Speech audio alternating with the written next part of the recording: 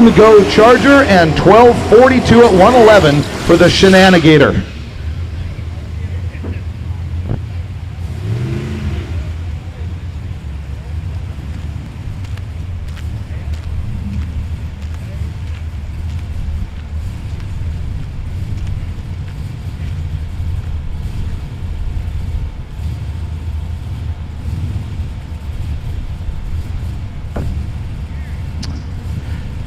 John Mankey on the left, one of these racers who's put more miles on the drag than he has on his drag week.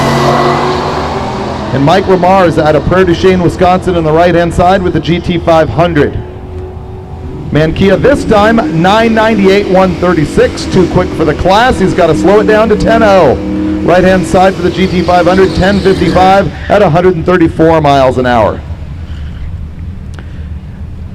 Steve Eden on the right here is a guy who's been at Drag Week a whole bunch, and he runs consistent 11 teens with this car, which is kind of impressive when you consider how many miles we've driven, how many different tracks we've been on, how many different weather conditions. For the car to run 11 teens every single time is actually really good. He was out of the field, the 32 car field for bracket racing earlier in the week, but now some other people have slowed down and he's in. Kurzak on the left-hand side has got the Gran Torino, the 351 Cleveland, and I've joked with him that he is in a battle for the slowest car of the race. I don't think he's going to win that battle. He is roughly second or third slowest at this point. Perhaps he's going to intentionally go slow in the battle to the bottom. He's actually currently the second slowest car in the entire deal. And I think he's trying to actually be the slowest car, 1828. As we've got some oil smoke coming out of Eden's car on the right-hand side. Or perhaps that's still burnout smoke coming out of the interior, but I don't think so. Obviously, the track would have solved that problem. If it was a problem, I'm still seeing some smoke out of the car. Will he run on another 11-teen? Yes, he will. 11-18 at 119 miles an hour. And we're back again with Bill Spangler on the left-hand side with the Fairmont. Once again, you see these racers are taking this very, very seriously, trying to get that 10.00 and stay on top of the ladder. This car is an average of 10.03 rolling into this event, and once again, that is over 4 days of drag racing as an average of all his time slips. He's run 10.0s every day.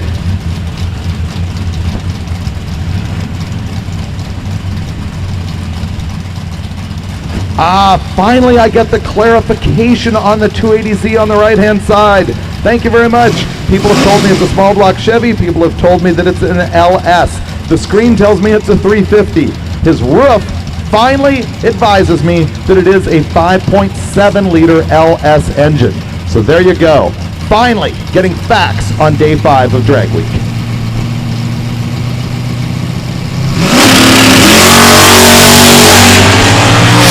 Goes off with another O light, 0756. And once again, remember that is off a 400 Pro tree, and he runs 10.05 again at 132.98. One of the interesting things at Drag Week is that this class, these guys shooting it out, and girls, and getting, you know, those kind of consistent numbers all throughout the week, finally showing up here at US 131, cutting some lights, as Spangler has been for the past few days. But then they enter the drag race, and for them, it can all be over with one poor light, one red light, or one mechanical problem.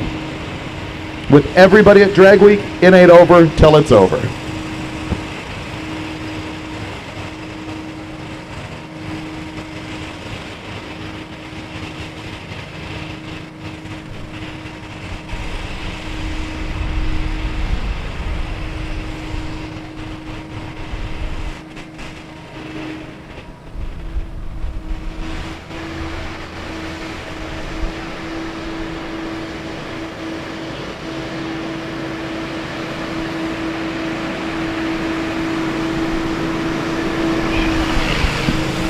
Those of you watching the live feed at home, you can see that we have been down for quite a while this morning, about 45 minutes. Unfortunately, we had to reboot the stream, and we had to contact YouTube or our managers of YouTube and try and get the link going again.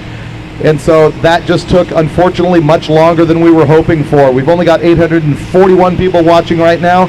Please spread the word that we are back live, and we expect to be for the rest of the day here at Drag Week.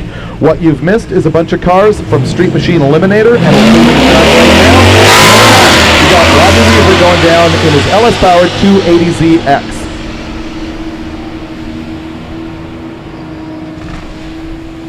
I should clarify, people on the MotorTrend app have been live the whole time. It's just YouTube that has been down.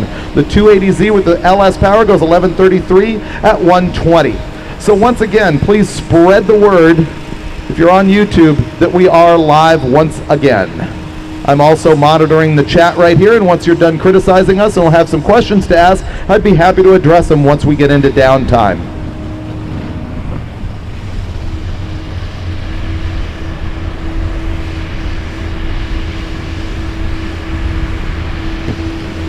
People who are just turning into the live feed are asking me, what track are we racing at today? We are back at US 131 Motorsports Park in Martin, Michigan. This is where Drag Week started this week. It's also where Drag Week ended with the very first race in 2005. Andy on the right-hand side promised me $100 if I could pronounce his name correctly, which I did twice yesterday. Can I pull it off again? Andy? Nope, I can't do it. I think it's spelled wrong on my screen.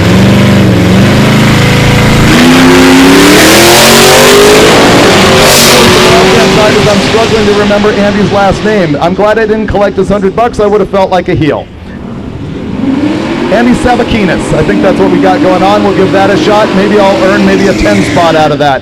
So left-hand side, Barracuda goes 1313, and Andy, whose last name I can't pronounce, goes 1350. There's a drinking game every day at Drag Week. First day it was oil downs. After that we went into lights. I don't remember what we had after that. I think it was just, it was every time the live stream cut out because we were broadcasting yesterday, basically on cell service because there is no internet at Byron Dragway. Today,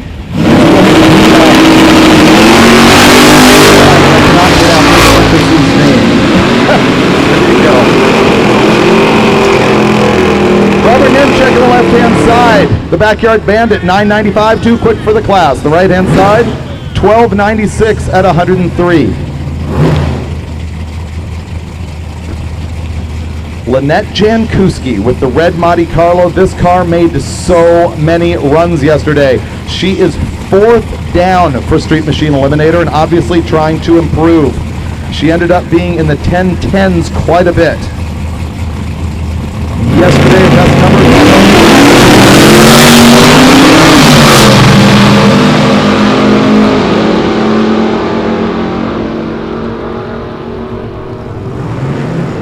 And a 10-18, 135 from Monte Carlo.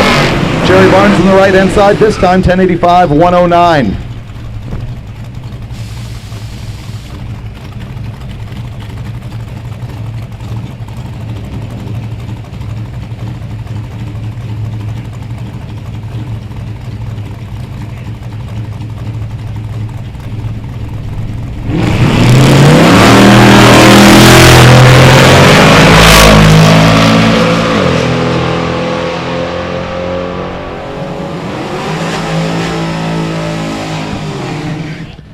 Right-hand side, Kevin Adams, 1182. Left-hand side, Carl Stansel, 1208.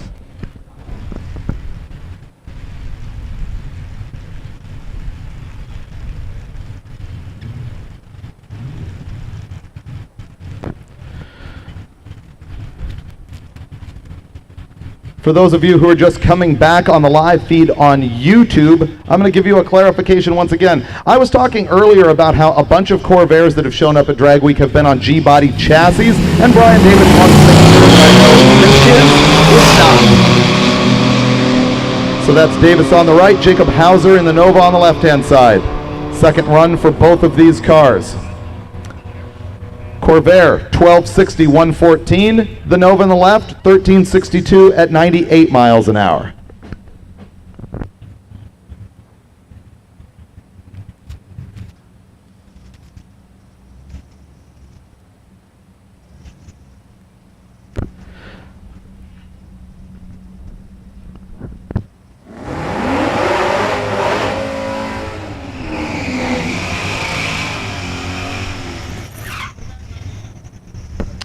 John Marecki's 82 Grand Prix is out of Clinton Township, and Josh Chichak's on the right-hand side in his 2020 Camaro.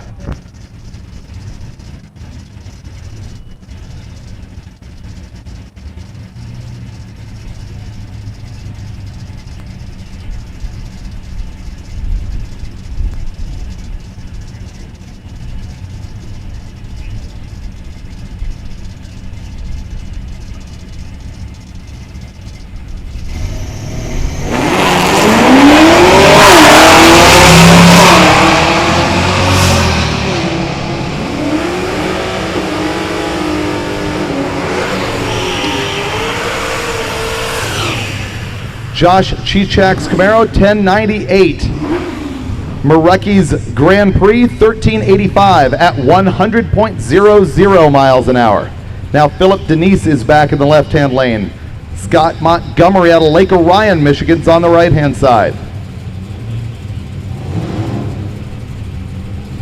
Montgomery's got a 2007 Corvette.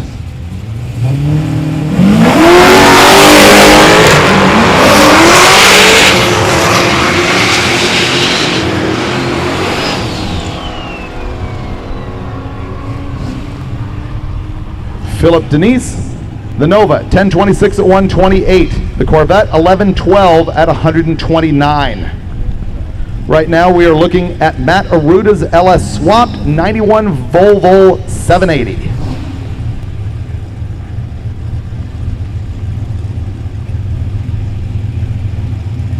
Let's count how many will he deliver. That's one.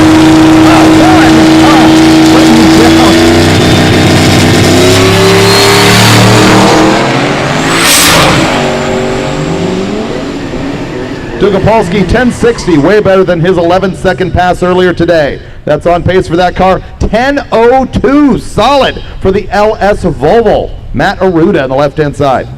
Coming up now, once again, Darren Nepper in that 4Runner. I think he went too quick last time. He's probably looking for that 10-0. Rick Cruz on the left-hand side, 2013 Camaro.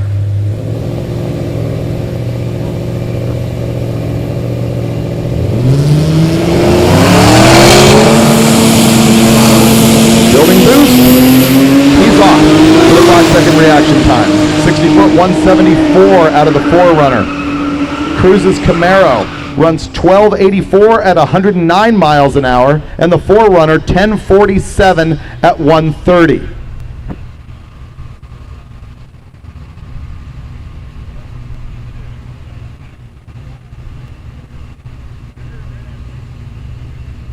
Okay, this is very cool. David Wild on the left-hand side with the 2012 Caprice. His message on the back says, "Thank you, Drag Week and track staffs." Very kind. We appreciate it.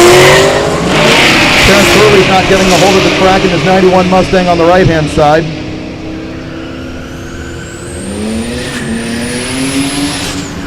And the very gracious Caprice goes 1280 at 112.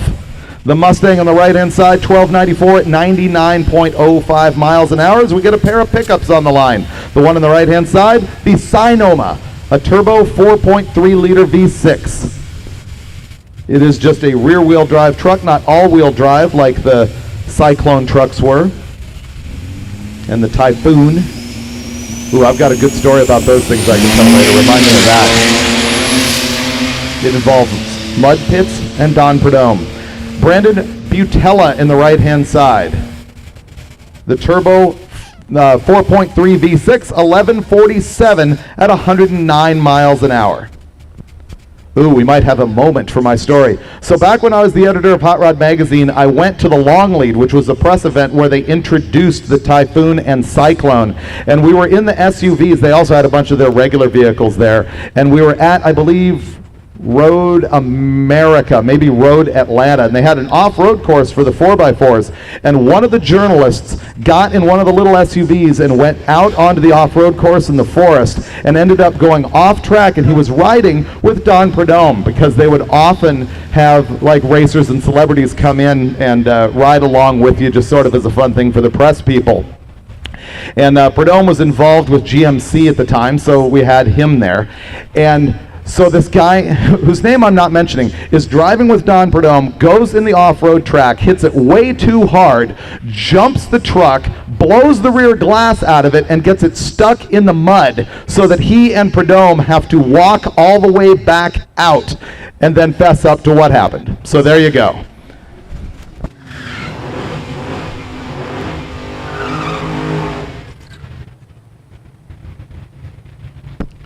Here are today's drinking rules from Australia, from Harry Haig. It is, every time Rick Steinke doesn't run an 8.5000, every time I say Turbo LS, and any time with an 000 in it. All right, it's on you. His sobriety is now your problem, racers. Chris Vander Walker on the left-hand side. Mike Licasio in the CTSV that's leaving right now with a 1:83 60-foot time.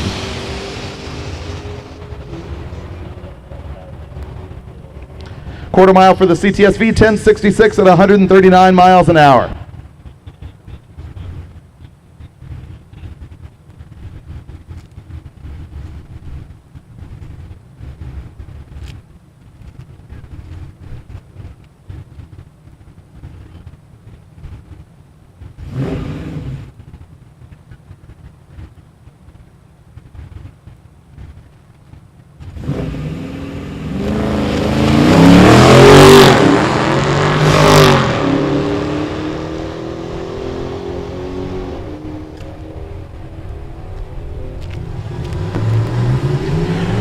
Vander Walker's Charger 1257. Vander Walker's Charger 1257 110.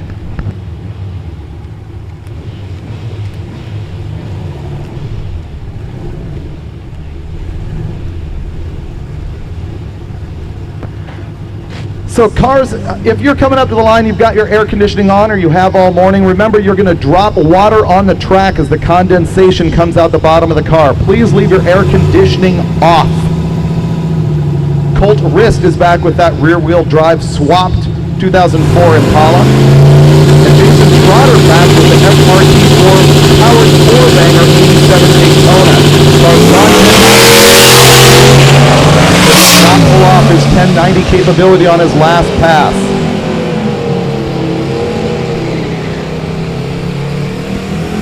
$10.11 on the left-hand side for the Impala, and there you go, 1080 for Trotter. Trotter all of a sudden runs at 1080, and scanning the list, that is his best run of the week in that 87 Dodge Daytona with 4-cylinder front-wheel drive power.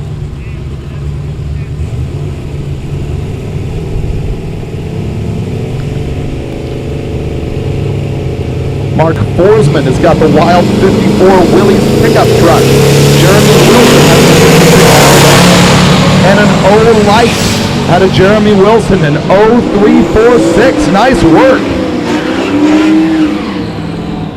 The Nova goes down 1055 at 128. The quarter mile for the Willys, 1375 at 95 miles an hour.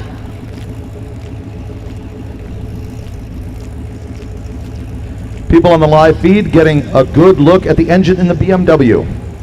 The slant 4 or slant 6 in that thing. I'm not enough of a Beamer guy to identify that for you. Matt Lang in the right-hand side is one of your players. He's number 2 in the class right now. Matt Lang's average thus far, 10.053.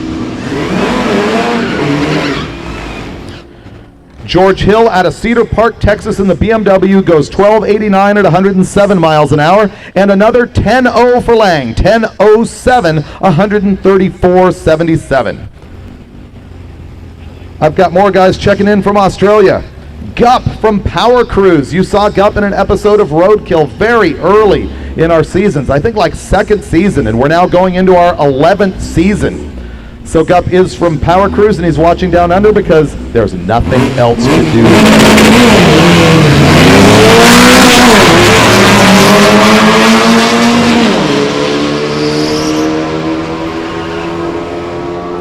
Will Michael Gillette's Camaro be quicker than the Volkswagen? Yes, it will.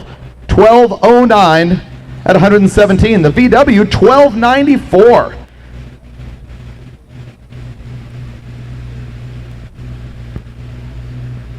Kevin McKenna is back for another stab on the right-hand side. Troy Norris on the left. Kevin is out of Avon, Indiana, and works right there at the Indy track where we were yesterday. Quite a few racers here able to go home some nights. He was one of them as he goes 1082 at 128 miles an hour. The left-hand side Mustang said 1312 at 107.48.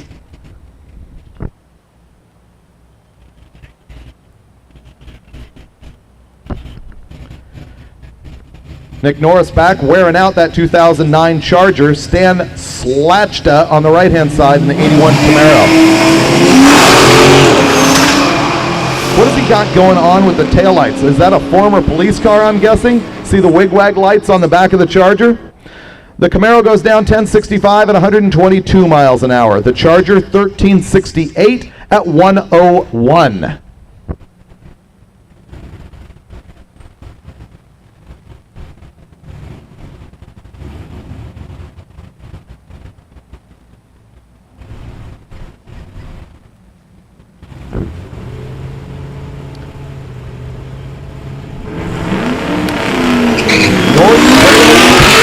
Represented by Jerry Kratz on the left-hand side with the panel delivery. Christopher Hyatt has got the 2016 Chevy SS. The panel, 1345 at 107. The Chevy SS, 1446 at 103.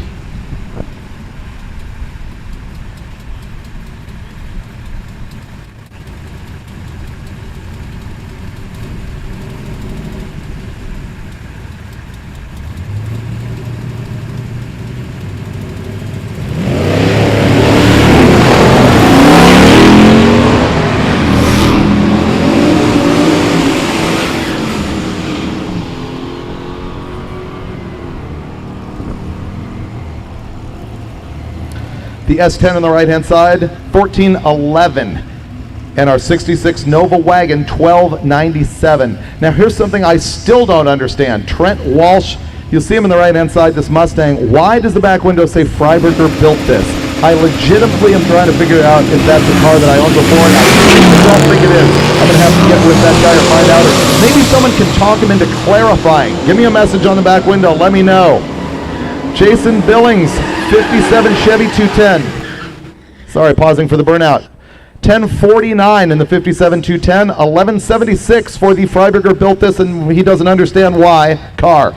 John Saley on the right-hand side in the 2017 Charger Hellcat. Left-hand side is Josh Felix out of East Meadow, New York in the 72 Pontiac Ventura.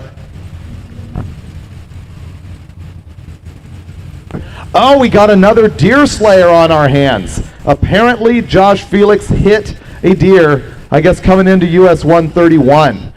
Carl Stansel, I believe, is the other racer that we had with an S10 that is Bambi Slayer officially now.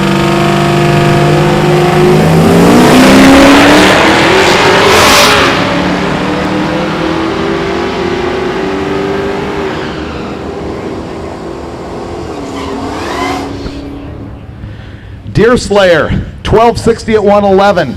The right-hand side Hellcat, 1155 at 123. I have a racer in need. Chris Thompson, that is the sort of maroon-colored 68 Dart Pro Street car.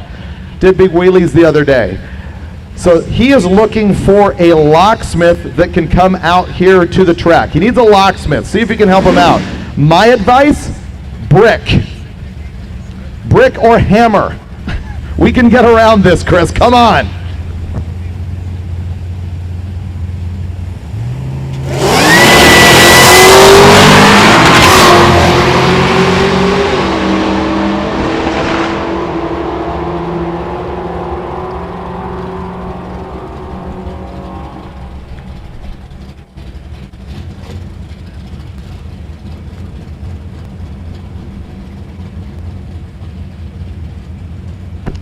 Small pause while we check out the right lane. Unfortunately, we are hearing about a little bit of oil on the track, so a break while US 131 staff makes that gooder again.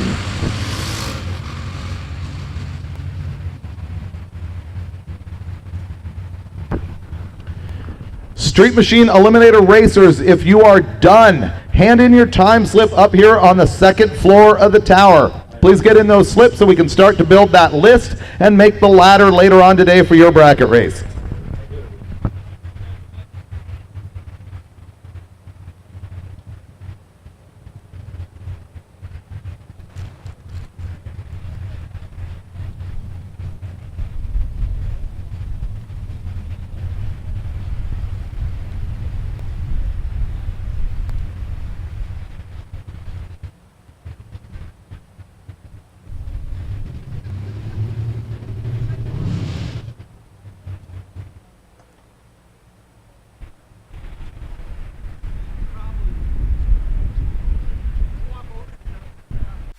Ever wish buying and selling cars and car parts online could be worry-free?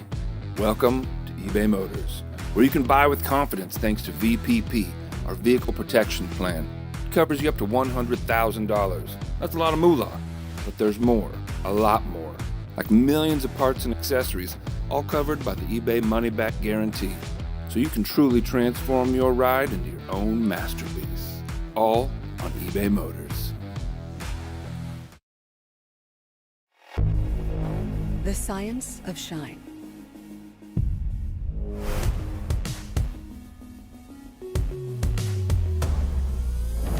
Washing, prepping, polishing, coating. Lightning fast with ultra-durable, super hydrophobic results. Mother's CMX line of car care products. The advanced science of shine.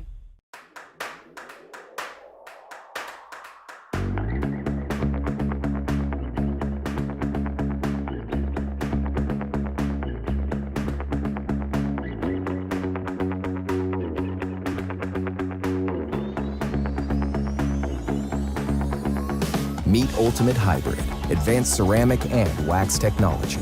The best of both worlds, but better. Only from Mothers. From dust and dirt, a champion will emerge. Welcome to the Hooptie World Championship. Perfect. Oh, he loops it! 12 contestants on 6 teams compete for the glory. And they gotta do it all with the same car. It is freaking exciting! For our entertainment and yours, to be a Hooptie World Champion, you gotta build the car to be the best.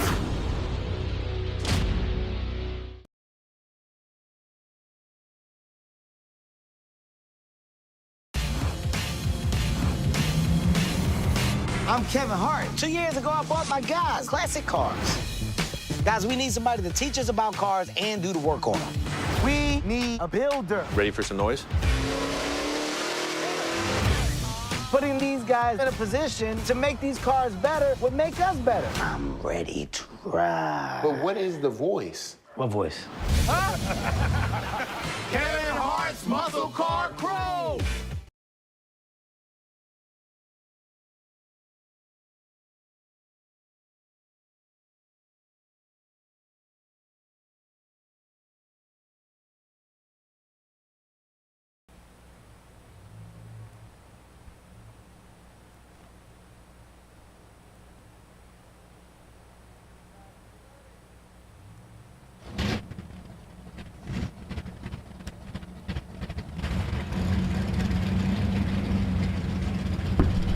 So for everybody out there and everybody that's on the live stream, this is Warren from Drag Racer TV.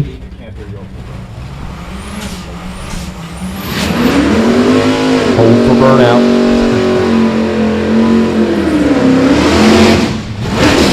Just want to let everybody know that the problem that we had here with the Drag Racer TV, we believe we've got it resolved. For the folks on the app, you were able to watch for almost all the action. We know the YouTube had a problem and we got that resolved, and we want to thank you all for your patience. And just so everybody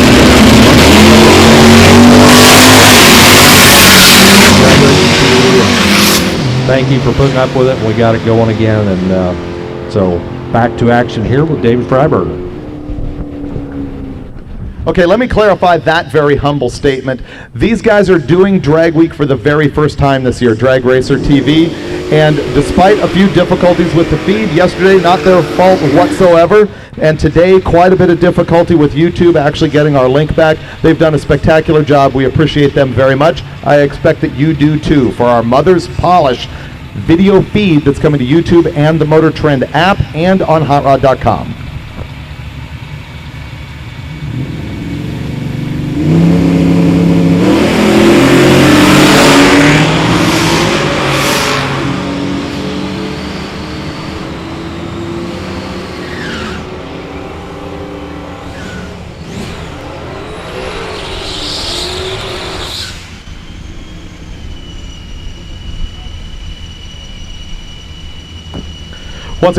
Once again, Stick Shift Racers. Sign up for that event at the Hot Rod Trailer. You know what's awesome? Frank Romano is up here in the tower. He is coming in from New York just to help out with that Stick Shift race. Of course, a many-time drag weeker who you've seen in Hot Rod Magazine with his silver 55 Chevy Bank. So happy to have him here. Sign up for that Stick Shift race at the Hot Rod Trailer and say hi to Frank if you can.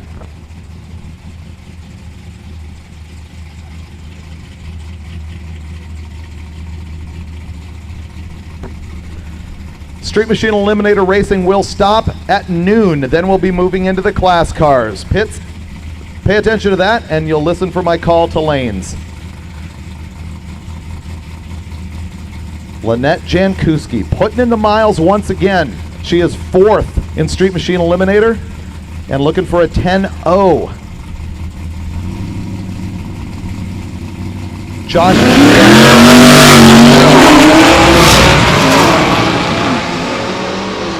I have a feeling that's not it for Lynette once again. The 8th mile, 7:32.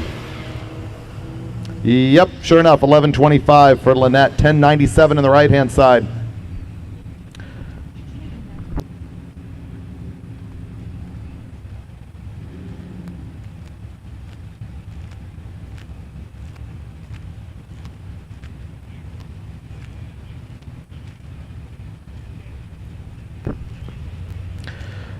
We now have 3,500 people watching on the Mother's live feed. I'm just going to make a comment. Those of you on the feed, I understand you can't hear me over burnout, so I'm doing my best to pause for that. And those of you in the pits, if you hear me making awkward pauses, that's often why, so that people can hear me over the burnout.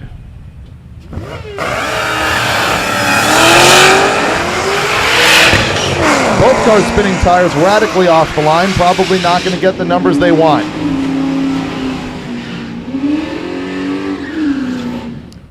Callaway left-hand side, 1171. Montgomery from Lake Orion, Michigan on the right, 1093 at 137 miles an hour.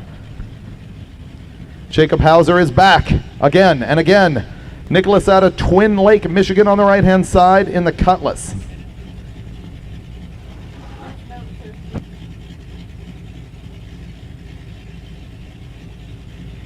I saw this note on the freeway last night on the back of the Cutlass. It says, "Dear 700R4, please live."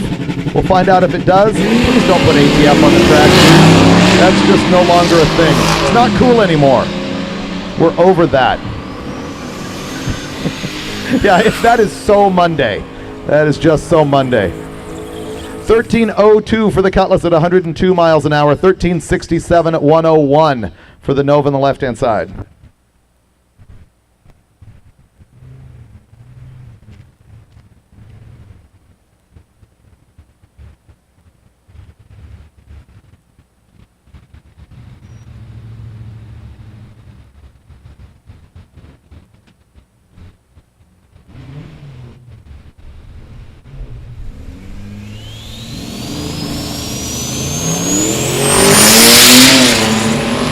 Drag Racer TV has adjusted audio levels for the burnouts, so hopefully live feeders, that is going to be improved. Brandon Butella on the left has got that turbo 4.3 V6, 1774 at 110. Vander Walker's 2019 Charger this time goes 1292 at 111. At this point, there's a bunch of cars that have no chance of making our 32 car field with an 1122 bump stop, and so they're just out here making laps for fun.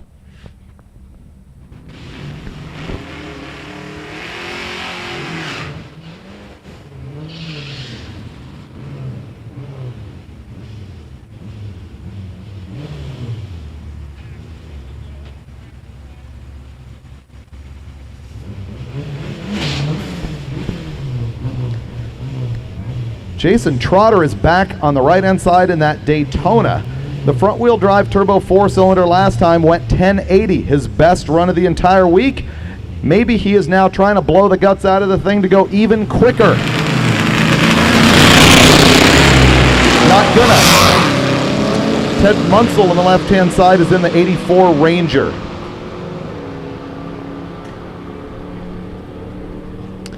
Another 1090 for Jason Trotter in the Daytona, while the Ranger goes 1418 at 101.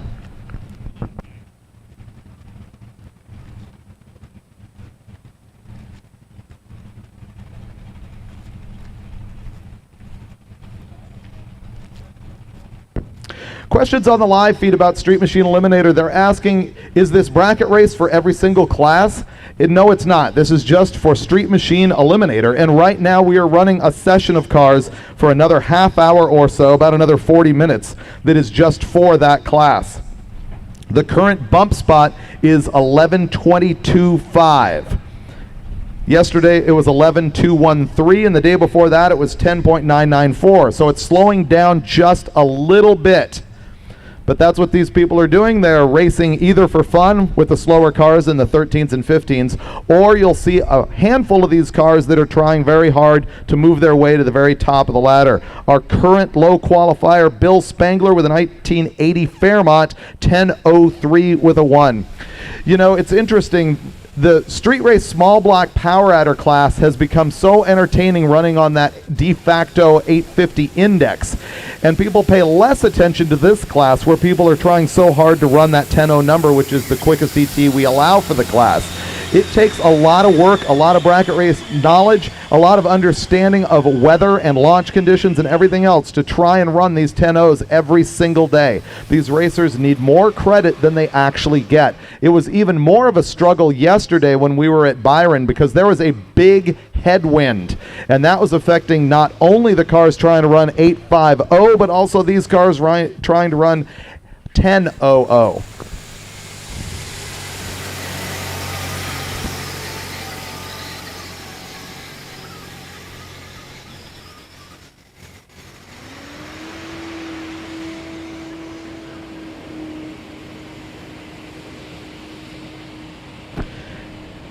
I was talking earlier about how the mechanical breakdown attrition has not been as bad as what we've seen in prior years. Most of the stuff that I personally witnessed either on social media or at the side of the road was all about trailer breakdowns. A bunch of people losing wheel bearings and having trouble with like the balance on the trailer and things like that.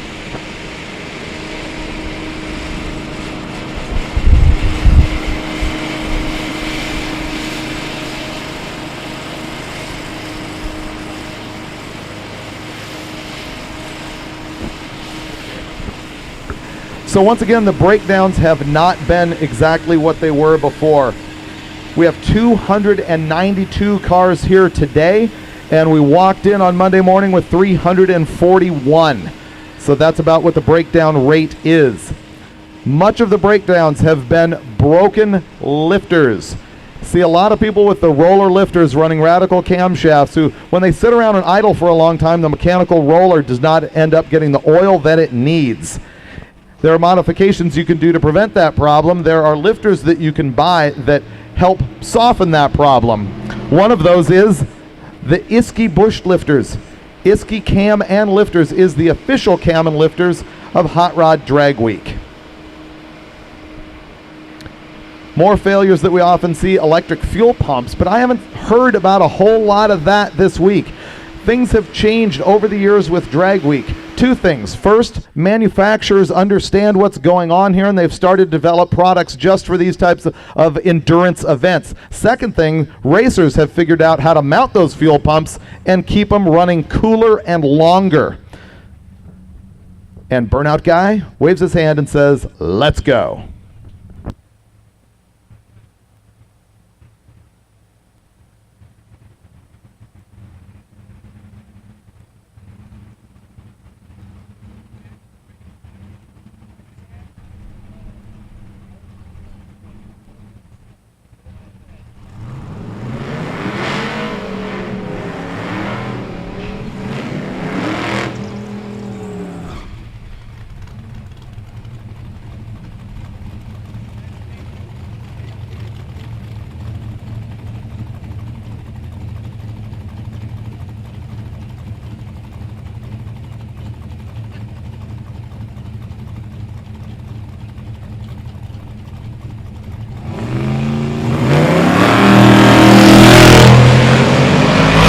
Carl Stansel in the Ranger.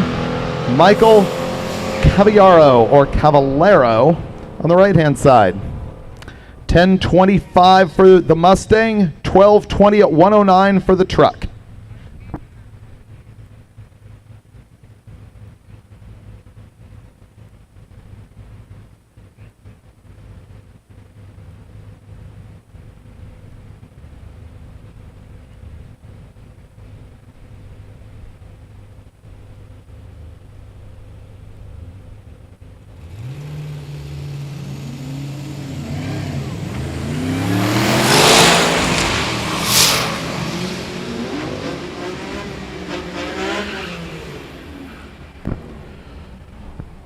Michael Lacasio, Cadillac, Michael Gillette, Camaro. The Cadillac goes 1056 and the Camaro 1187 at 119.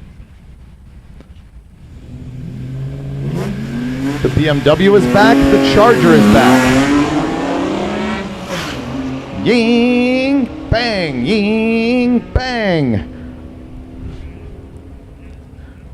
BMW 1300. 107 miles an hour. The Charger 1357 at 102.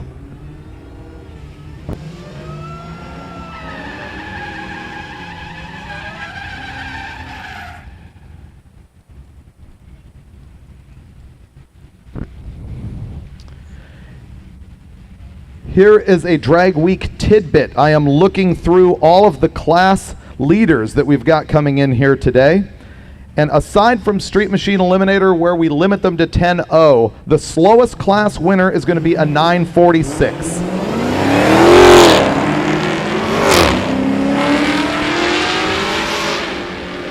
Correction to that, we do have a gas car that's in 1040, but we have a big mass of 8, 7, and 6 second cars. The Charger on the left-hand side, 1155. The Ventura, the Deerslayer, 1247 on the right at 111 miles an hour.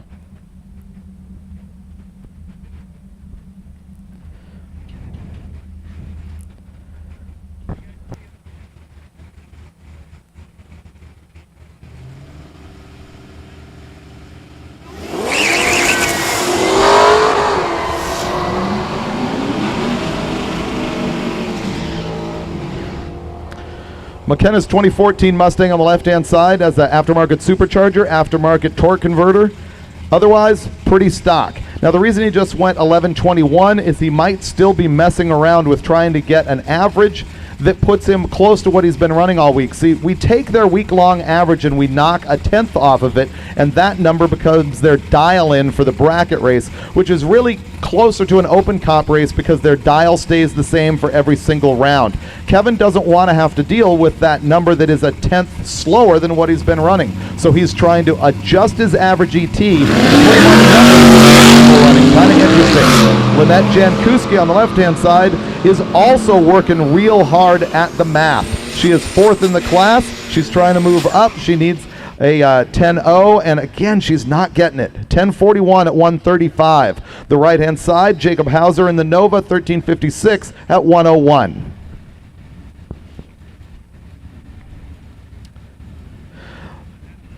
Michael Whitney on the right-hand side. I believe it's his passenger who's been doing the really good Instagram posts that sort of really capture the spirit of what this event is all about. If you go on Instagram, the hashtag from Drag Week that seems to have the most posts is hashtag. The tag with the most posts is hashtag Drag Week 2021. There's also Hot Rod Drag Week 2021. There's just Drag Week. There's HRDW21, etc. So if you go follow those hashtags, you can see a ton of content from these cars as they travel from track to track. Once again, the supposed Freiberger built this car. Trent Walsh on the right in the Mustang. Chris Vanderwalker has got the Livonia, Michigan 2019 Charger. The Charger goes 1277 this time, 109. And unfortunately, that must be a Freiburger car. There's no question about it because it just ran 1673 at 63 miles an hour in what is normally an 11-second car. That guy is living my best life right now. Staging lanes are open for class cars. Lane 2 class cars. Impound is in lane 1. Street Machine Eliminator can line up in lane 6 until 12 noon, meaning Street Machine Eliminator ends at 12 noon. You can be in lane 6. So class cars come to lane 2, Impound lane 1, Street Machine Eliminator lane 6.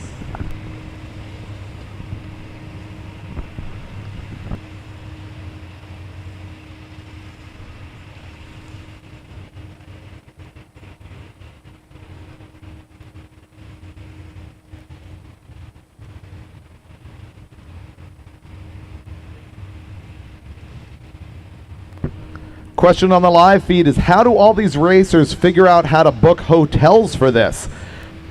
So that's a thing. Hot Rod does not manage it. There are host hotels, but the racers do their own hotel reservations because many of them will stay home at night if they are nearby one of these tracks. Also, you'll see many of them who will make reservations in advance, but then their car breaks down and they don't make the entire drive in the evening, and they end up having to finish the drive in the morning, so they have to book a different hotel or at least beg for one that has a room and get into a different spot on any given night. So that's always a challenge. And some of the hotels are questionable. In the past, we have had people who camp the entire time. I'm not aware of anybody doing that this year. There probably is, but we have seen Suburbans race and people sleep in the Suburban the entire time. As a matter of fact, I remember somebody who had their cat with them for the entire drag week and slept in their vehicle.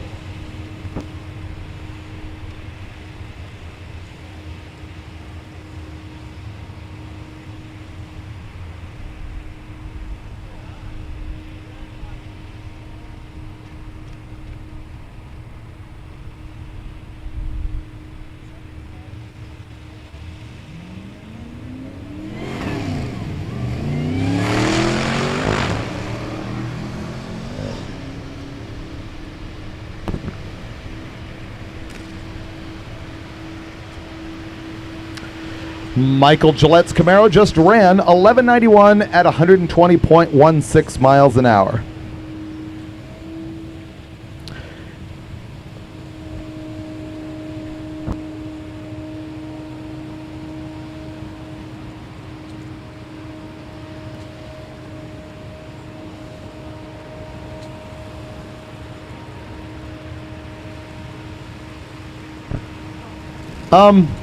Here's a massive problem for everybody watching online and right here in the grandstands, is the milk truck has not run yet. Where is the milk truck? I do not even see that 63 Divco milk truck in lanes. This is a crushing blow, ladies and gentlemen.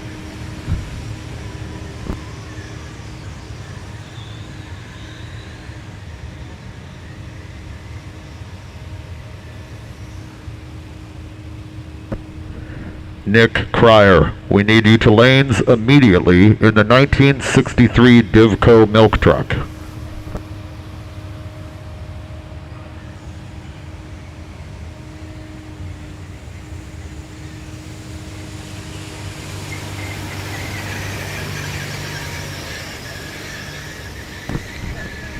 Your milk truck brings all the boys to the yard. The 63 Divco. Report to lanes immediately.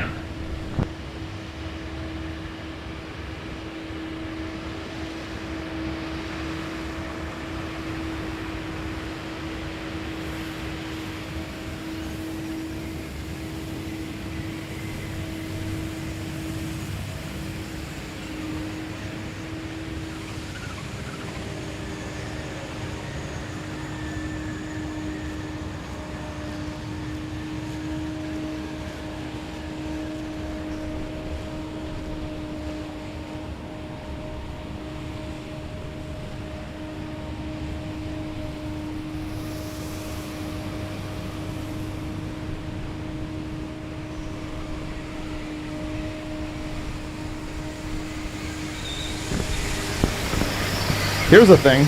I was talking to you about the vehicles that we know have dropped out of Drag Week, which is 49 so far. However, that number only means the vehicles that we knew were broken by the time we left Byron yesterday. There are many that could have fragged on the road trip last night that we are unaware of. So there could be more vehicles missing. On that note, it better not be the milk truck. I think we can all agree.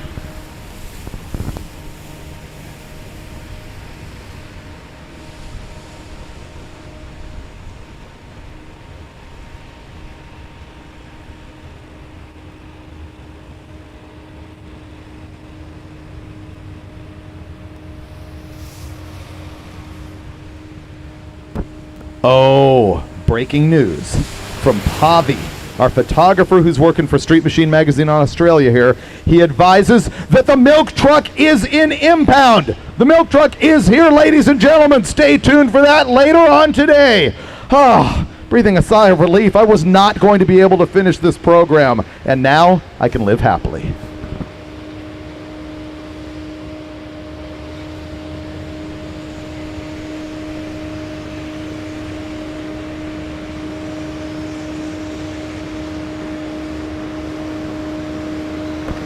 %90 of the people on the live feed have no idea what I'm talking about, but you will. It will be seared into your brain. It'll alter your life. Wait for it.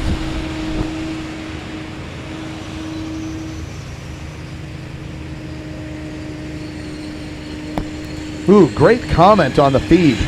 Jason's Garage says, after watching 5 days of this, it has made me more and more inclined to go out and purchase a four-door. Yeah, that's a thing. As muscle cars have gotten ridiculously expensive, we've seen the four doors also jump in price, but they're still cheaper than two doors. And if you're going to go on Drag Week, why not? I mean, who cares? They're going to be a little bit heavier, but you're going to carry more friends. And if you're out on the highway and you're risking your paint job and stuff, you might care less about your four-door than you otherwise would a legit muscle car. On that note, I am surprised how many people we've got here who have cars that are their very first car, or one that they've owned for like 25 or 40 years. So much of that going on out here, which is kind of impressive, because if they're a first-time drag weeker, I'm not sure that they realize the actual abuse that they are putting these cars through. The roads that we send these cars on are not necessarily polite to an undercarriage. We've had some stuff. Actually, here's a great story. Todd Mashmeyer, a past winner in our modified category several times, I believe, he had a 67 or 68 Camaro that ran, and they were on the drive, and they went over a bridge, and the bridge had like those expansion joints in them, as they do, and one of them had a big old lip on it, and he hit it, and it tore the whole front suspension out of the car. The lower A-arms were all mangled. It took the oil pan off the transmission. It was a mess. So this thing can be absolutely abusive to cars. Just so you know, if you're considering doing this next year, which, by the way, you should.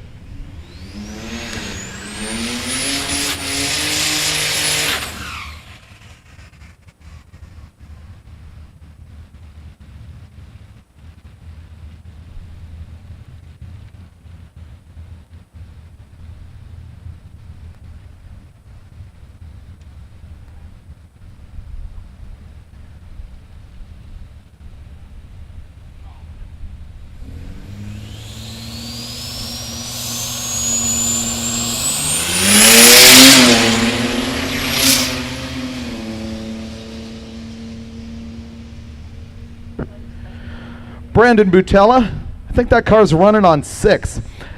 1128 at 118 miles an hour. Attention in the pits, if you're running in the sealed hood or sealed engine categories, or actually you're looking for the award for the quickest sealed hood and quickest sealed engine, please see the Hot Rod staff in impound before turning in your time slip, because they're going to check on you. Here's what that's all about. We give an award for the car that is quickest with a sealed hood, meaning they didn't have to work on the thing the whole week. We also have one for quickest sealed engine, which means the engine never came back or never came apart.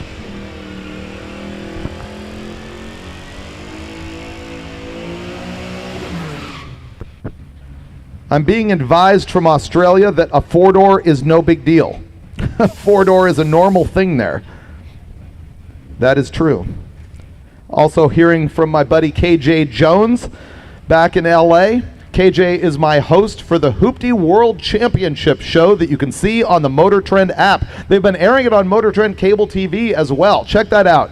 It looks like a reality show, but it plays like a whole lot of fun with a whole lot of legit gearheads working on a whole lot of junk.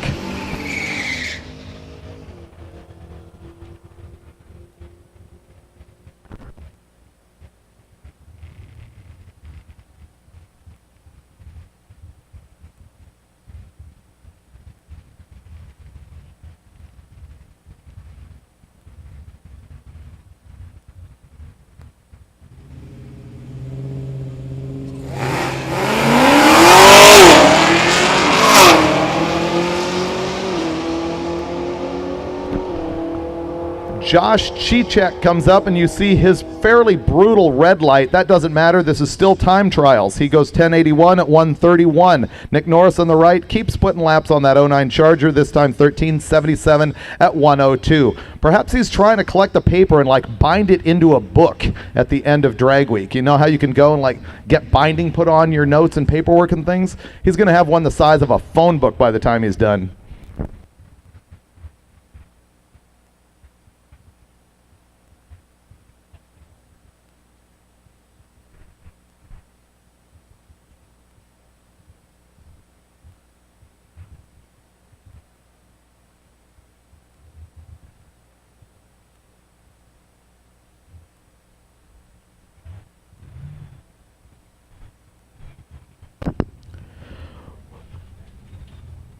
$4,300 people watching worldwide. I think the biggest that we saw throughout the week was on Monday here at US 131. How many do we have, Michelle? 7,000? 6,000 people watching concurrently. But remember, that switches up throughout the day. So we see a steady 4,000 to 6,000 number. And we've ended up at the end of the week with about 100,000 views.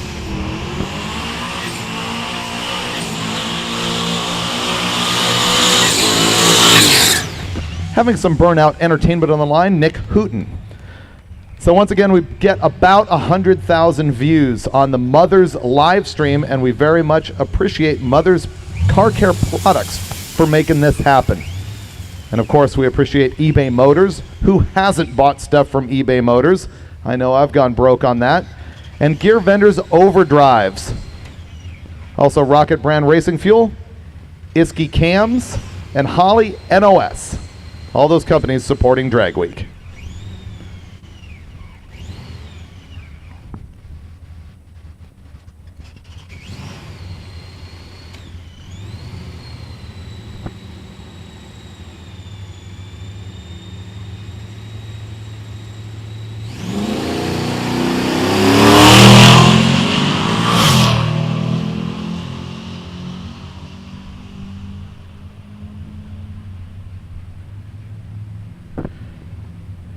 Nick Hooten's Camaro, 1139 at 119.84 miles an hour. If you're watching at home and wondering what's going on, we are ending the Street Machine Eliminator session. That is going to run until noon, or we might cut that off if absolutely nobody is coming to lanes, but we're giving people every opportunity to either run their car for the first time or get their best possible number, and that's why you're seeing a little bit of slow action on the track. Right at noon, you're going to see our fast classes come up. We've got some very quick stuff at the front of the line.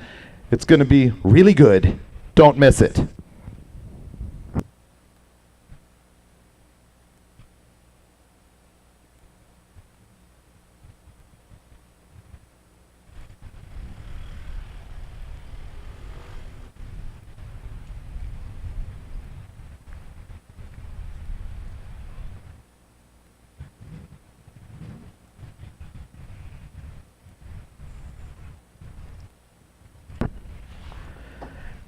As we get down to the dregs in Street Machine Eliminator, many of you have finished for the day. Don't forget to bring your time slip up here. It's on the second floor of the tower. We're needing your time slips. And I can confirm, I've got visual on the milk truck. Here we go.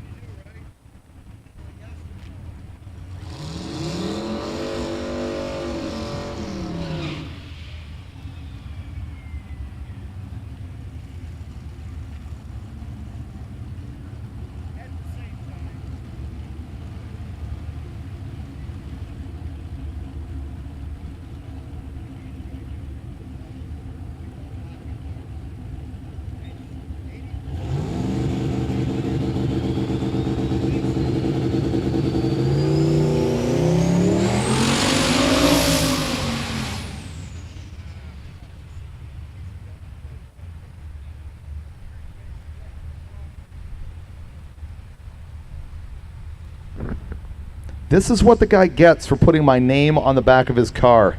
This time, 1536, 77 miles an hour. Trent Walsh in the 85 Mustang.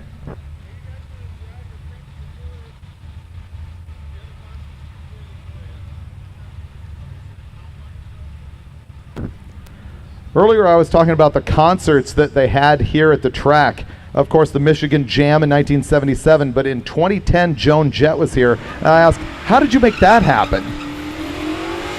How did you set up for the concert? They say the stage was sort of in the middle of the track, roughly at like the 330, somewhere between there and the 8th mile, and they were pointing towards the left-hand grandstands. And all of that setup tore up the track really bad. And did you say it was a Nitro Harley race the next day, or just a Harley race? Yeah, Harley race the next day, and they had to drive through all of that stuff. I can't imagine the level of beer cans and such that were here. It's going to look very similar to how the Gear Vendors Party is going to look tonight as we do our awards ceremony. David Hart's going down in the 69 Satellite. His 8th mile time, 8:54. And the quarter mile time, 14:03 at 87.75 miles an hour.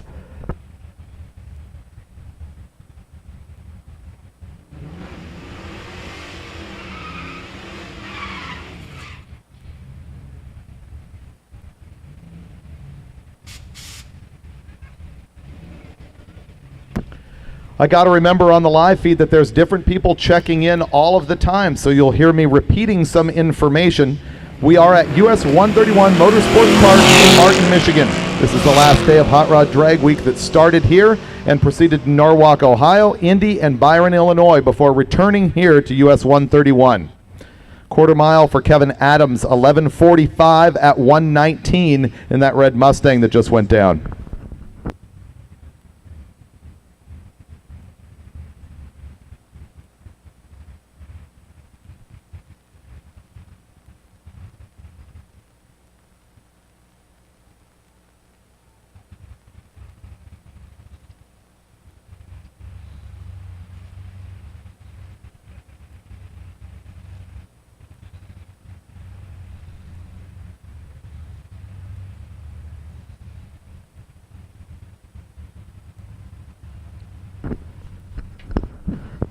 Couple of really good broken windshield stories at Drag Week this year. There was one pass where Ed Enzer was going down in the red big block Mustang and he lost a mandrel for his vacuum pump. After losing the mandrel off of his vacuum pump, it went across the track and through the windshield of the car in the other lane, which was super spooky. Nobody was injured. I have another note here about Bill Schwartz, who also celebrated his wedding anniversary here just, I think, yesterday. He got a huge rock in the windshield from a semi-truck, and he got it fixed like instantly, and he would like to thank Larry and Chris at Maxi Automotive, who made that happen for him.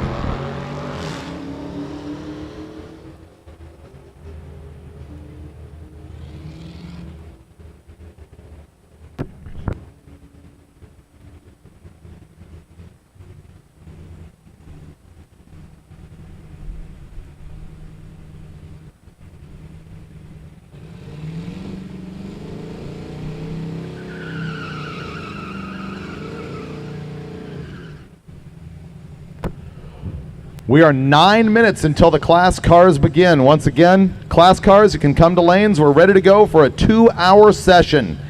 Street machine cars, make sure to return your time slip or bring your time slip up here to the 2nd floor of the tower.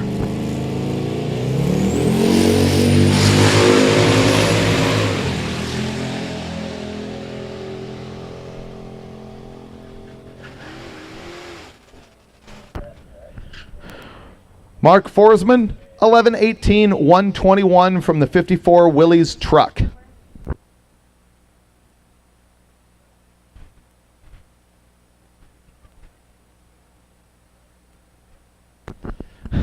Now you're seeing the maximum effort from the Gran Torino. That's what it says on the back window.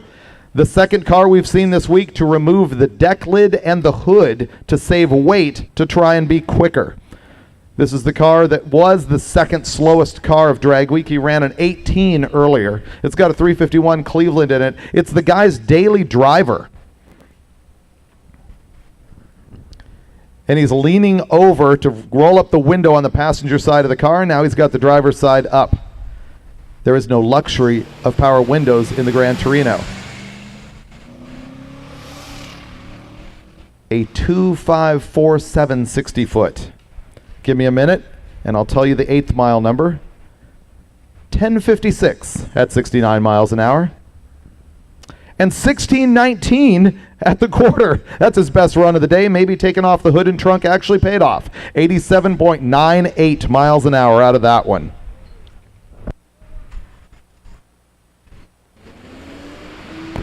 I'm getting a note here in the tower of there's another car that's going to be removing all non-essential parts from the car. Is that going to include fenders and such, bumpers, all of the above?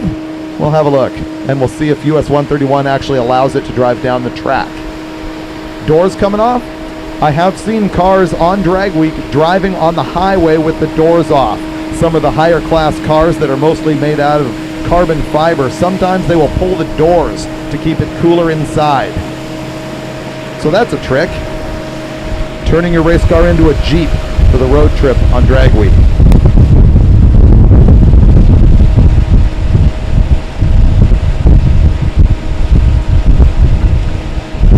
Because streetcar.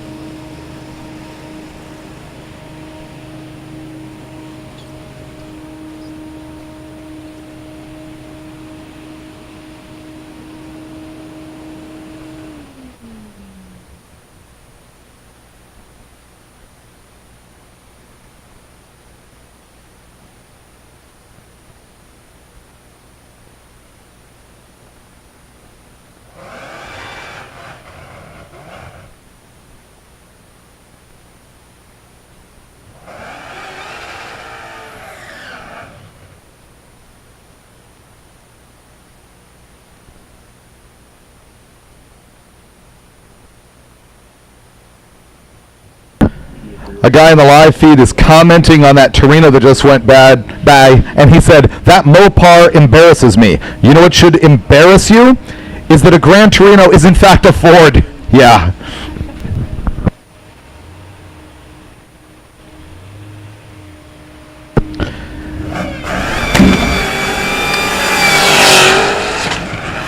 And a pop and a bang for what is probably our last Street Machine car going down, Stephen Calloway in the 06 Mustang.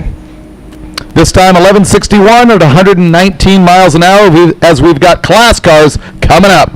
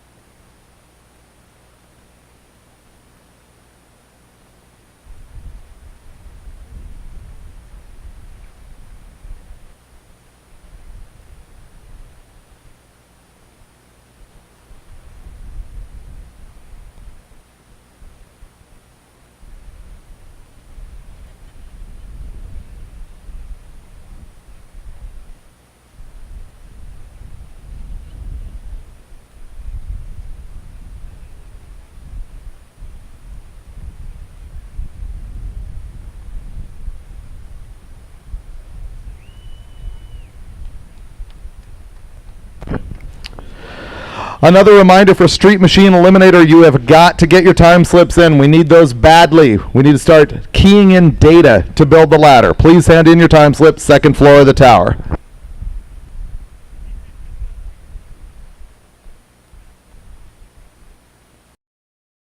You guys ready? Are you ready? Let's do this. When it comes to busting myths, there's a new crew in town. This is our job! Join Tori, Feels good. Faye, More power! and BC Absolutely gorgeous. on their quest to solve motor myths or go or bust. It's Mythbusters for car lovers.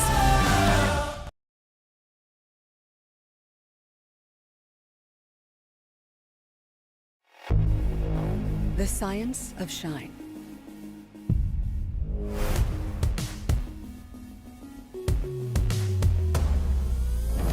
Washing, prepping, polishing, coating. Lightning fast with ultra-durable, super hydrophobic results.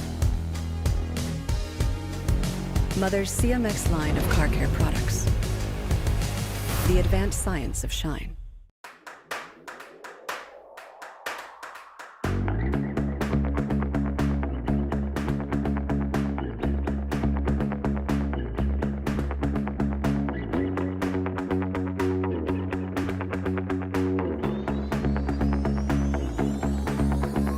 Meet Ultimate Hybrid, advanced ceramic and wax technology. The best of both worlds, but better. Only from Mothers.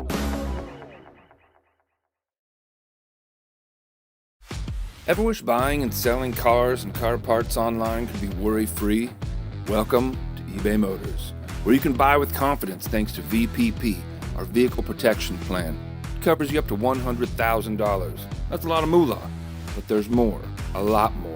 Like millions of parts and accessories, all covered by the eBay money-back guarantee. So you can truly transform your ride into your own masterpiece. All on eBay Motors.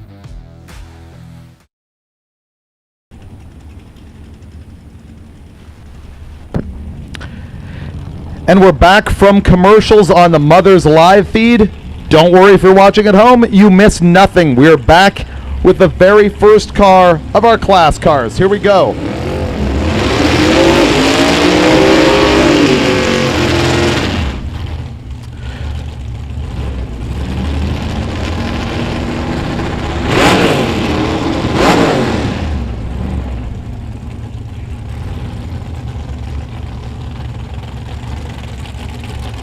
Ed Enzer coming up on the left, Kurt Bayer on the right-hand side. Here's what's important about Enzer.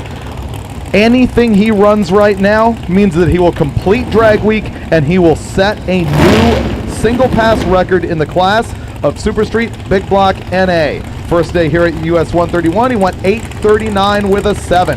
So if he completes this pass, that will be a new record. If he runs anything close to top 8s, he will probably end up beating both of Kurt Johnson's records in the class, meaning both best single pass as well as best average for the week. This is a naturally aspirated big block in the red 5.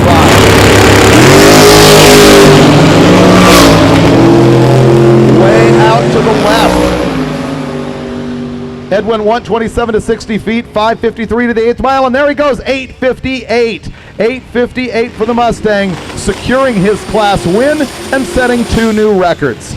Kurt Bayer on the right-hand side, 8:07, 185.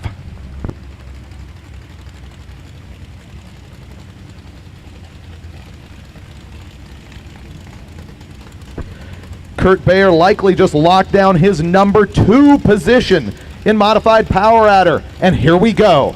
The vehicle I have been waiting for non-stop. It is Nick Cryer in the Divco milk truck. Watch the wheel standing truck.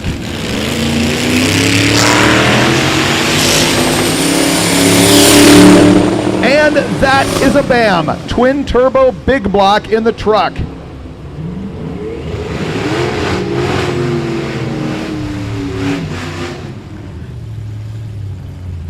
The milk truck goes Only 14.57 coasting to 67 miles an hour. We know it's 11-second capable. Pepsi Joe on the right-hand side, 11.97, 112. One of two guys who have recently been diagnosed with Parkinson's who decided they had to make it out here to Drag Week. Pepsi Joe, and then again here, Mike Murray.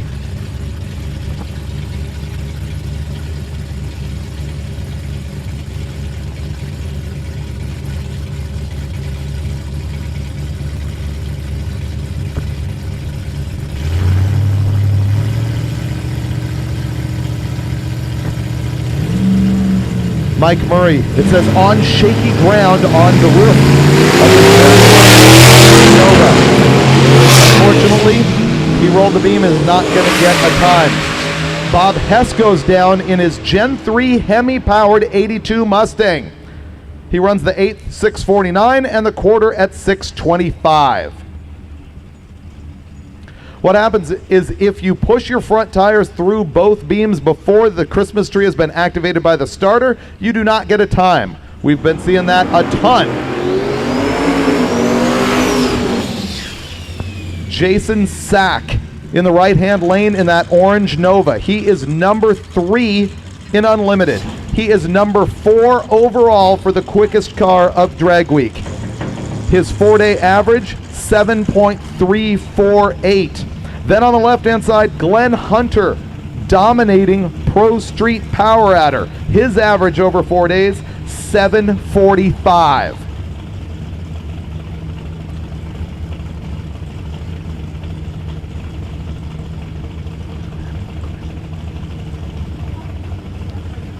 Glenn's best pass in the history of Drag Week, as he has won, specifically in 2019, is 7.237.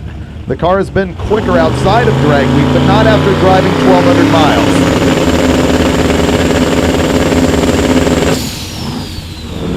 Oh, as Hunter rolls through. So Zach goes out to a 1:17.60 foot time. He gets to the 8th mile, 5:08.8, and to the quarter at 7:97.19. So that's his slowest pass of the week, still very likely good enough to lock up the 3rd place position in Unlimited. That was Sack.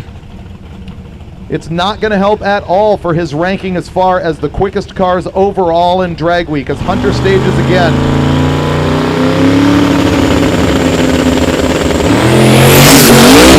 Not going to happen this time for Glenn Hunter. However, he will roll down. You see him legging into it to maintain an average. He still goes 883 at 166 miles an hour.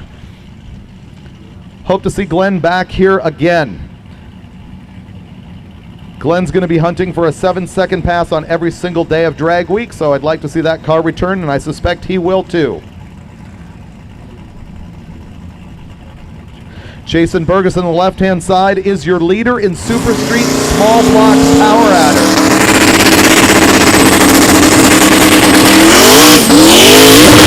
Also not getting a hold of the track.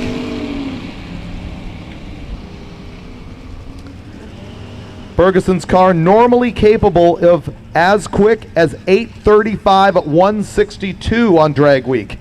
He is leading the class, but that pass right there of 12:67 could very well give it up for him, so that car will be back as well. Oh man, they just keep coming up. Very important cars. Right-hand side, Michael Borgren in the Volvo. This car having run 7:00 on the very, let's see, when did he run 7:00? At Indianapolis. First day here at US 131, he went 7:16. He's the leader of Modified Power Adder. He is the 3rd quickest car right now in class, or of overall at the meet, by 7 thousandths of a second. He is 7 thou ahead of Jason Sack, who went down earlier with a slower than typical pass. So right now, the Volvo has got number 3 overall spot locked up. Let's see if it'll go in the 6s.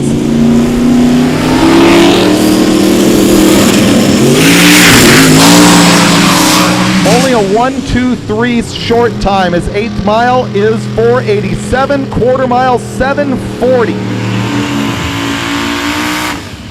So the quarter mile 740 on the Volvo, he is going to do that either as a safety pass. He has finished drag week at this point. He's got numbers locked down. Probably not numbers that are good enough for him. He has talked about a 6 all week long. He has said that he was going to be able to do it right here at US 131, so let's wait for the Volvo to come back later on today. Matt Lampier in the left-hand side in the Mazda Miata.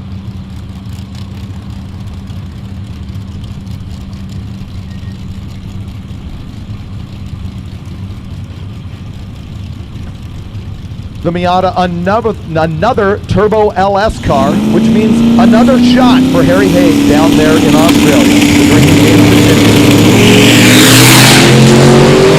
The Mazda goes out to a 1:36 60-foot time. 8th mile, 5:54.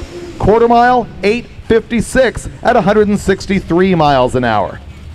He is number 2 in the Super Street small block power adder class. That was probably good enough to lock it down, but it is not a certainty as he's being chased by a car with an 870 average. So again, it all comes down to the very last day for a win at Drag Week. Here's a very special pair. Rick Steinke on the left-hand side, Jackie Steinke on the right-hand side, the husband and wife team. Twin turbo small block Chevy in the Chevelle. Pro Charge small block Chevy over there in the Mustang.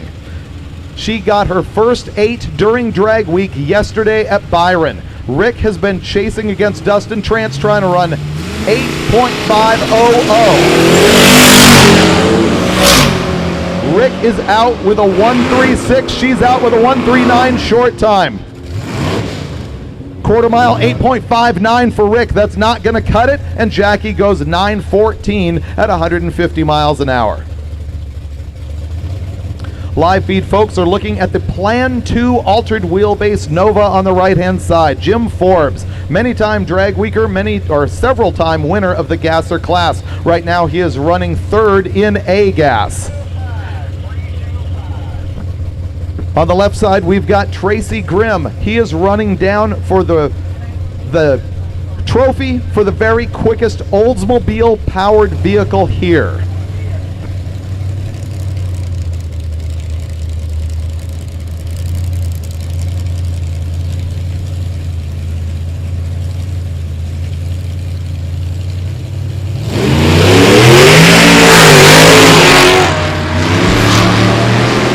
That 60-foot turned into a 1:45 for Tracy Grimm in the Oldsmobile. His 8th mile time, 6:42. Out the back, 10:13. 10:13 for the Olds. The altered wheelbase Nova that drove here from Arizona is about a full second off pace, running 11:65.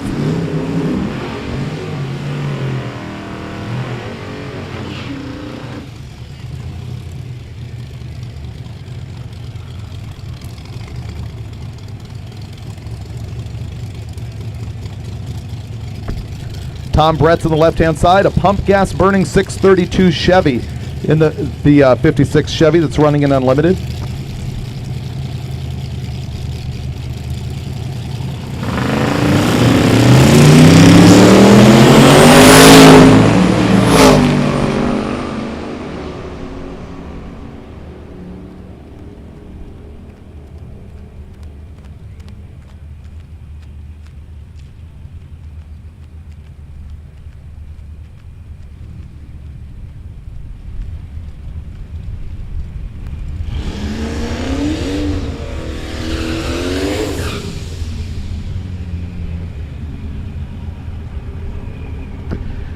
After a brief phone call with Keith Turk, I am back reporting on Gary Ippolito on the right-hand side and that hot rod that just went down, that yellow car. He went 11:69. He is number 3 in our hot rod class. Tony Nimchek on the left-hand side has to run unlimited in this 4-cylinder all-wheel drive 95 Mitsubishi. Brandon Miller on the right.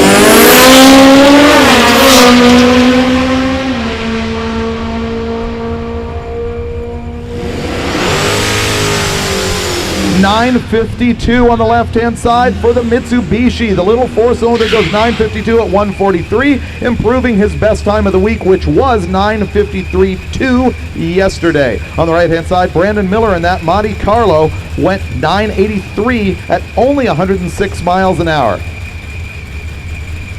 Daryl Yost in the left-hand side here. He has been battling in street race big block power adder. His competition was Randy Bellahar with the Pontiac Firebird. He fell out earlier in the week. Yost is leading this class, looking for an 850.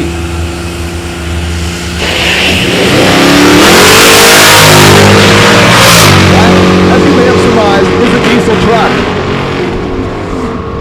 Jesse Harris in the right-hand side moved up to third in Ultimate Iron just yesterday when another competitor fell out. Robert Bartram, the leader of the class, fell out, moving him up to third. That pickup truck. Left-hand side, Yost went 904, 158. Way off pace for that car. He's been running 870s. He wants to run an 850.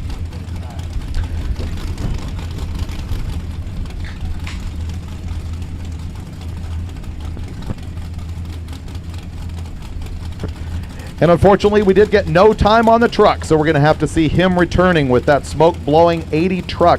What I was saying while they were going down track over some noise is that in Ultimate Iron, Robert Bartram, who had that Boss-powered 69 Cougar, he actually dropped out yesterday leading the class. That moved more cars up, which means that diesel truck is currently third. Phil Tobin, going down right now in the 93 Corvette, is your leader in modified NA. He just slowed down radically to a 922 at 146.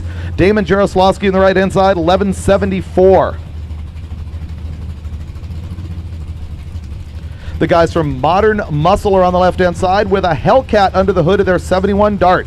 Ran very low 10s yesterday. Fred Simmons out of Milford, Massachusetts on the right hand side. The Dart out of Virginia.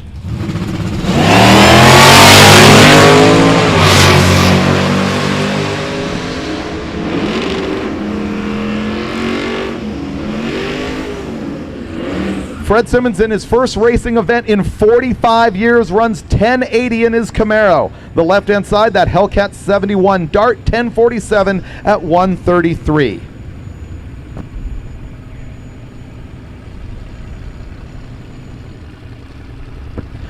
Jeff Butland in the Vega in the right-hand side is currently number 3 in Ultimate Iron. He has been running in 950s with that car. Marty Koster in the left-hand side has got one of 2 Monte Carlos that are chasing for it in Super Street Small Block Power Adder. Super Street Small Block Power Adder. Koster here has an average of 870 to this point.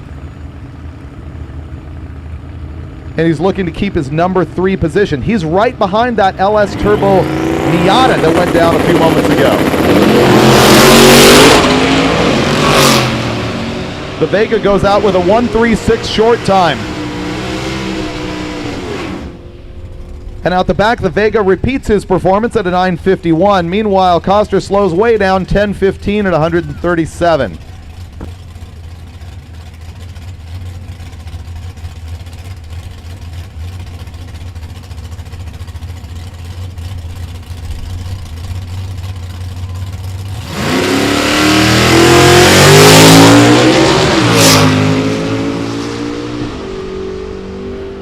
Brian Hansen, 66 Chevy 2.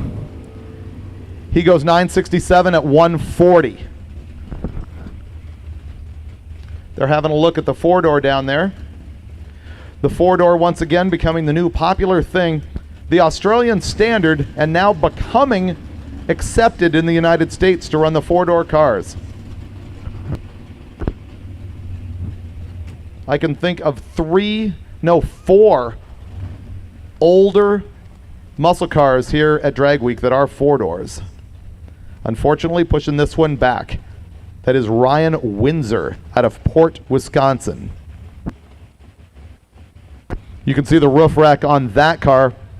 The second car we've seen out here today with a roof rack on it. Instead of towing trailers, these guys load up their gear on the roof and hit the road.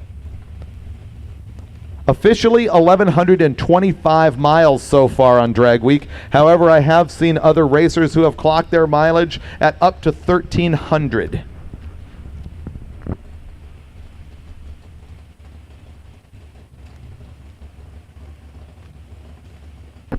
On the live feed, they're asking, is this eliminations? Well, in a sense, There are no eliminations at Drag Week. Everybody is on a time trial trying to run their best ET for their best weekly average over 5 races. It is their very last shot to do so. We have seen cars leading their classes who absolutely fail on the last day, breaking their car and not making it down the track, or having an ET slow enough that they lose.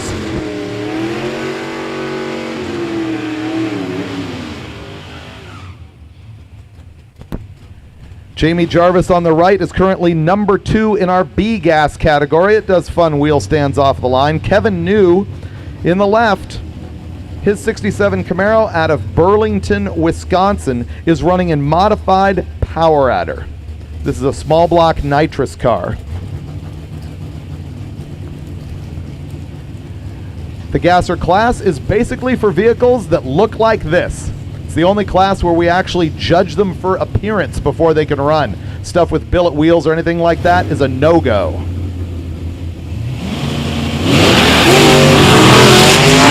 And there's the wheel stand that I promised out of the 55 Chevy.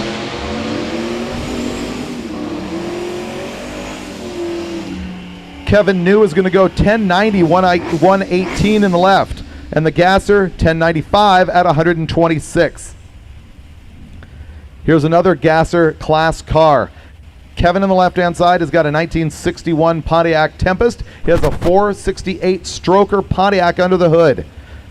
All of the B gas gassers are naturally aspirated. In A gas, you can only run a Roots supercharger if you want to run boost. The right-hand side, Ronnie Santucci. That one is running in street race small block Power Adder.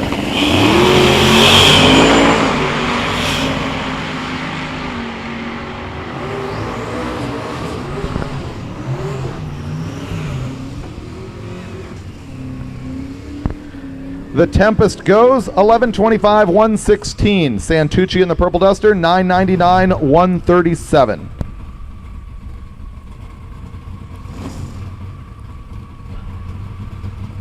And that was the quickest pass of the week for the Pontiac that you just saw run, the 61 Tempest. Now we've got Neil Torbett on the left in the 65 Ford F100. Keith Lancourt from Paddock Lake, Wisconsin is in that 69 Nova.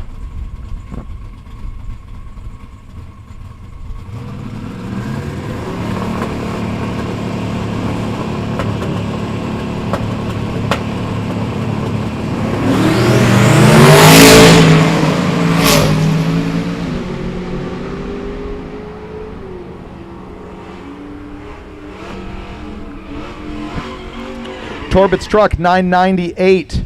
Keith's Nova, 945 at 142.72 miles an hour. There are 19 classes in Drag Week, and it looks like this year we are going to come out with 14 new winners. 14 people who have never won class at Drag Week before. James England is from Zeeland, Michigan. He's got the Mustang on the left. John Baker is driving the 63 Galaxy. The Mustang 1260 at 107. Galaxy 1399, 112.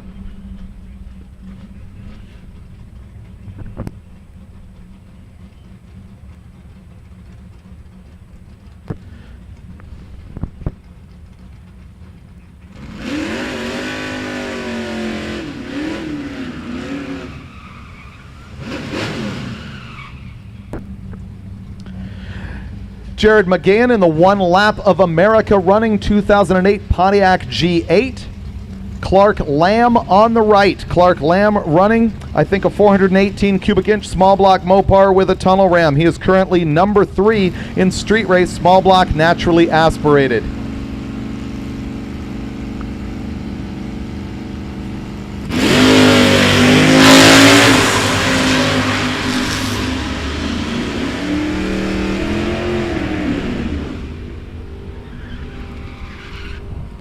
$10.62 out of the naturally aspirated CUDA, $12.64, 108 from the Pontiac G8.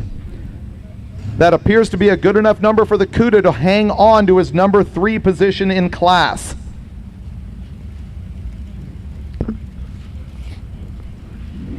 Neil Jenks in the 67 Dart, 360 powered small block Mopar, naturally aspirated. I believe he ran 12s one time this week. He's usually a low 13 car. Matt Skelly is going to be a 10-second car in his 2020 Mustang. There you go, 10:25, 137. And not a 12 for Jenks in the Dart. He goes 13:14, 105. Denise Cunneth in the left-hand side, 70 Le Mans. Bill Tuttle from Whiteboro, New York in the 68 Chevelle.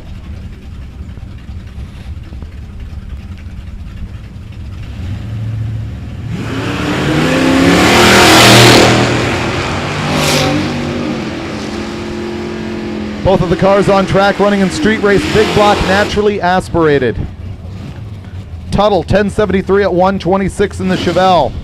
Denise on the left-hand side with the Pontiac, 1235 at 108.38 miles an hour. As we see Corey Pant come to the line in the green Duster.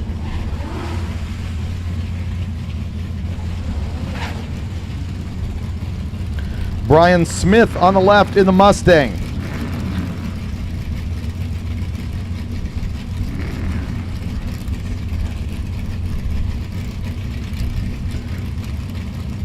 Brian Smith, unfortunately, currently our slowest entrant in street race small block power outer because he had to take a 20-second time one day.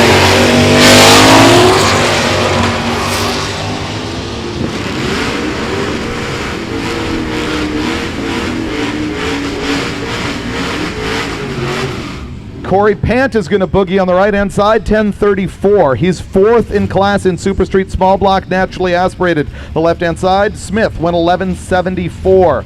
Now we've got a hot rod class car in line. He's screaming not LS on the left-hand window. I don't think I ever claimed that it did. Perhaps I did. You never know. I have no memory whatsoever. Greater X on the right-hand side with a 440 powered CUDA.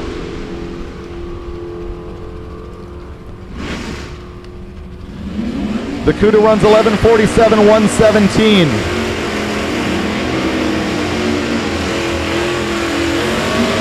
'37 Dodge, 1572 at 67 miles an hour. We've got a really solid pair coming up right now.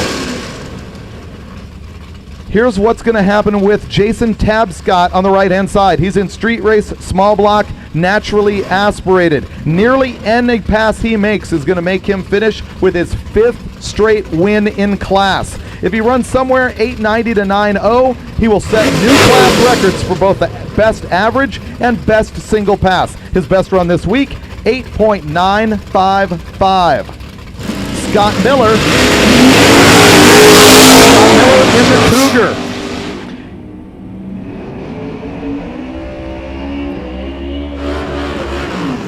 And Tabscott locks it up with a 902 at 150. He's run 8s 3 other times here at Drag Week. He's probably going to come back and do it again. Scott Miller on the left-hand side with the FE-powered Cougar. He all of a sudden unloaded some 930s after running 980s earlier in the week, and this time he goes 946 at 142.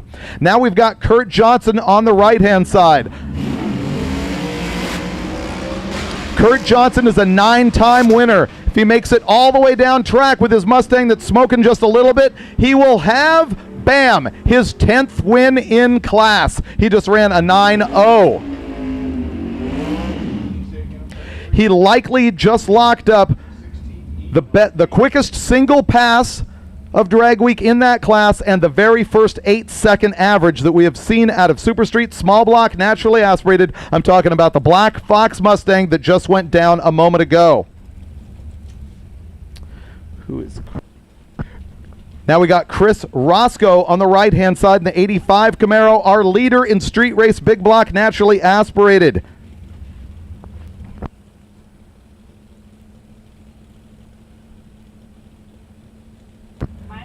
This car only ran 9.0 one time. He's been in the 8s every single time with his naturally aspirated Camaro on the right-hand side. And he goes 9.02 this time, slowing down a bit, but very likely just locked up his class win. Alan Mogi on the left-hand side, 893, 154. Mogi, third place in Pro Street Power Outer. That 893 is also on par to keep him in position in that class. Man, all sorts of class leaders coming up here, rapid fire.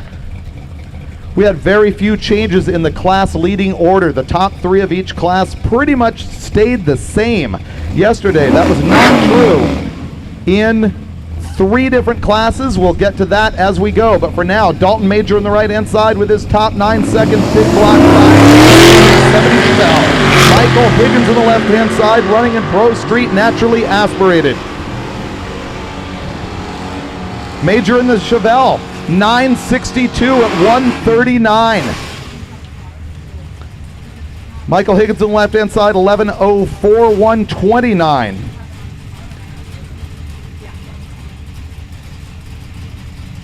That blue Chevelle ran 962 yesterday, and a little bit quicker today, 962 with a 4 instead of 962 with an 8.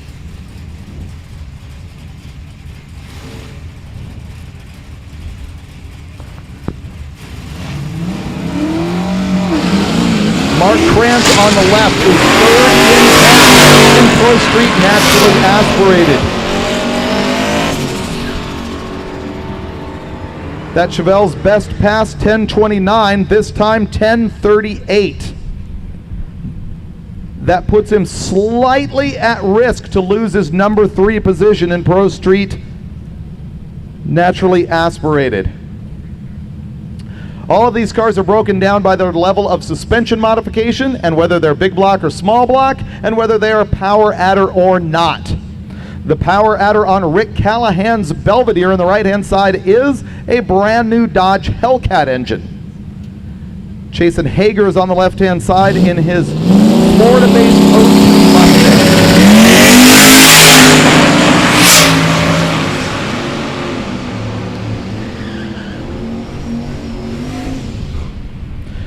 Jason Hager, 893, 145. The Hellcat powered car gives up on it and goes 1339 at 84 miles an hour. Typically that would be a 1060 or 1070 car.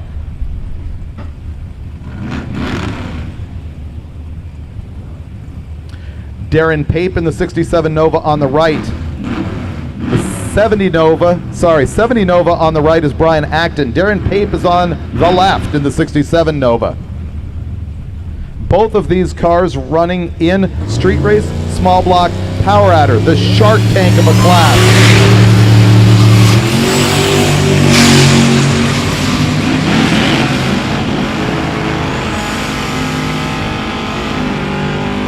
And the Sharks are going to shred Pape with only a 1044 in an 850 class. Brian Acton goes 926, 146. Coming up now on the right-hand side with the leader in our gasser class, A-Gas. Have you ever seen a better clone of a 2-lane blacktop car? That thing is cool. It's a tunnel ram big block. It is a manual transmission. It's a G4 stick.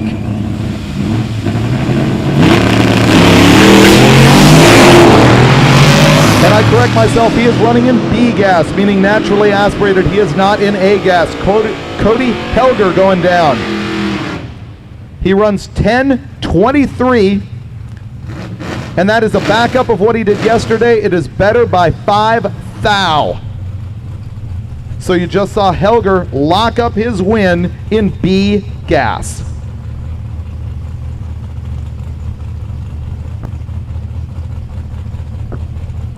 Mike Reichen in the left-hand side. This is a real player in street race small block power adder. But not on this pass. This is the class that needs to go 8.500. I believe Reichen is currently 4th in class. That's not going to improve him. He runs 956 at 155. Tim Baptista, the 67 Chevelle on the right-hand side with a 406 Chevy, goes 1071 at 125. Here's an update on street race small block power adder class, that cutthroat program where everybody's got to run 850. Dustin Trance is leading by only 0.03 of a second. Rick Steinke coming in second.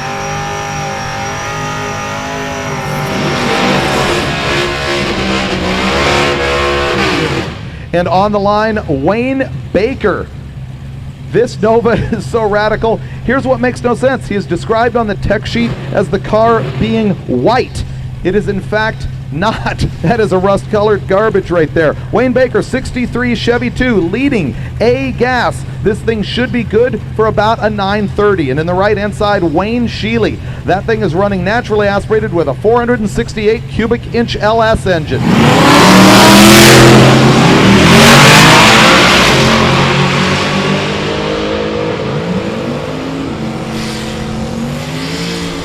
Baker in the altered wheelbase Nova going down at a 947, absolutely enough to lock him down for his win in the class. Wayne Sheely in the right-hand side, 1031, 130.62 miles an hour.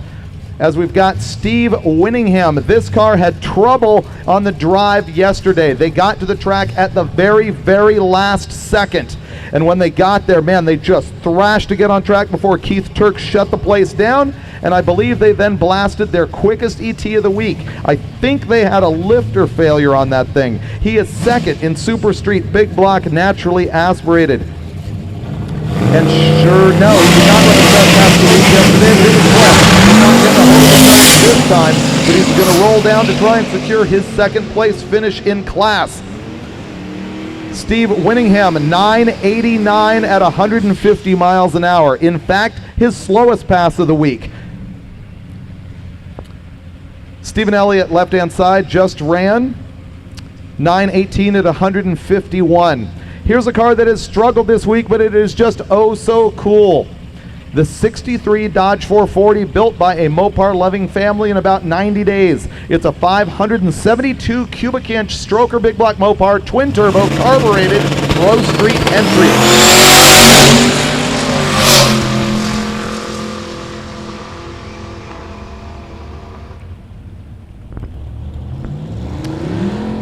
The best he's gone is 1018, this time 1073 at 100 miles an hour, coasting.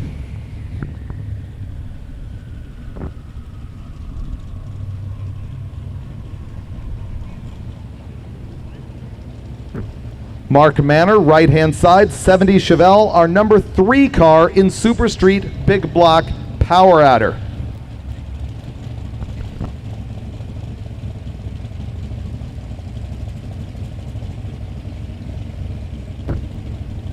It's interesting, because of attrition, meaning other cars braking, he's actually number 3 in class, even though he's only got a 13-second average, because he broke down and did not make it one day, and he was given a 20-second time, which is what we do for cars that are broken down, but if they can stage the car, then we give them a 20-second time. This time, 10:12 at a big 140.49 miles an hour, and that is going to lock him down for finishing drag week.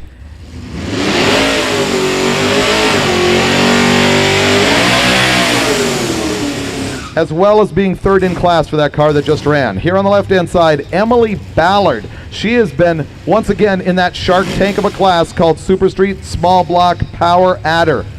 She is currently 4th in class. She was 5th yesterday and moved up just ahead of Mike Reichen. This is a car that normally runs the 8th mile. And she is running with her boyfriend, Cody Medicis, who is also a past drag weeker. The best we've seen out of that Camaro, 860. Only 133.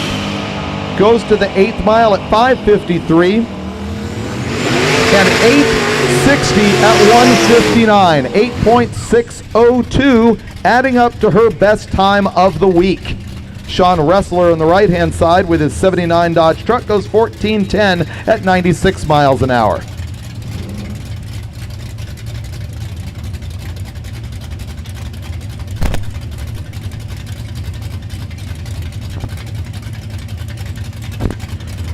Chris Goodnow is in the left in his 62 Chevy 2. Bruce Woodward on the right-hand side from Danbury, Connecticut.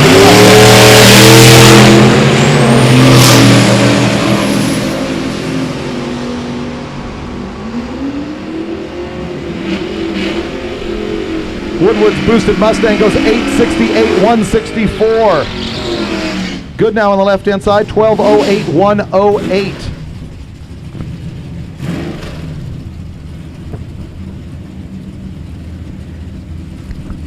Here's another car that showed up at the very last minute after breaking a lifter and having a leaky valve cover gasket after that. It is Matt Forbes on the left-hand side, our leader in Pro Street naturally aspirated. This car has gone as quick as 981 yesterday.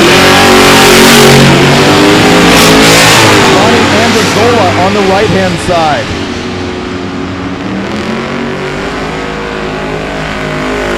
Forbes going 975, finishing his drag week and locking down a win in Pro Street naturally aspirated. That is the car that I was recalling yesterday that struggled so badly, breaking a lifter on the road, barely making it to the track on time, and then running by a margin his quickest time of the week.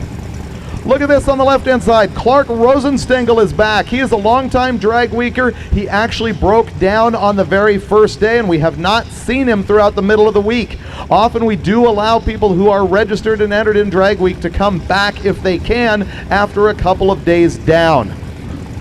He's running in modified Power Adder. He is also a past winner.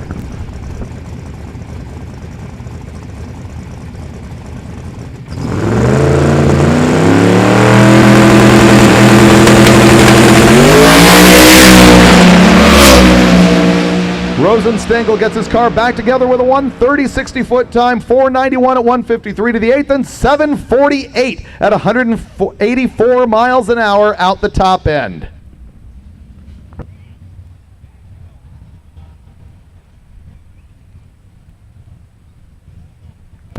Mike McGardis on the right-hand side, small block Chevy AMC Hornet runs another 12. He doesn't consistently do that, but this time it's 1286 at 105.58.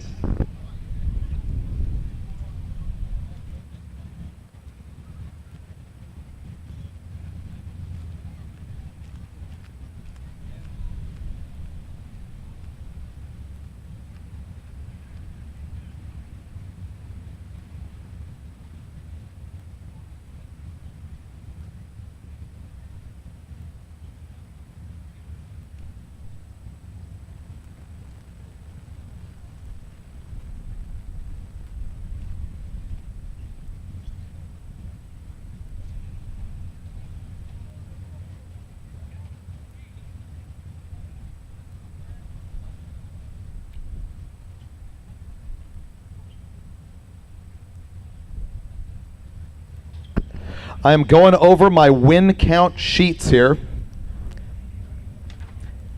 Kurt Johnson just locked down 10 wins. He is the most winning class racer in the history of Drag Week.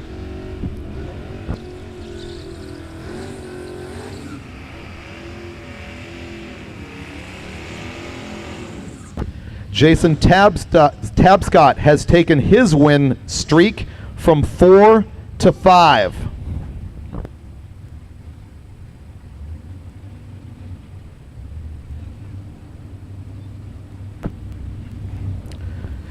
Bill Schwartz on the left. He's not going to be happy with that, just as he was not thrilled with the rock through his windshield from a semi-truck yesterday. They had their wedding anniversary this week, I believe 26 years yesterday. He is number 3 in Street Race Small Block Power Adder.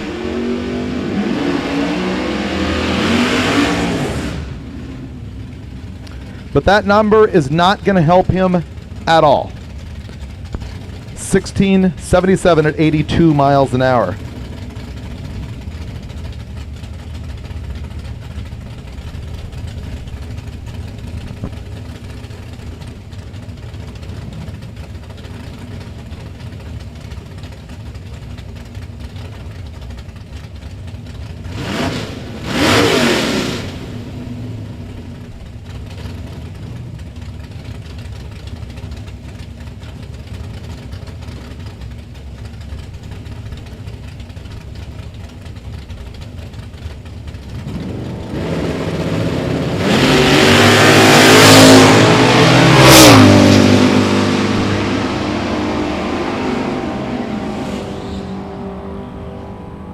Craig Ridenour on the left-hand side is in Street Race Big Block NA. And yesterday he ended up dropping into number 4. That pass of 9:53 that he just made at 139 miles an hour may help him out. We're going to have to watch those averages as the day continues in the battle for 3rd and 4th place in that class. In the right-hand side is Dustin Trance, number 2 in Street Race Small Block Power Adder. He has got to run an 8.500 here in order to keep his lead over Rick Steinke in the class. That's Joseph Dines on the left-hand side in the 67 Belvedere.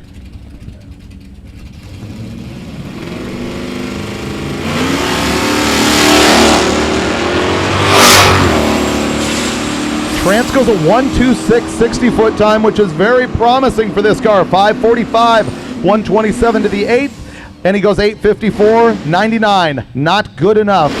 The top 2 leaders in that class are separated by 0.03 of a second as an average over 4 days of racing. So they are going to have to come back round after round to try and run 8.500. Joe Barstow is there in the left-hand side, running again in Street Race Small Block Power Adder. Greg Weigert on the right-hand side in the Pontiac.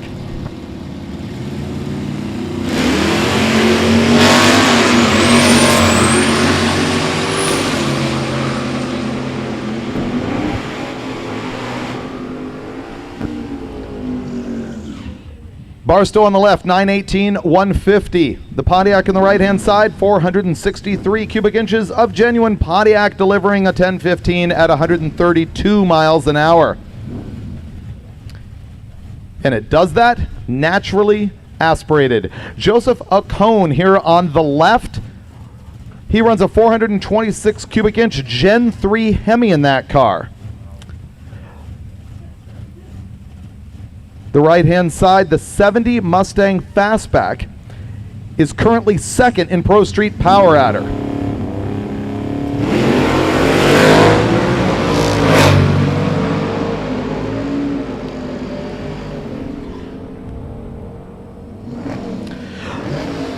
The Mustang, his fastest pass of the week, 8.79. This one, 8.81 at 153 miles an hour on the right-hand side.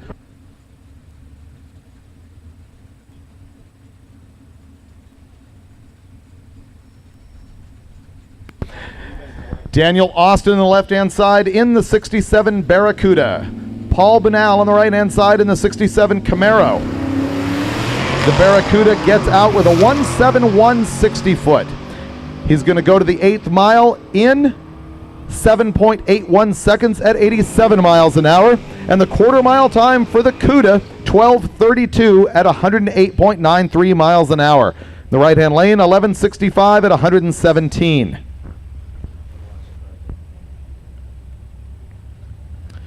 This time, Ricky Russell in the 96 Blazer, and Hunter Corcoran on the right-hand side in the LS-powered 408 Nova.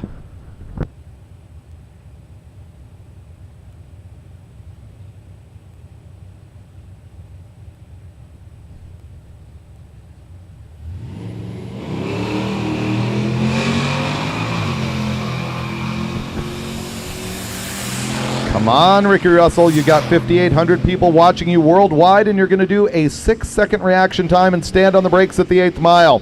Meanwhile, Hunter Corcoran goes 11:30 at 119 in the right-hand side. Ricky makes his way through, 11:95, 110 in the Blazer.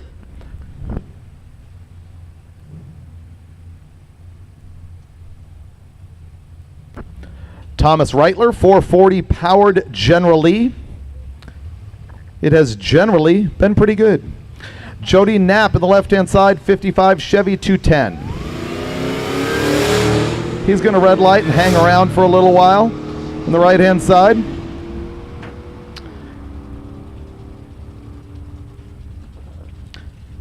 And the 55 Chevy runs 1189 at 112.87 miles an hour.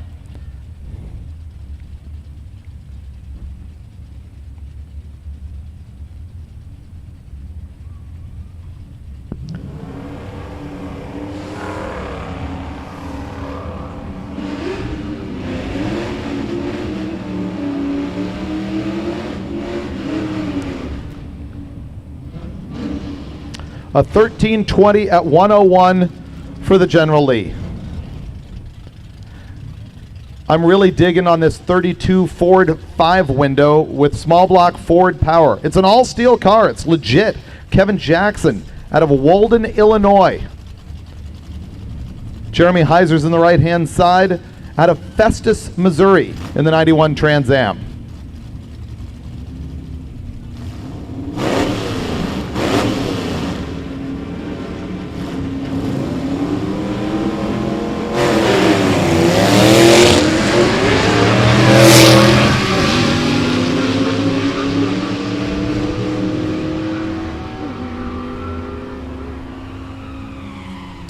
Heiser 1175, 120. Kevin Jackson in the 32 Ford, 1396 at 95.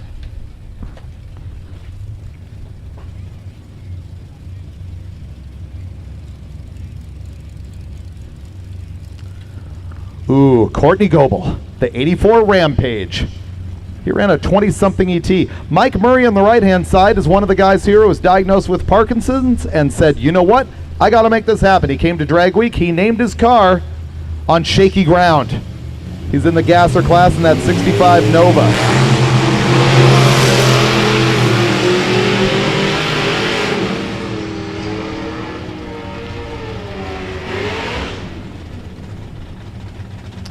Murray in the 65 Nova gets down at a 1297. Scanning results, that is his best pass of the week. Courtney Goebel this time goes 1733 in the naturally aspirated 4-cylinder Rampage truck. Guy Bertano, currently number 2 in street race big block naturally aspirated, is on the left-hand side out of Hollywood, Florida in the 68 Camaro, powered by a 582 Chevy. Chris Dacre's on the right in the 2010 Challenger, bang shifting the Challenger.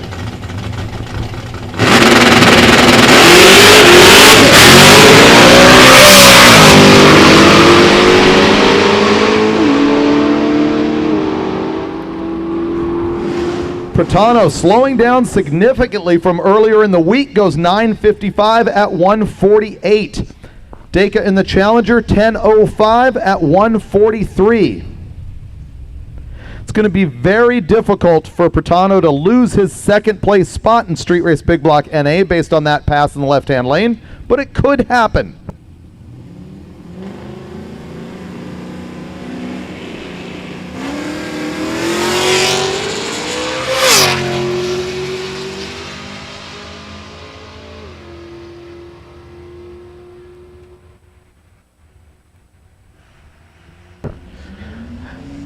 Chucky Skinner in the naturally aspirated small block Firebird goes 1105, 123. Cheryl Kaiser, 1256. And look what we've got now, a pair of diesel trucks, the only 2 diesel trucks that we have here in Drag Week. It might have been allegedly true that the Jesse Harris on the right-hand side was doing like quarter-mile rolling burnouts at 100 miles an hour with this car yesterday. I might have seen it on 1320 video. They might have run down into Mexico at some point yesterday to do that at a undisclosed location. It was a thing of beauty and a joy to behold forever. Jesse Harris, he is in Ultimate Iron and he's currently number 3 in class. The thing has run as quick as 970 in the right-hand side. These are both Cummins-powered vehicles, including Workman's 57 Ford on the left-hand side. Harris is going to hoist the front end of this thing. Yeehaw! Workman wins the Black Lung contest. Jesse Harris is going to win the quarter-mile contest as he goes down with his best ET of the week, 958 at 137 miles an hour. Workman on the left-hand side, 1126 at 134.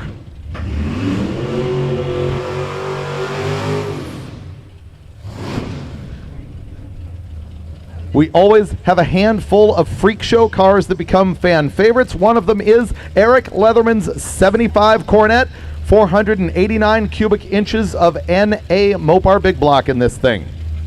On the right-hand side, the gasser that drove all the way here from Arizona, Jim Forbes. If this wagon goes $11.99, I need you to lose your mind. That's a normal time right there for Jim Forbes, 10:28. We did not see an 11 from the wagon. It went 12:23 at 111 miles an hour.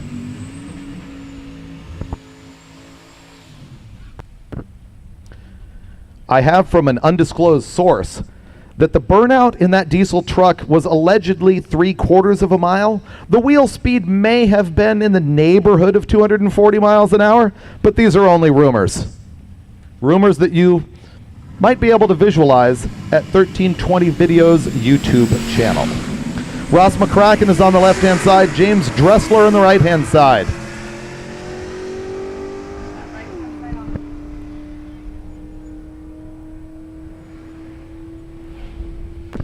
James Dressler runs 12:14. He says this is his final week of fun before he gets married in early October. Ross McCracken on the left-hand side, 1576 at 69 miles an hour. As another truck rolls to the line that's pretty interesting.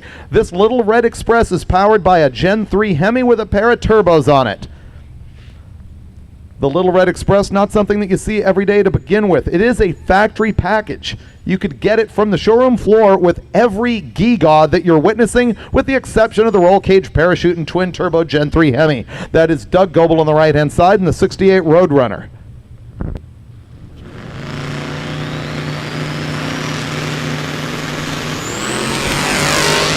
You can always spot a turbo car at Drag Week, can't you? He goes 140 to 60 feet. The truck goes to the 8th mile, 596, and his quarter mile this time is going to be 929. Need to have a look. That might be his quickest number. 1333 at 105 in the other lane.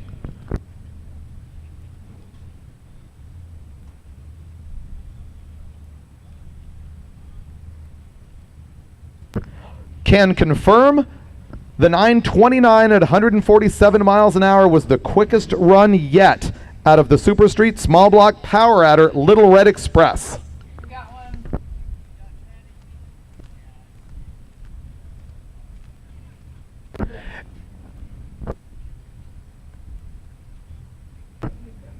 The Little Red Express goes long, takes his time clearing the track. That's what we're holding on for, and we're ready to go back.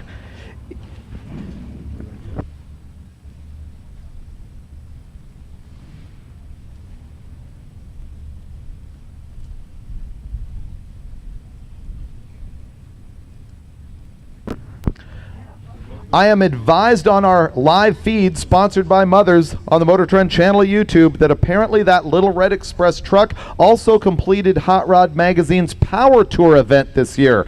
Power Tour was delayed a little bit. It's normally in June, and they did it in August. What Power Tour is the world's largest road trip. They stop at some drag strips, but it's not about racing at all. It's all about cruising, and it's like 3,000 or 4,000 cars a night as people stop in from local areas and visit the place, and others continue going. The long haulers are the people who run the entire event. That's been going on since 1995.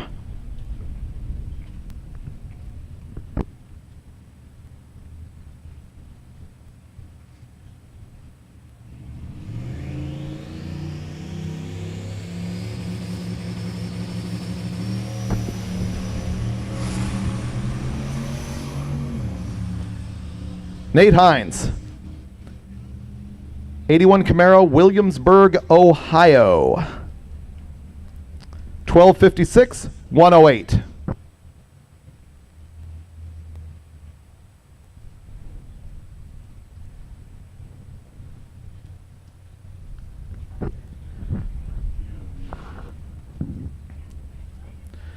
Harry Hagen, Australia, I'm tired of getting your texts, so here's what I'm going to do. Turbo LS, Turbo LS, Turbo LS. Turbo LS. Try waking up from that.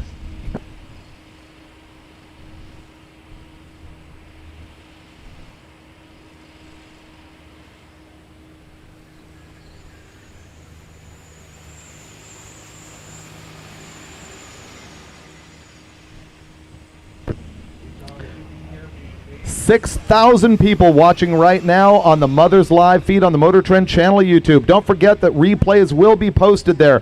Yesterday we had a very sketchy feed broadcasting basically from a cell phone, and what we're going to do is actually take a clean copy of that video and get it posted. My understanding is that that is going to take longer than expected. We thought we would have it up by now, but hopefully our department that manages YouTube for us is going to get that posted here in the next week or so. Other than that, you can see clean footage from every day at Hot Rod Drag Week, which is of course powered by eBay Motors and presented by Gear Vendors Overdrives. Rick Johnson from Gear Vendors is like the most enthusiastic supporter of Drag Week who you've ever seen. He stays in touch with so many of the racers throughout the week. He passes out Gear Vendors Overdrives like candy to some of our faster cars. He is also going to be the host of our party later tonight, which is only open to the Drag Week racers and passengers. It is not a public event, but we do have a party at the end where we give out all of the awards, including plaques for things like quickest Buick, quickest Oldsmobile, quickest 4-cylinder, quickest 6-cylinder, and our top 3 class winners in every category. At the very top of the heap is the now legendary Gear Vendors Trophy for the fastest street car in America. Rocket Brand also delivers a 55-gallon drum of fuel. They do it for that as well as for the Spirit of Drag Week. Our Spirit of Drag Week award is something that we take real seriously here every single year. It is what it sounds like. It's for the person who really shows us what this event is all about emotionally, which really means how much are they suffering? How much are they working on other people's cars, helping other people? They don't necessarily even need to be going fast or winning classes.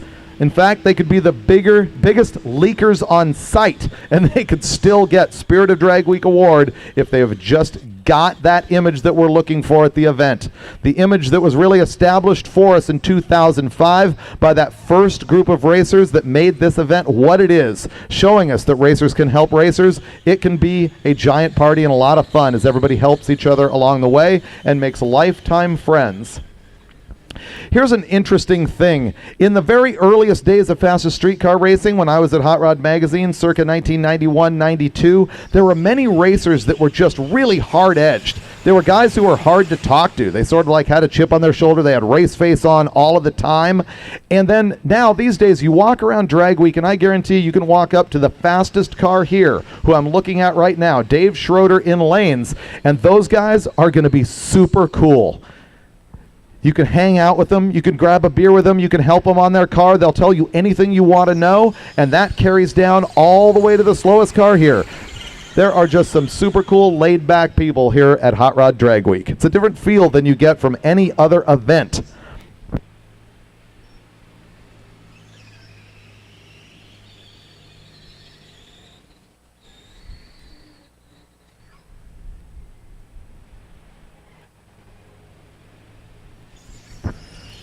I'm looking out in the staging lanes and I'm seeing a whole mess of 6, 7, and 8 second cars. They'll be coming up real quick. Don't walk away from that live feed. 300 people just left. You got to come back. I know the tractor's not that interesting, but what about the witty rapport? That's why you got to hang around.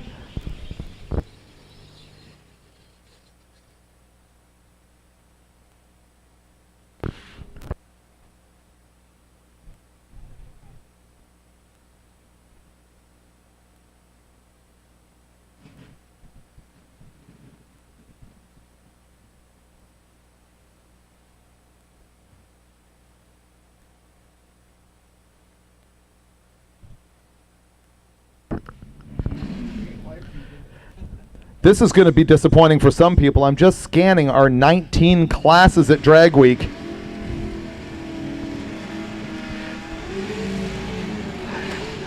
And if the class leaders stay the same as what they were when we walked in the door, I believe there are going to be only 2 winners that are not powered by Chevrolet.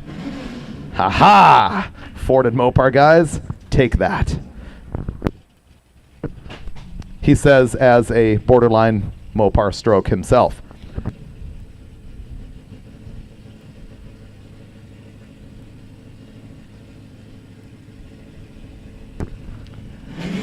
Okay, I fell for this. I told people to put messages on the back windows of their cars. Eric Impton did. He said, tell Jackie and Declan hi. So there you go.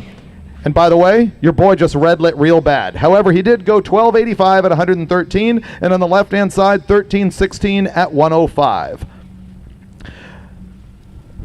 Bambi Slayer rolls to the line. Carl Stansel in the 84 S10 on the right-hand side. And in the left-hand side, the Nooch. The Nooch. As the Nooch leaves the line. The Nooch, Carl Stansel, hanging around for a little bit while, spooling up turbos in the unlimited class. He's only going to go 136 to the 60-foot. 8th mile on the Blazer, 553. Quarter mile on the Blazer, 860, 159. And not to ignore the Nooch. He goes 1309 at 107.81 with a little 408 stroker Mopar in his Dakota pickup truck.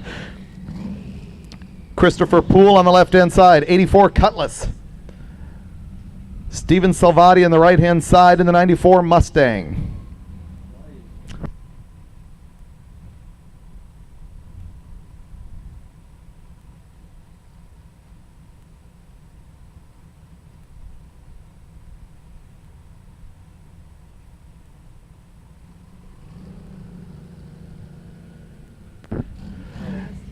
Bambi Slayer and the Nooch.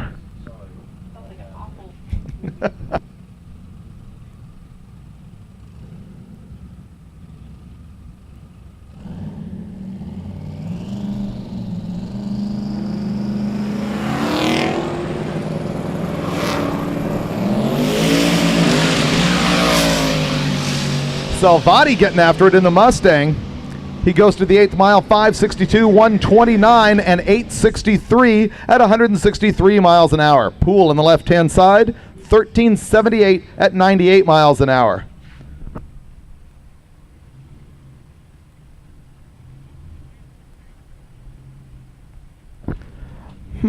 This is interesting. Jim Weiser on the left-hand side has a brand new GlassTech fiberglass hood. I don't know the story on this thing. A lot of people take their hood off and put it on the roof or on the top of their trailer on the road, and it is not unheard of to see them fly off the trailer and get shredded in traffic. I don't know what happened there at all. We can only surmise until he breaks the news on the back windshield. Right now it just says, "Look, Ma, new hood." Gary Stansel is in the right-hand side in that long wheelbase Turbo LS home-brewed S10 pickup truck.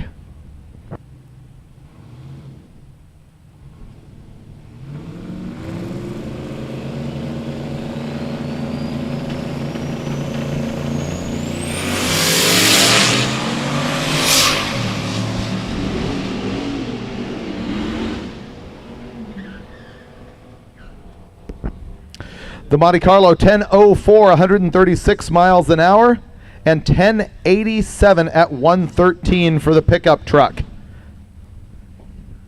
Ricky Edwards in the Camaro, Robert Ricci, the other Camaro, the orange Camaro, the 88 Camaro.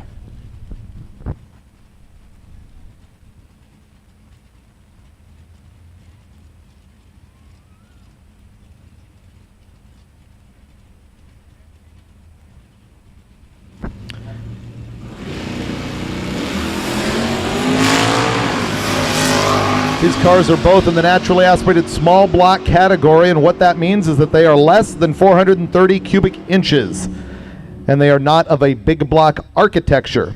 1064 on the right-hand side, and Ricky on the left is not going to get a time.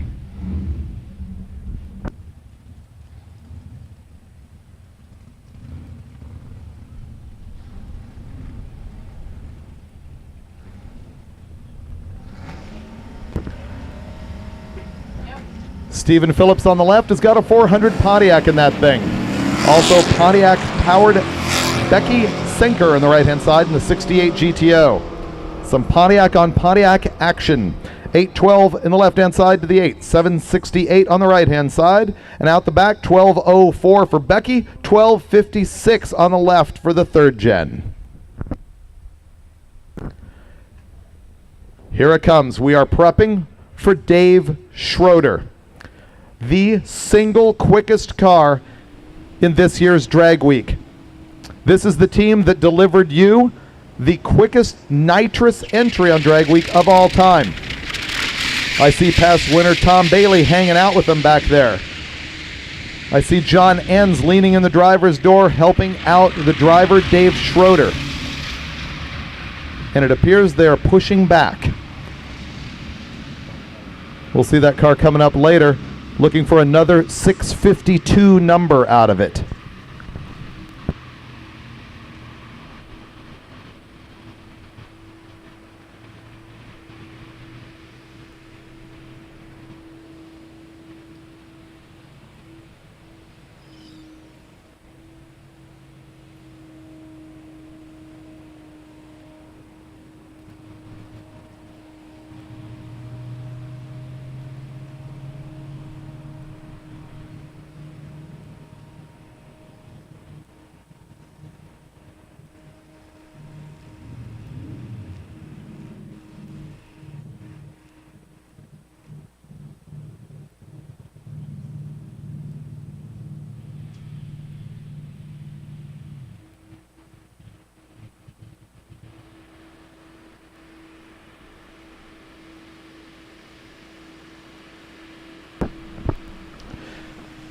There's a whole bunch of social media that you should be following if you love this drag week stuff.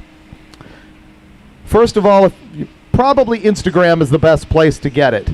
You can follow hashtags Hot Rod Drag Week 2021. I've found that the most posts are at Drag Week 2021. You can also follow just Drag Week. Make sure to follow Hot Rod Magazine. You can follow Wesley Allison, Wesley Allison, the photographer for Hot Rod, who's got all sorts of really radical shots this week that he often posts on his account. And once you follow those hashtags, look at the racers here at Drag Week and follow them, because they've got the real nitty-gritty on what is breaking down and what's happening with them sort of blow by blow. Stick with it, and you can be a drag weeker all year round.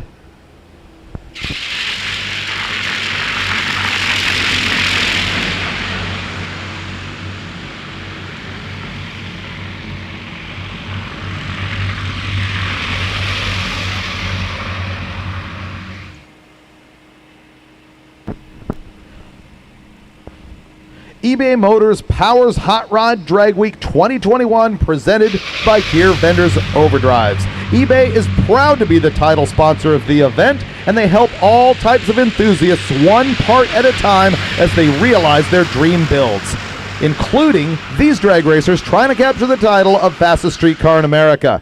With eBay's support, fans can access exclusive live content, including racer profiles, the intricacies of a tech inspection, and of course, exciting drag week action. While here at the track or after Hot Rod Drag Week, eBay Motors is where you will find new and used vehicles, as well as parts for fixing, updating, or maintaining your existing vehicle. Visit ebaymotors.com and start shopping. And don't forget to join the eBay Motors community. Visit community.ebay.com.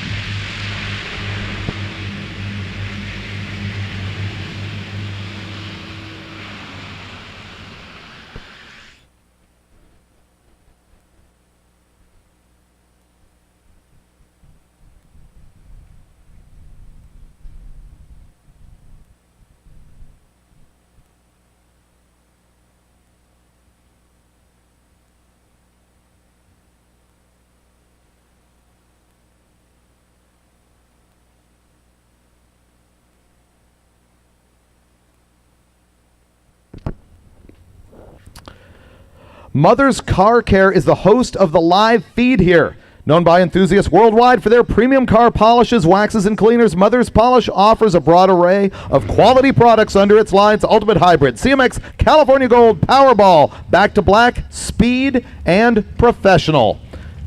And it sounds like we've got Dave Schroeder back, running, ready to be in the burnout box.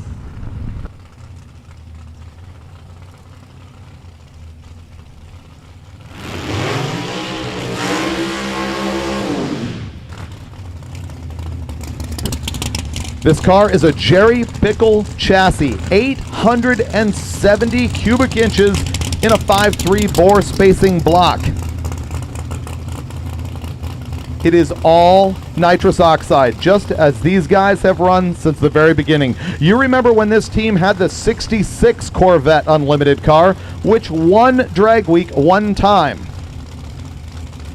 These guys have had their struggles. They've entered 8 times. They have DNF'd 5 times. They have won once. They have come in second. And right now, they almost certainly will win overall in Hot Rod Drag Week 2021. The best ET so far this week, 652. The biggest mile an hour, 210.5. Their best ET came right here at US 131. And he's off to a 1:00 short time. 8th mile, 4:16. They go out the quarter mile, 6:46 at 2:09. 6:46, the best pass that they have seen yet at Drag Week. Ladies and gentlemen, your Hot Rod Drag Week 2021 overall winner, Dave Schroeder and John Enz.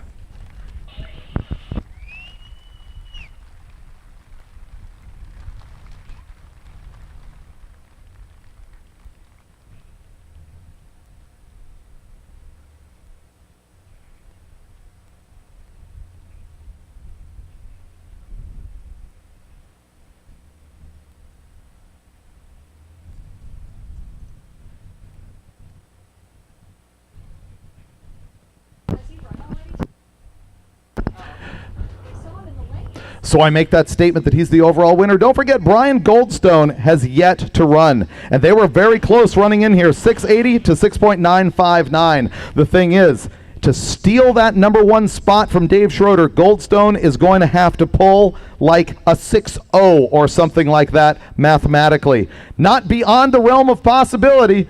Let's find out if I did speak too soon. Bryant Goldstone, let's see what happens.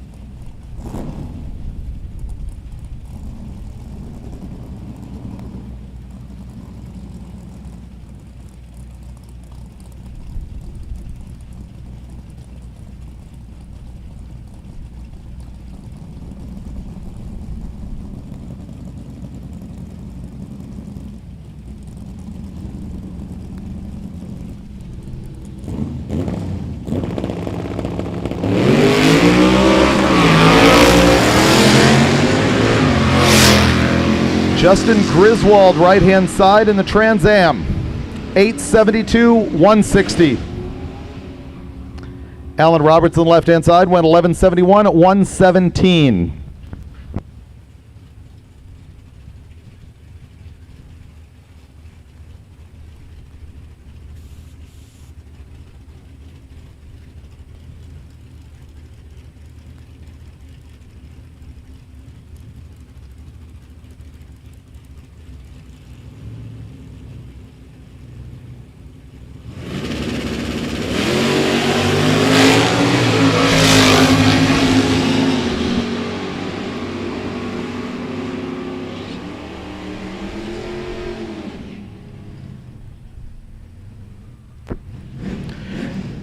David Burke in the right-hand side, who just went down, went 10, 12, 132. He's number 3 in Super Street Big Block Naturally Aspirated, and it appears that that number is probably solid enough to hold him in number 3. It's not a guarantee, but it's looking pretty good for him. Jeff Ligenfelter is in the 73 Dodge Sport. Ben Hunter in the 2009 Pontiac G8. Pontiac Hoodlum Racing.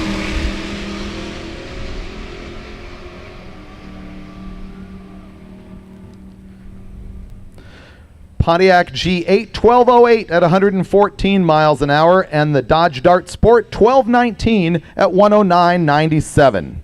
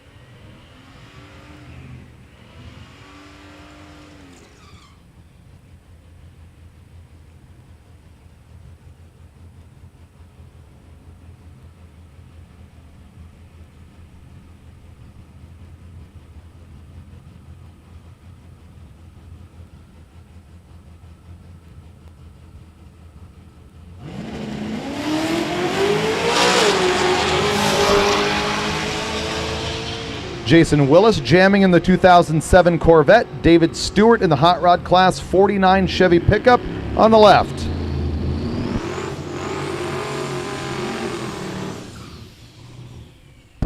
.1039, 131 in the right lane, and the pickup truck 1519 at 87 miles an hour.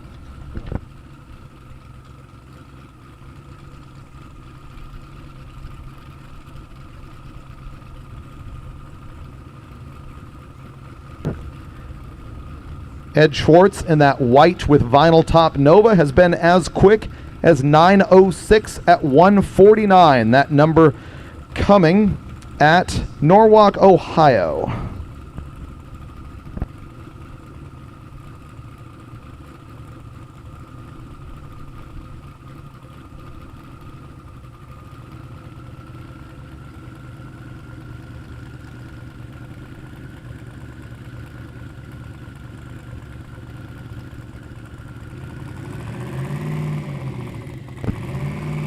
Seth Lindner staging out of Salineville, Ohio in the Camaro.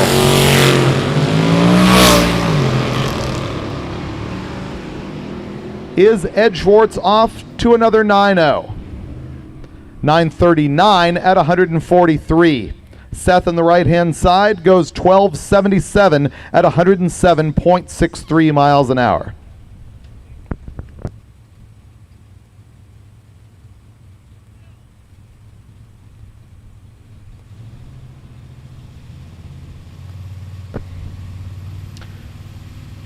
Frank Gobright in the 70 Chevelle.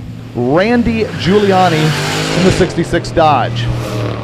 I always pronounce Randy's name very carefully for obvious reasons. Randy Giuliani. Go Bright, 1114, 125. Randy, 1188, 112. Next up, a pair of Dodge Challenger 1320 edition cars. Dean Bunting out of Columbia City, Indianapolis. Michael Sweeney also out of the Indy area. Okay, so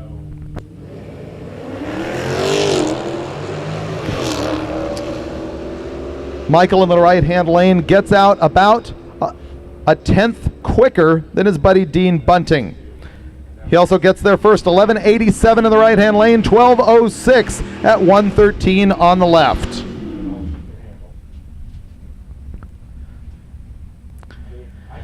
Here's one of those Plan B cars that I've talked about, the 2007 Impala SS, Matt Halbcat.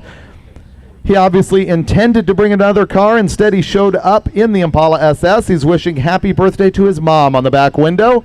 Isn't that adorable with a smiley face? Jeff Sixt in the right-hand side in the 74 Nova.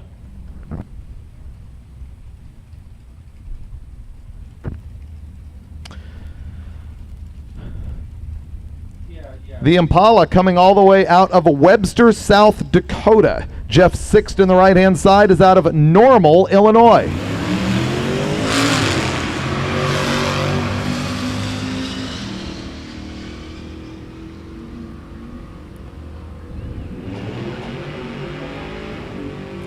$12:02, 111 for the Nova. Plan B goes 1440 at 94.52 miles an hour. And check out the Chevette. Once again, drag week can be a battle of attrition. And therefore, after Joe Barry fell out, or actually he's still in competition, but unfortunately had to take a 20-second pass earlier in the day, the 7-second car falls down into the number 4 position, and the Chevette here comes all the way to the top, the LS-powered Ultimate Iron Class Chevette. He has on the back window, Safe Pass. What Safe Pass means is he just wants to finish the week with a car in one piece before he comes back and tries to lay down a big number. That was his slowest of the week, a 967 at 143 miles an hour. That probably is enough to hold the win in Ultimate Iron, but not certain. We'll see what Jeff Butland does in his Vega. But right now, we got Chris Lewis on the line in the 68 Dart, Jeff Oppenheim on the right in his El Camino, the past Spirit of Drag Week winner.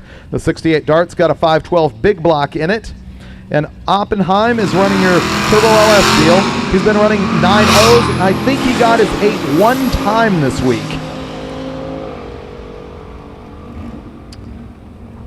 And I am incorrect. 9.0s every time for Oppenheim. He went 905, 908, 904, 906, 906 is his average, and he just went 908 at 149. Once again, commenting on Jeff Oppenheim in the right-hand lane, who's been trying to get into the 8s and has not done it yet. Here we go with Mark Fisher in the right-hand side. He is our leader in the hot rod category. If he completes this pass, he will reset the hot rod class record for best ET. That ET being 9.115. The past best average ET has been 9.305. Let's see what he runs.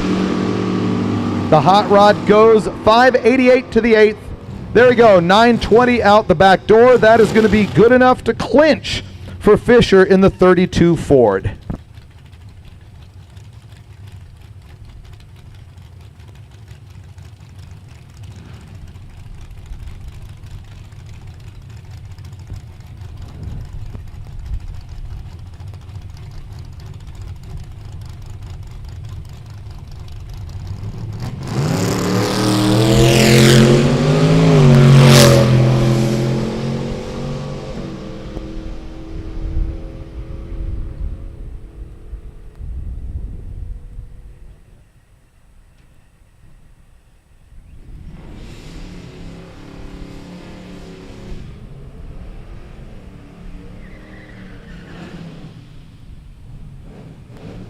Did I?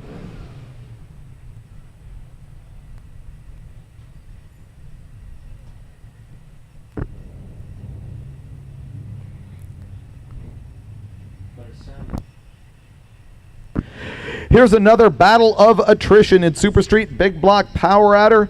Looking at the right-hand lane, and Jeff Mall, who is currently leading that class. Richard Trunkett had been here earlier in the week in his Duster and gone as quick as 8:15, but he broke and he's gone. It is a battle of survival, and that puts Mole at the top with his Pro Charge Big Block in the four-door Nova. His best ET so far this week, 9:39 at 1:46. If he runs in the nines, he's gonna clinch.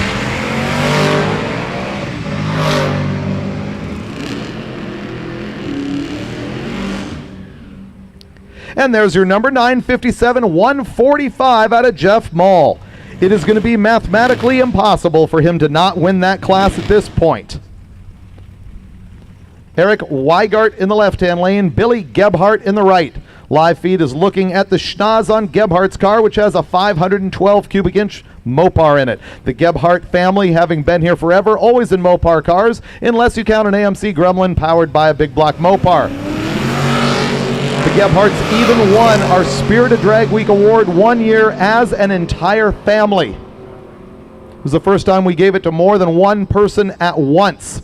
Left-hand lane, Eric in the Firebird goes 11:12 at 1:23. Gebhardt 10:55, 130 miles an hour with the naturally aspirated big block Mopar.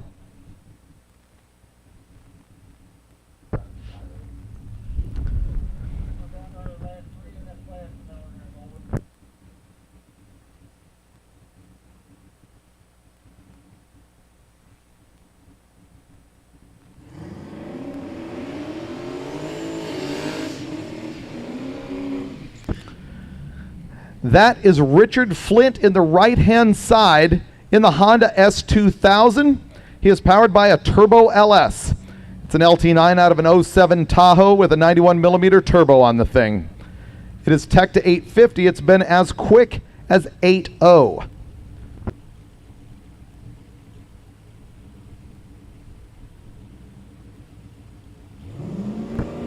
Apparently it is Christine Wiegand's birthday. That's her on the left-hand side in the 455 powered 71 Trans Am. Happy birthday, Christine. Richard Flint has got his candles lit all the way past you at 8:47 at 161 miles an hour out of the Turbo LS powered Honda S2000.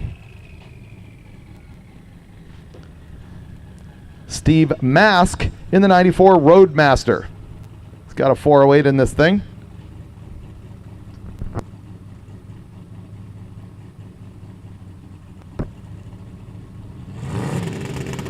1267 his best pass yet as he pops up the left front tire just a hair.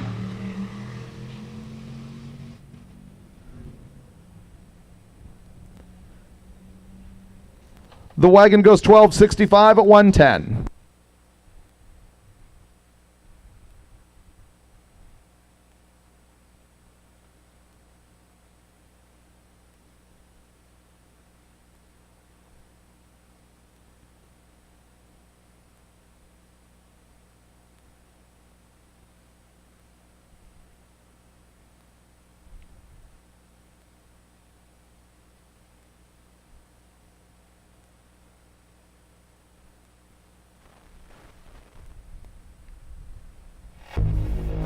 The science of shine.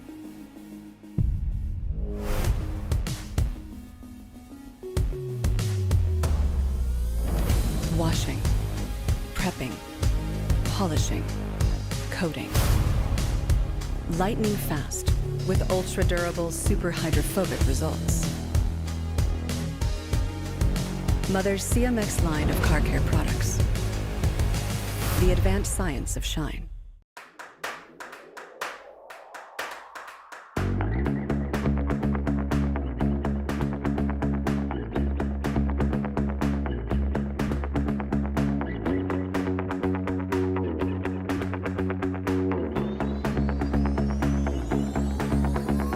Meet Ultimate Hybrid, advanced ceramic and wax technology. The best of both worlds, but better. only from Mothers.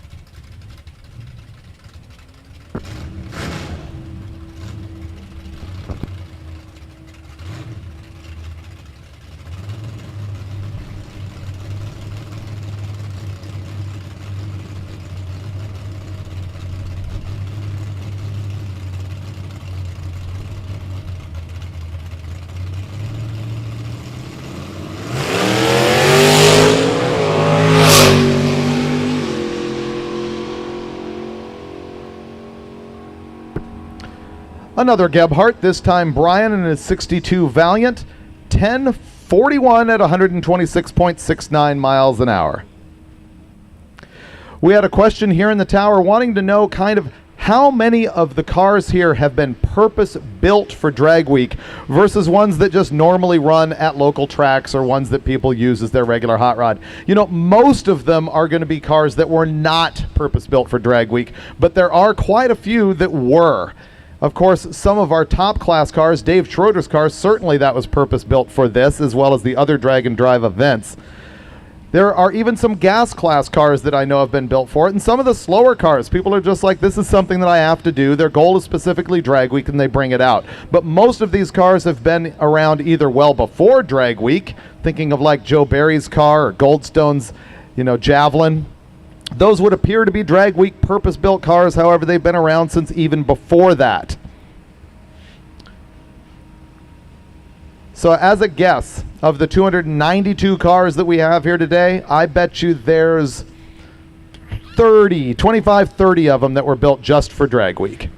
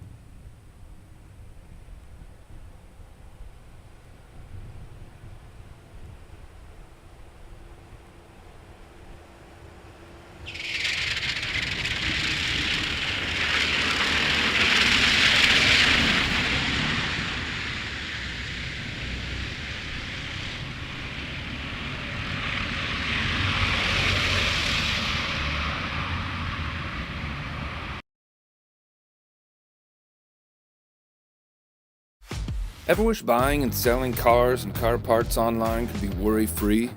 Welcome to eBay Motors, where you can buy with confidence thanks to VPP, our vehicle protection plan. It covers you up to $100,000. That's a lot of moolah, but there's more, a lot more, like millions of parts and accessories, all covered by the eBay money-back guarantee, so you can truly transform your ride into your own masterpiece, all on eBay Motors.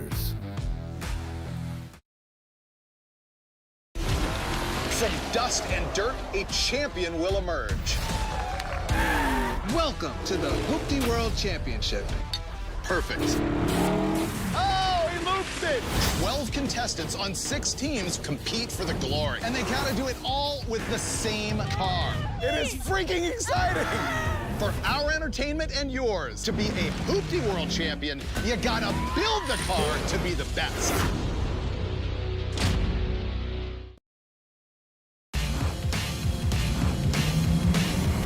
I'm Kevin Hart. 2 years ago, I bought my guys classic cars.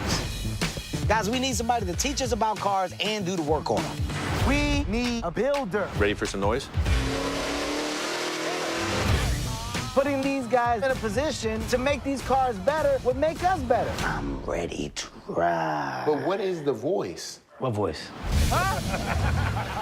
Kevin Hart's Muscle Car Crew! You guys ready? Are you ready? Let's do this. When it comes to busting myths, there's a new crew in town. This is our job! Join Tori, Feels good. Faye, More power. and BC Absolutely gorgeous. on their quest to solve motor myths or go for bust. It's Mythbusters for car lovers.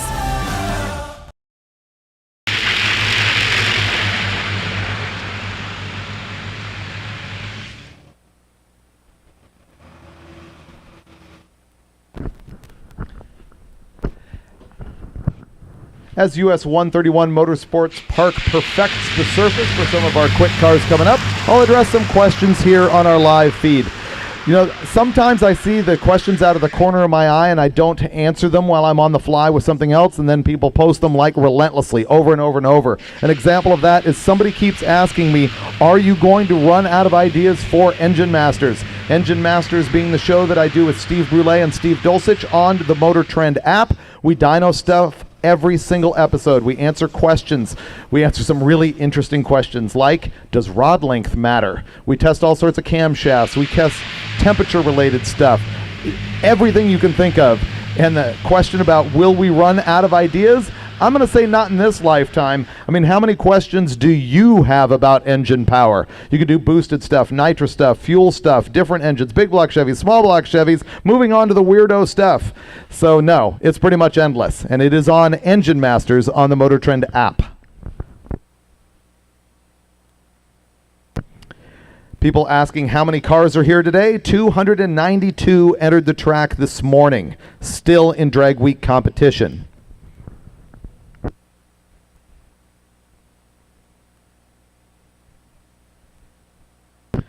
Someone says he wants the sound of the Rotator as a ringtone. That's pretty wild.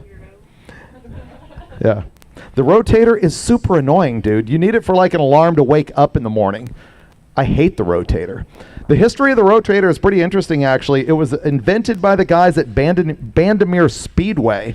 And what it is a device that has, I think, does yours have 4 slicks on the back of it? Usually it's like 4 slicks on the back. And they are rotated opposite the direction of travel of the vehicle. In other words, the Rotator will be driving down the drag strip, and the slicks are turning in the opposite direction. And they are putting rubber down on the track, and they are smoothing the surface at the same time. And they're doing it with a lot of power because they press them down into the surface, and they're driven by like typically a strange 9-inch rear end, really beefy center section that's got to power the axle on that thing because, man, they'll break. They take a lot of power. So they're pretty interesting, but the noise from them, hideous.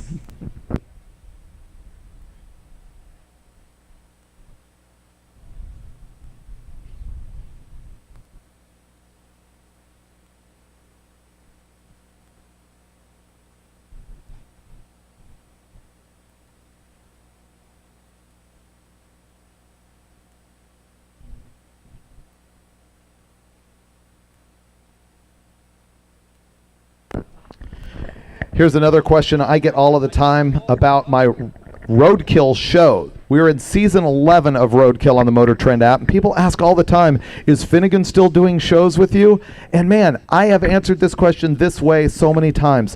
What makes you think he's not? We've done 11 seasons. It's like 130 episodes. I believe there have been 8 episodes without me and 5 without him in that entire time, in 11 years. Now, it is true that Finnegan will be doing an episode at Rocky Mountain Race Week next week with David Newbern and without me. So that stuff does happen occasionally. But in whole, yes, we're doing shows together with myself and Mike Finnegan.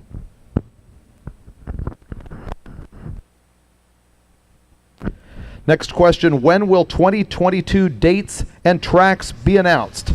Our events team is like curling their toes and shivering in their boots that I'm even bringing that up, because I don't think that we have started working on that. I'm not certain, but it will be at least a couple of months before that comes out, and you will see it on hotrod.com or follow Hot Rod Magazine's social media. That will be your first release for the tracks of Drag Week 2022. Guy asking here, Freiberger must have a photographic memory. Dude, notes. You are not seeing me the entire time on the live feed. I do have a ton of papers in front of me. As a matter of fact, I took a photo to show you what my office looks like here. I have a zillion notes going on here with all these numbers and data. I actually have the worst memory of all time. What was I talking about?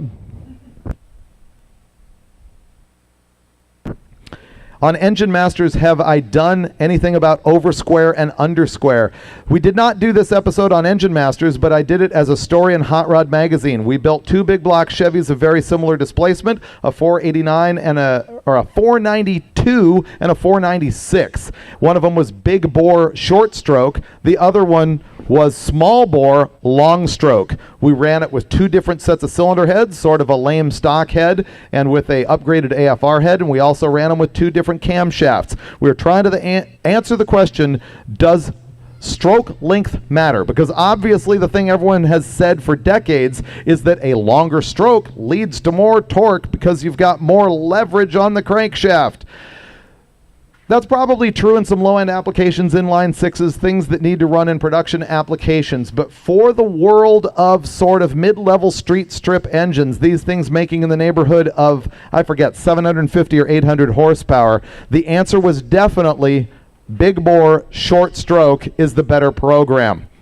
It made more torque, it made more horsepower. Those of you in the stands and online going, that's wrong, I don't believe that, you're defying physics. Well, here's the deal.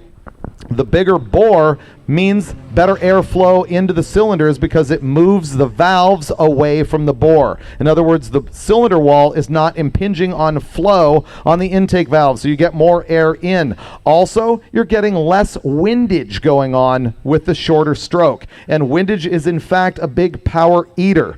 So anything that is being gained by the long stroke in that particular application and in our particular test did not overcome the benefits of the airflow and the windage. So while that's not a universal answer for every application, that's what we saw in that dyno test. Big bore, short stroke is the way to win.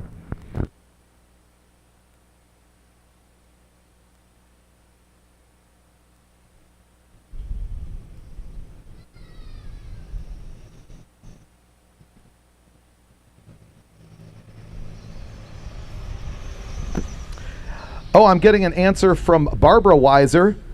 Apparently, the wife of the Monte Carlo that showed up just recently with the new GlassTech hood on the car, and I had assumed that the old one had flown off on the freeway or something. I surmised that might have happened. I didn't state it as fact. As it turns out, they had ordered that fiberglass hood and just happened to pick it up here and install the thing. So there was no catastrophe involved. They just made it happen. So that's kind of fun. Thank you very much for chasing down answers as we're watching digitally all over the world on the Mother's Live feed on the MotorTrend channel of YouTube. Next question, who's better live in concert, Metallica or Motley Crue? Those who know me will be stunned to learn I've never been to a Metallica concert. My life is incomplete. I have no idea. Motley Crue, total hit or miss. I went to the Carnival of Sin tour, and it was fantastic. I went like 5 other times, and it was a mess. Michelle in the background goes, no, it's Metallica. Short version. Seems believable. Vince Neil, it's always handy if you actually take the extra step to learn the words of the song. Just a pointer.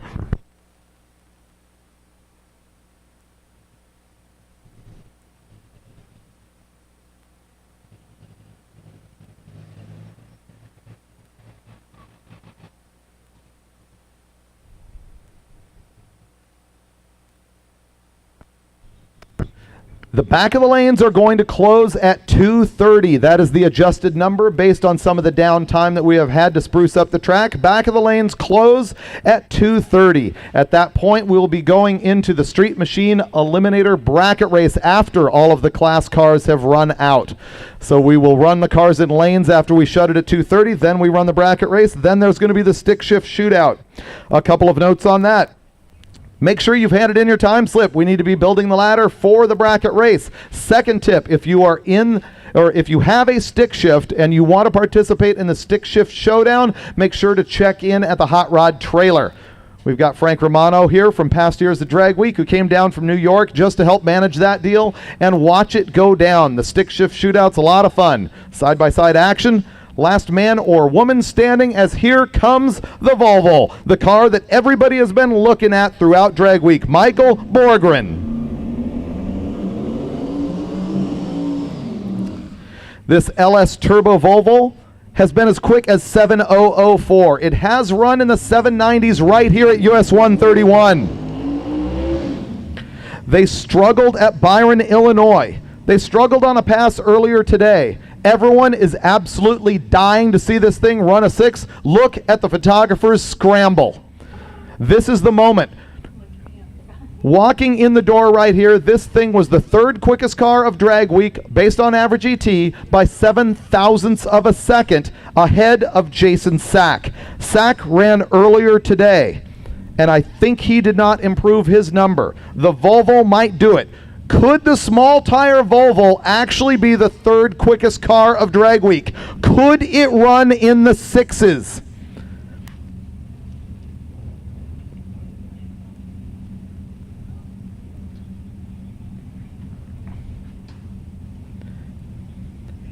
Pretty much any pass is going to secure his finish and his record. He did that earlier today.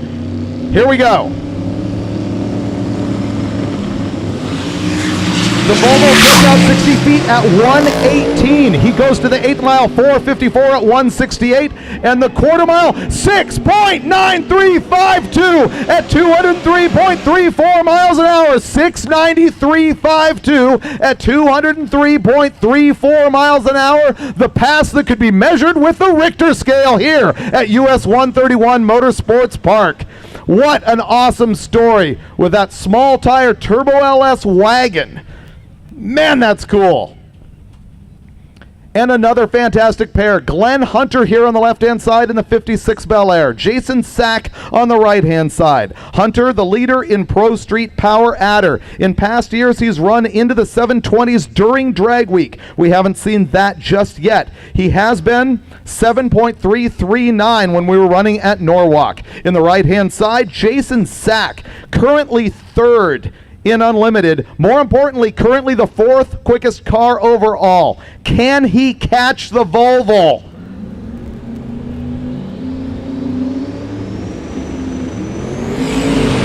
Oh, look at Hunter go out with a beautiful launch and a 1.2260 foot time. Hunter is going to get there first. He goes 7:39 at 187. Jason Sack 7:29.23 at 186.57 miles an hour.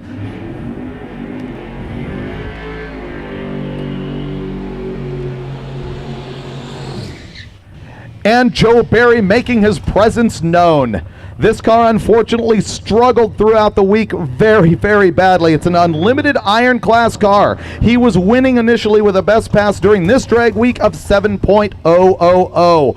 Earlier, meaning prior years, he did run in the 690s during Drag Week. It hasn't happened yet. As a matter of fact, he slowed to 884. He broke a rear end and had to take a 20-second number, meaning an ET of 20 seconds. because that's what we do for cars that stage but then break and do not complete the quarter mile. Then he did come back and run a 7.966.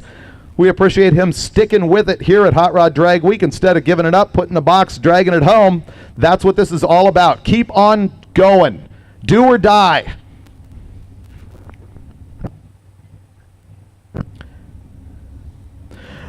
Joe Barry currently 4th in Ultimate Iron. His average is 10.95. Mathematically, there's no way he's going to get to catch up with the 9.87 of Jesse Harris in the diesel truck, who is just ahead of him.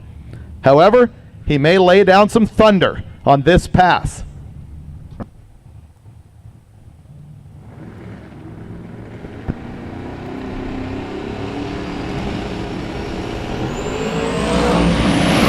Joe Barry 118 to 60 feet, the 8th mile, 4:59. Here it comes. Oh, he goes 7:04 at 200.18 miles an hour. 7:045 at 200.18 for a car that has struggled so badly. Those guys wore themselves out so hard. And here comes Bryant Goldstone.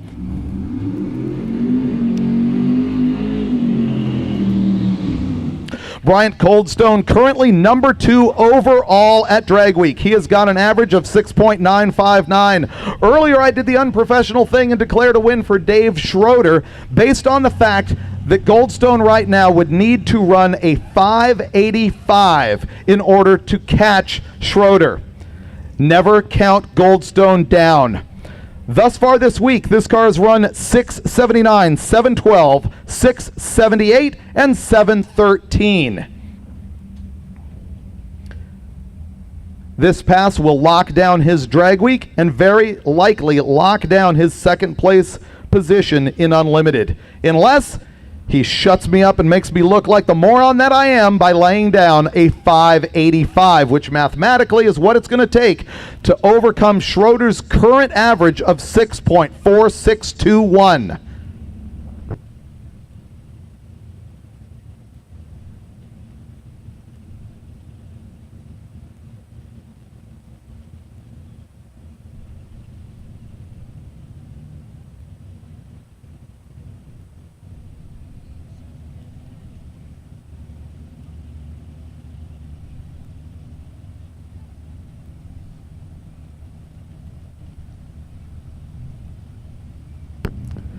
.785, his best run at this year's Drag Week. It happened at Indy.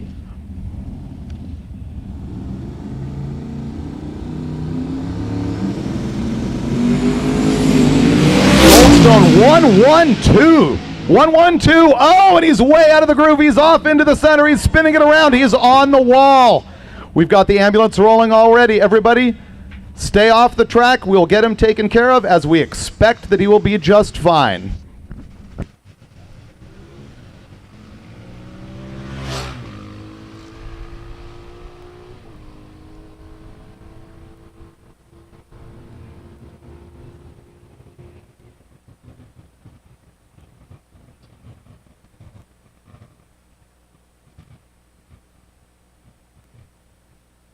And I see Goldstone crawling out of the upside down car at the big end. He is walking away.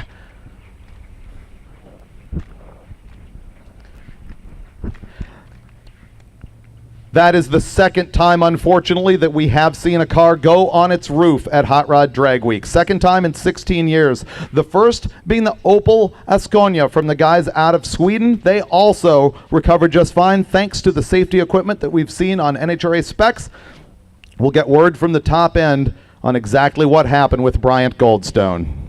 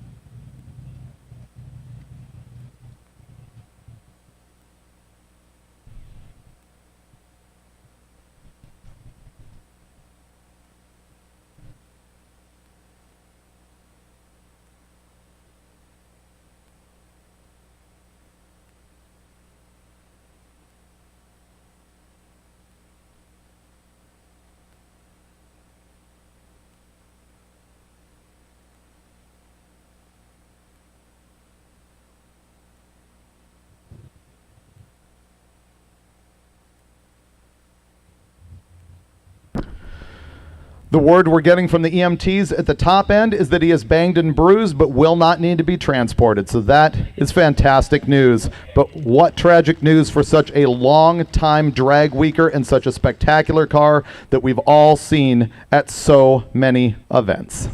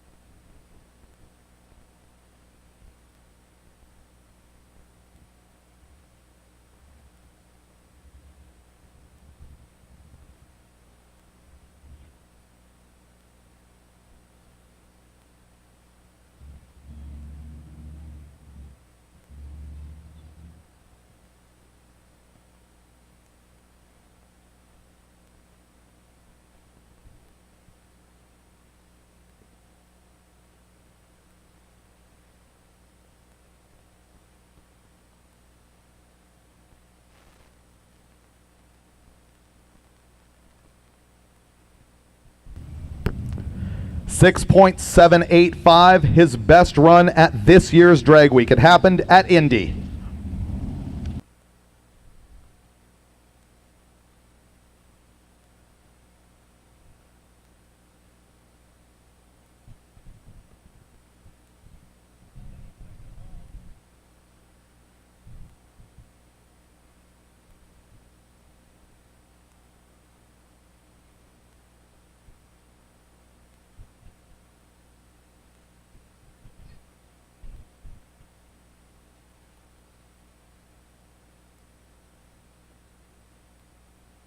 Ready. Okay, I got it queued and soon you.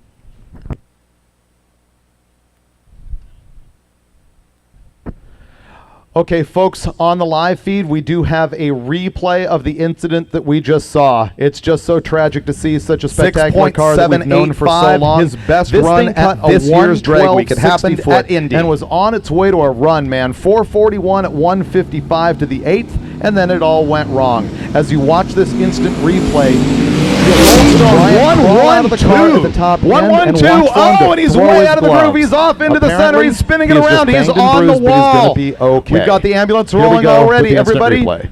Stay off the track. We'll get him taken care of, as we expect that he will be just fine.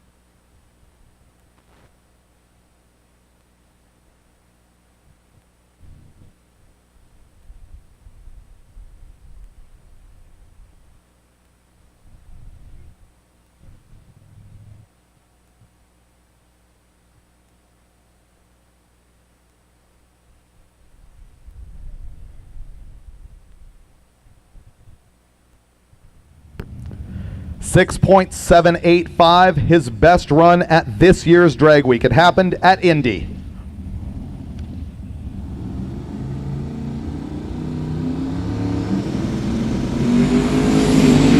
Goldstone 112. 112. Oh, and he's way out of the groove. He's off into the center. He's spinning it around. He's on the wall. We've got the ambulance rolling already. Everybody, stay off the track. We'll get him taken care of, as we expect that he will be just fine.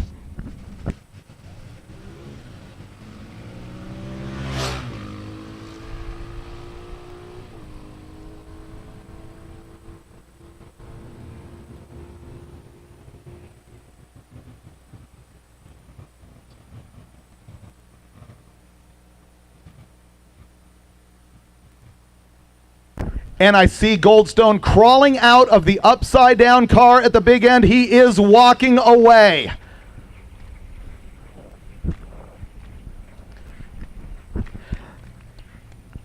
That is the second time, unfortunately, that we have seen a car go on its roof at Hot Rod Drag Week. Second.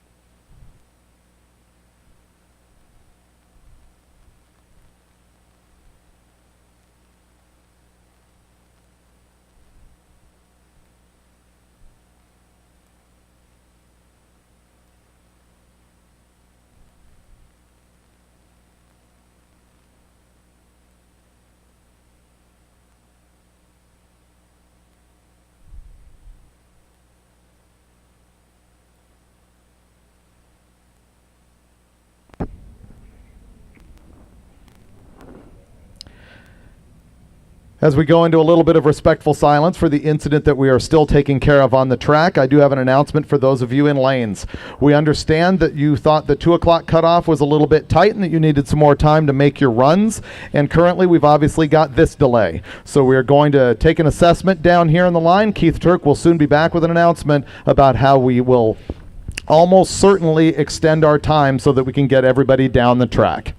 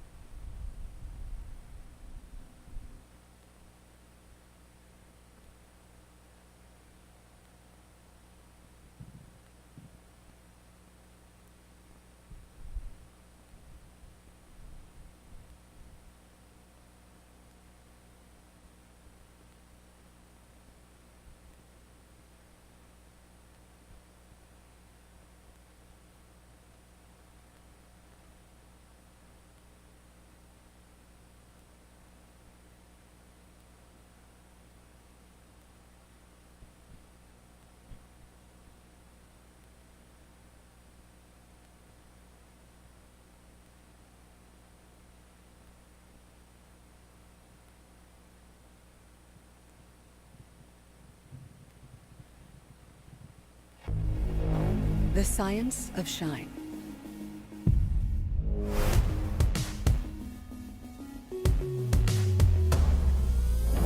Washing, prepping, polishing, coating. Lightning fast with ultra-durable, super hydrophobic results.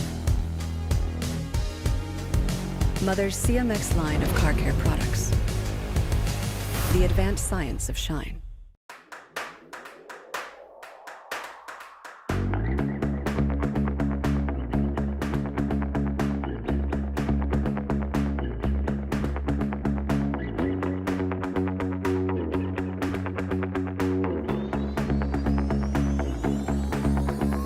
Meet Ultimate Hybrid, advanced ceramic and wax technology. The best of both worlds, but better. Only from Mothers.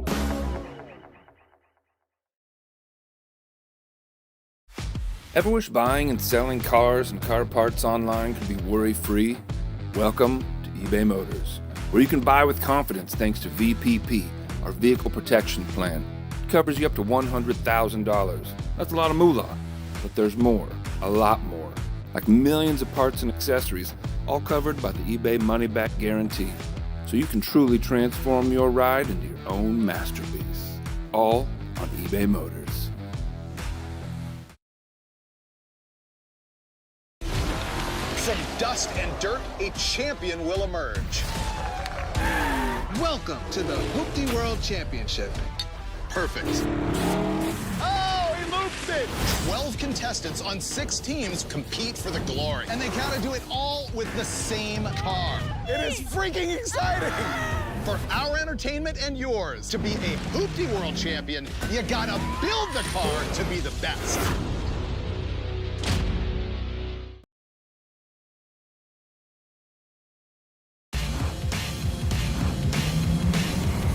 I'm Kevin Hart. 2 years ago, I bought my guys classic cars. Guys, we need somebody to teach us about cars and do the work on them. We need a builder. Ready for some noise? Putting these guys in a position to make these cars better would make us better. I'm ready to ride. But what is the voice? What voice? Kevin Hart's Muscle Car Crew! You guys ready? Are you ready? Let's do this. When it comes to busting myths, there's a new crew in town. This is our job! Join Tori, Feels good. Faye, More power. and BC Absolutely gorgeous. on their quest to solve motor myths or go for bust. It's Mythbusters for car lovers.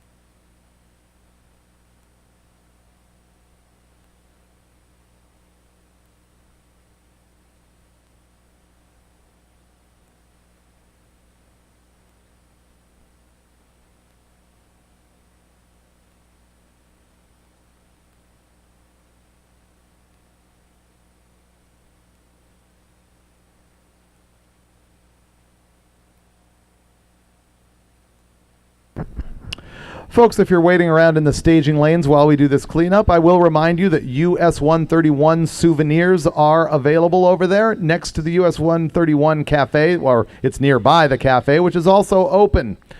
And don't forget, you can also get your official Hot Rod Drag Week merchandise right behind the tower.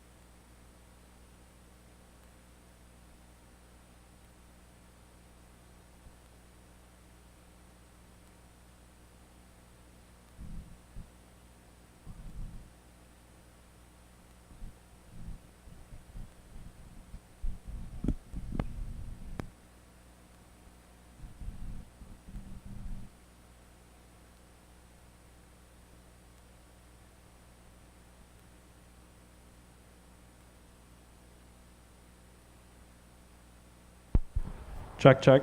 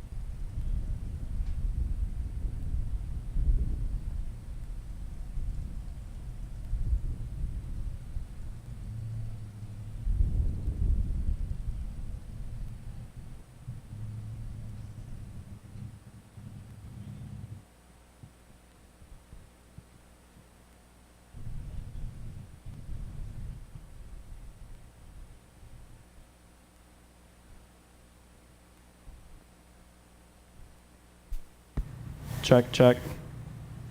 Check.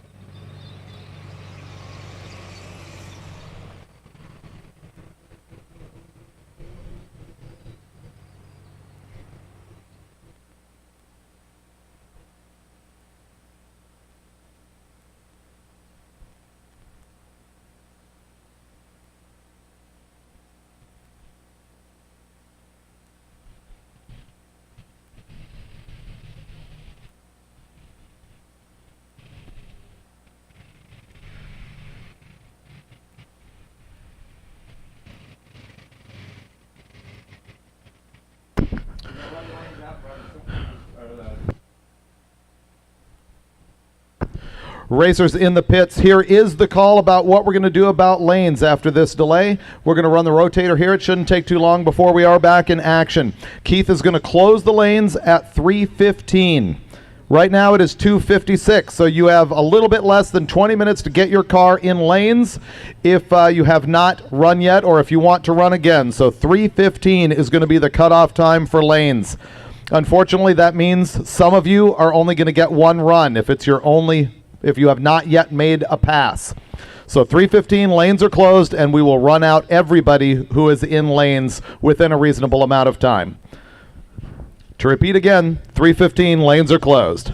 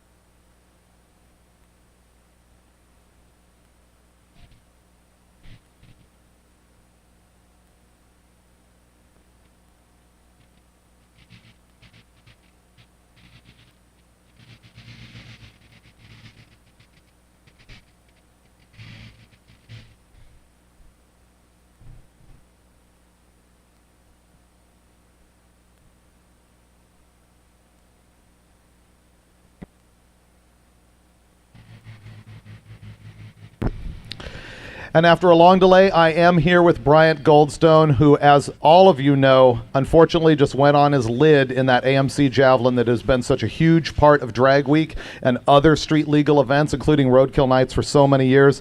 First and most importantly, you 100% okay? You going to be all right? Yeah, I'm fine. Just fingers cut, and my back hurts where it did all week from driving that piece of shit car all week. So yeah. Other than that, yeah, I'm good. Well, that's the most important thing. You want to walk us through what actually happened on that run. On the live video, many of us are seeing that there's a little bit of a water mist. We think you might have lifted ahead on the right-hand side. Do you have an opinion on that? it looked like something got under the right rear. I thought it was just, I definitely drove it over to the wall a little bit more than I usually do, and it was on a good pass. But, I'm hoping something got under there, I guess, at least I'm not an idiot, so. 112 60 foot, 441 to the eighth, 155 miles an hour. So that's on pace for like a 680 or so, 690. My car's always slow the first eighth, so I've went 41s, and actually I went a 41 and it went its best time at the 668. So it was on a 660 pass. Man, so tragic. What are your thoughts for the future, if you have any at this point? Well, I was thinking about either building a new car or quitting, so I guess now I get to decide for sure because there's no more of this. So, well, you know that there's nobody here who would not prefer to see you have a brand new car. Obviously, we'd like to see you come back. I think everybody would understand after your long career in this stuff, but we sure hope that you can get over it, put it back together. Yeah, we'll see what happens. I don't know. I definitely don't do anything quick and wait a couple weeks and decide what I want to do. I gotta say, I remember you from so many years back when you brought that Chevelle out, the 70 Chevelle, and I think that won class in street race big block power adder. Is that about right? Modified power adder. It won a couple times, and I still have it. It's sitting there begging to be driven, so I guess maybe I'll just race that, but it has no chance at an overall win or a top 3, so it's kind of why it's always been sitting there, because it's definitely way more comfortable to drive for 1,200 miles than that thing was. I can't imagine how much you guys have beat yourself up this week to end with this. I know you're emotionally crushed, but once again, we're glad you're okay, and we hope we see you at the awards ceremony. A lot of people are going to want to catch up with you. Yeah, we'll see. I was kind of, as soon as that happens, you're ready to get the hell out of here, so. 100% we all understand. All right, Bryant, thanks very much. See you soon. Yep.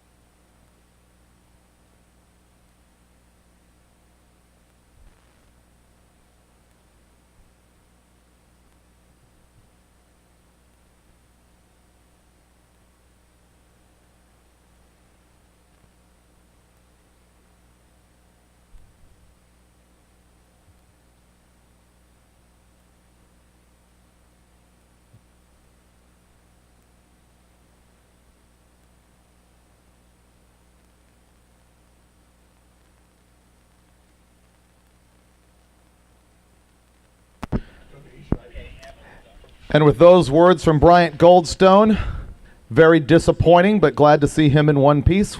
We're fairly close to returning to racing. Just a little bit more spray here. We're pulling the EMTs into place. Oh, unfortunately, they're going on a call, was what I just heard here in the tower. So there will be a little bit more of a delay. I guess at this point, after giving a little bit of time to that incident, I am happy to go back to questions from people on the chat room in our live feed.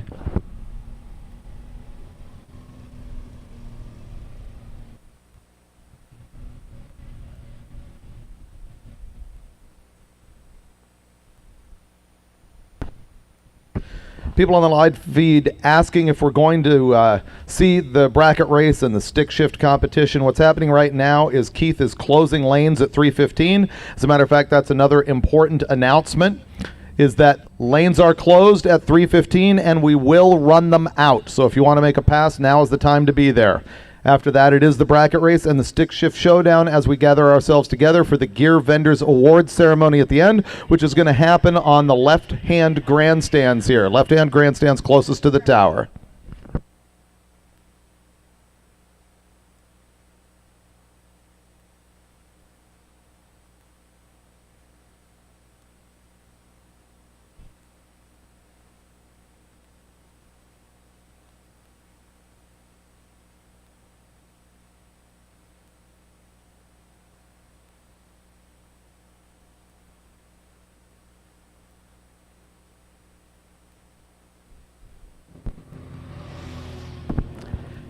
And by the way, for all of you on the live feed, the Volvo is back in the lanes. After that 693 pass earlier, the Volvo is back in the lanes.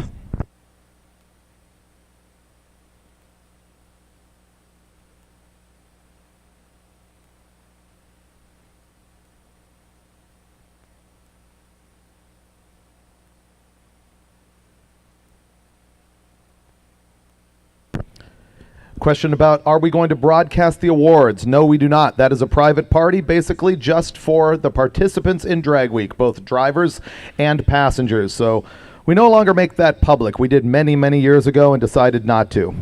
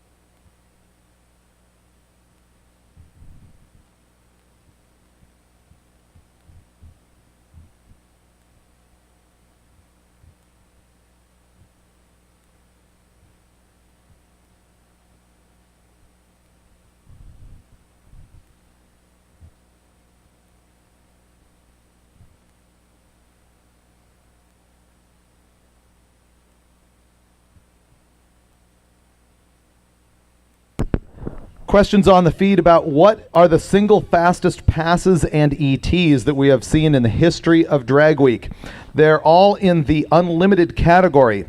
The quickest average ET that we've ever had was in 2016, and it was Jeff Lutz, who you now know from Street Outlaws. He was running his 69 Camaro called Mad Max. He had a black wrap on that thing. It often appears in that orange color that he uses on so many cars. His average was 619. After 5 days of racing, the average was 619, and that has not been beat. As far as the single quickest ET that we've ever seen for a car that completed the race, that goes to Tom Bailey. It was at Virginia Motorsports Park on the very last day of Drag Week 2019. So it was on the last day of the last event that we held, and that number was 5.998 at 250 miles an hour.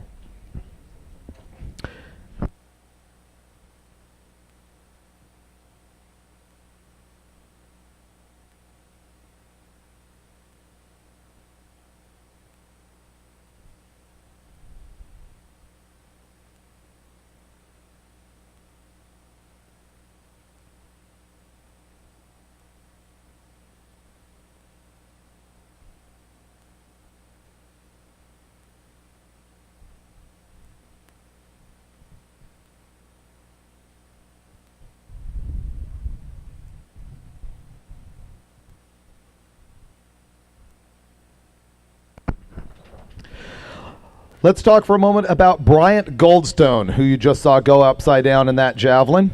He has got 3 wins in the Ultimate Iron category in 1 in Modified Power Adder.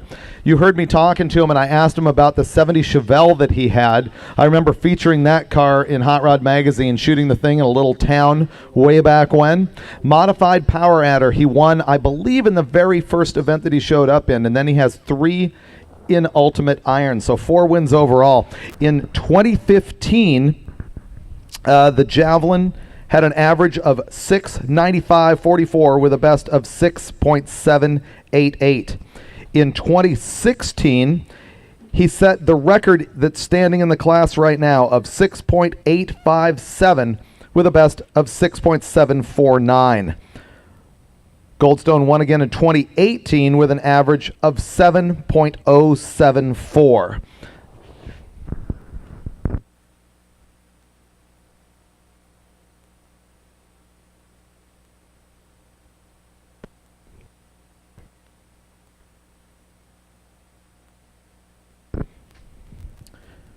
Next question, how long does it take to plan a hot rod drag week?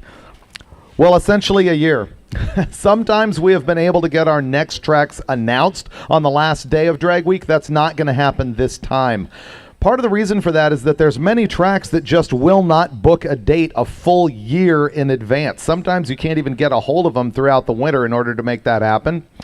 And so we also have to find tracks that are capable of holding a 6-second car, that have got the safety that we need, that have the right kind of guardrails, that are not running a grass median.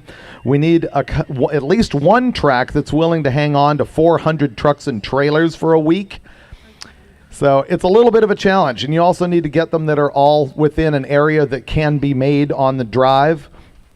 It's well known that we often make the drives between tracks longer than they need to be. Some of these tracks are only about an hour apart or an hour and a half if you drive on the highway. We make the drives longer by taking people off the highway and onto the small roads. Sometimes there are brutal, really long drives. This year, the longest one was from Byron yesterday to here. It was about 300 miles, and it did go through Chicago traffic. Wes Allison got a great shot of the Volvo yesterday, absolutely surrounded by semi-trucks on the highway right at dusk. It's pretty awesome. So check that out. You can see it on his Instagram, which is Wesley Allison. He is the hot rod photographer here on site. He's actually the guy whose photos have been stolen so many times, it's ridiculous. All the Hot Rod Magazine shots. Mostly the things that I remember seeing over and over and over are the shots of Tom Bailey's 2 different Camaros hauling trailers on the highway in the rain. You'll recognize any of those photos if you come across them online, and Wes rarely gets the credit for them.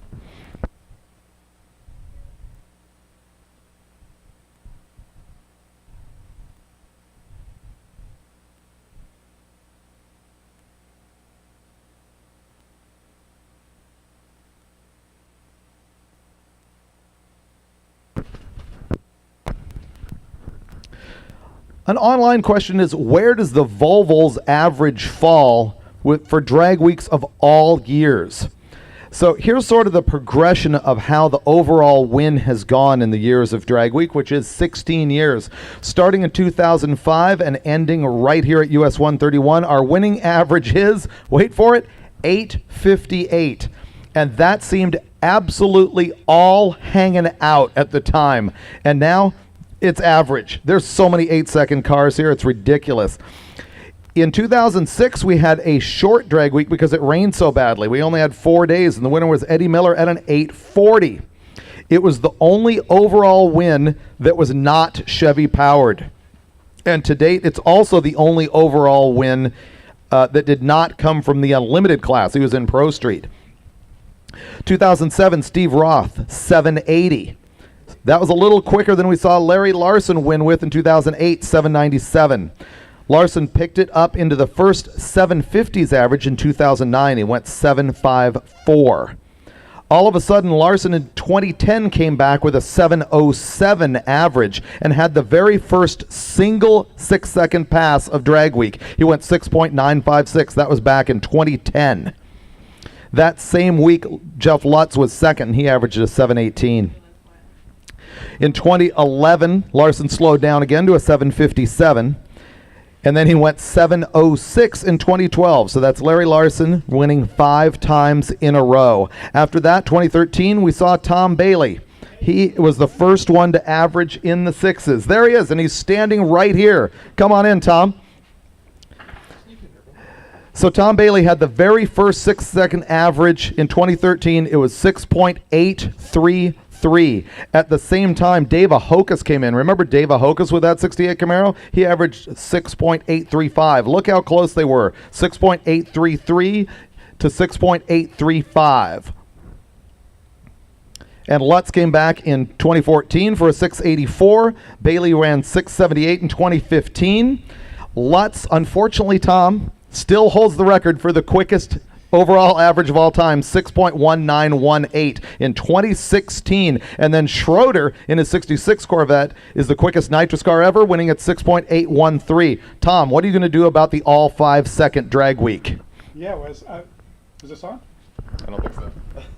Yeah, I was hoping for that this year, but obviously things happened and that didn't occur. But like, yeah, even when you go back to the Ahokas one, I mean, it was incredible. He went up, and I think he went like a 683, which was faster than I'd ever been on the very first pass of 2013.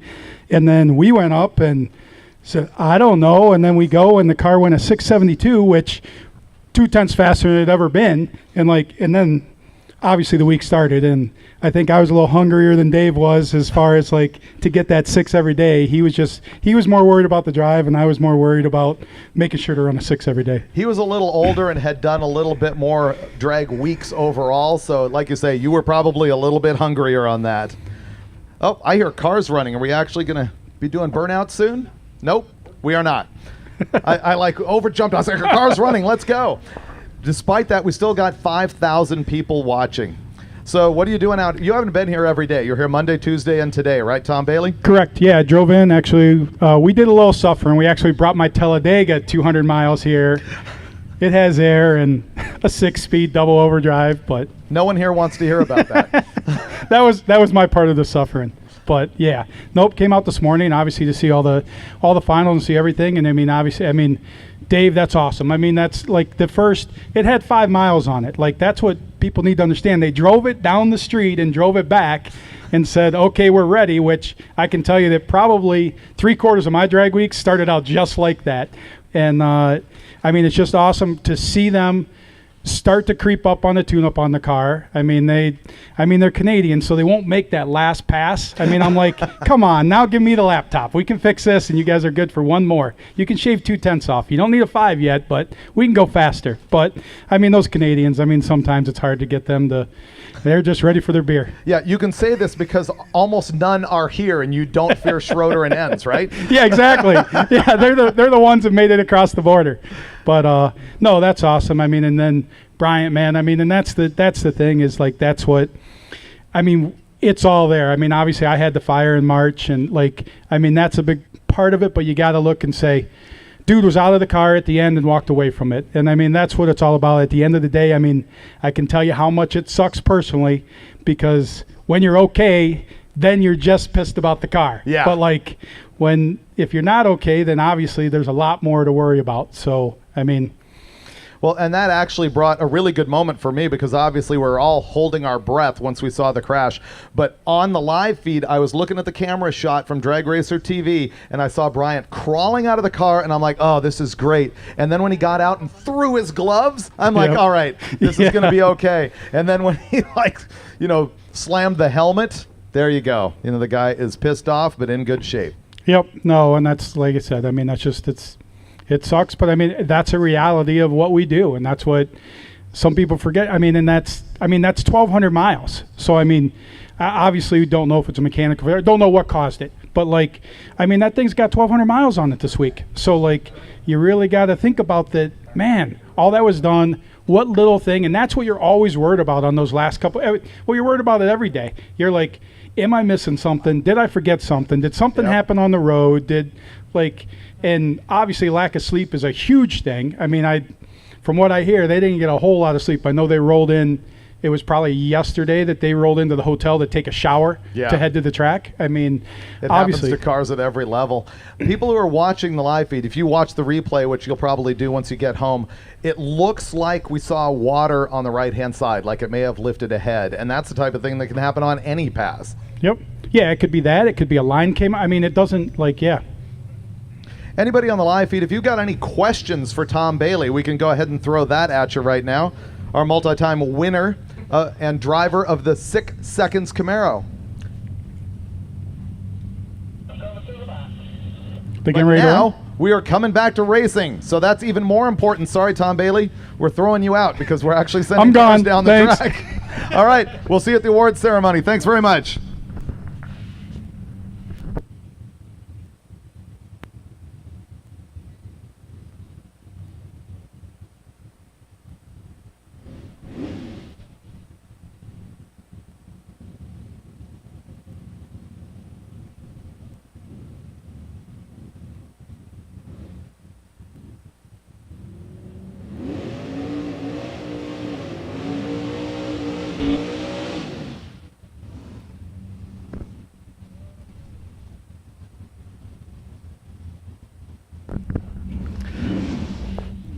Right-hand lane, Jay Grabiak. Man, it's good to see cars back on track. In the left-hand lane, Merrick O'Grady. We actually got her name changed in the system.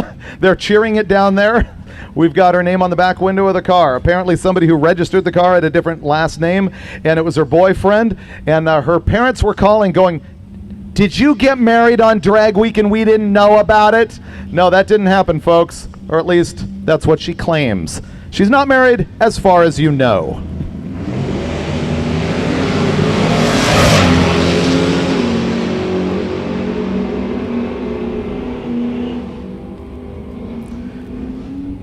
Grabiak goes 98823 at 134 miles an hour with the Gasser 55 Chevy, and Merrick 980 at 136. Grabiak is second currently in A gas. And he's in the sand up at the top end. I'm looking away at my data. People on the track having a look down there. He is off the track now, so we're going to have to go have a look at what happened down there.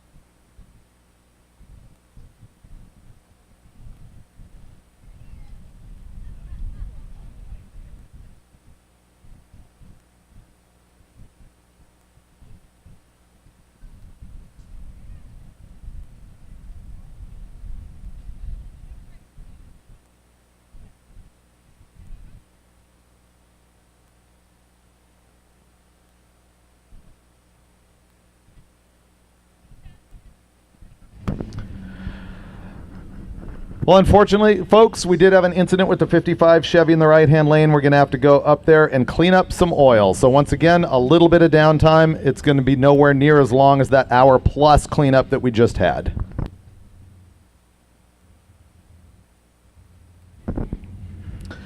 People online are asking what the Volvo ran. It was 6.935, and he is back in lanes. So that's going to be some entertainment coming up.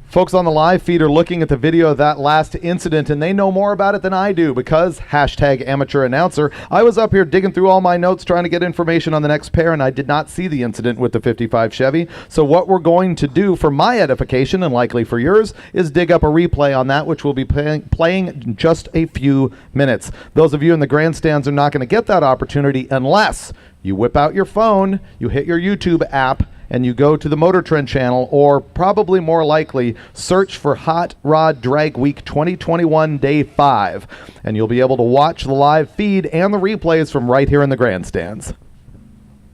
Thank you very much to Mother's Car Care Products for hosting this live feed, and of course to eBay, Gear Vendors, Rocket Brand, NOS, and Iski for helping us out as well.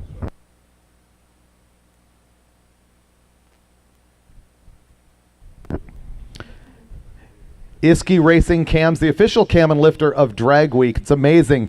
Ed Iskandarian, who founded that company, just recently turned 100 years old. If you've ever had the opportunity to be around Iski at a car show or a race anywhere, he's still traveling around and doing that stuff. He still has got just some amazing stories to tell. The guy is awesome. He's one of those people that has to meet me every time I meet him, but I've been fortunate enough to be able to sit with him at a bunch of like book signings and nostalgia events and things like that, and you gotta hear him. He's an absolute prize, one of the pioneers of the sport. He still has his Model T Roadster that was built way back in the day, and I can't remember what the exact date is, but it ran at El Mirage Dry Lake in Southern California in the 30s, like way before World War II. Iski Racing Cams, a lot of legacy.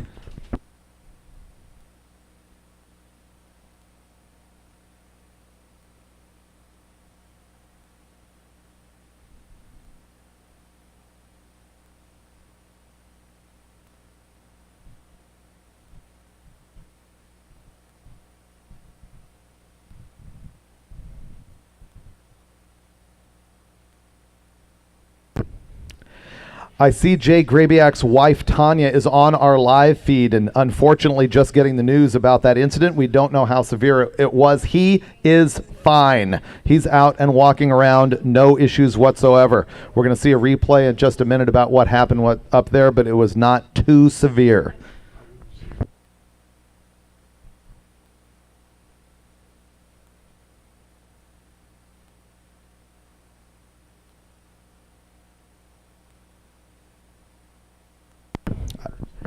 Once again, Jay Grabiak up there in the 55 Chevy is okay. That is the word that we're getting back from the top end, so we don't have to worry about a medical condition. Right now, we are going to do a replay of the incident that happened so we can take a closer look. Here we go.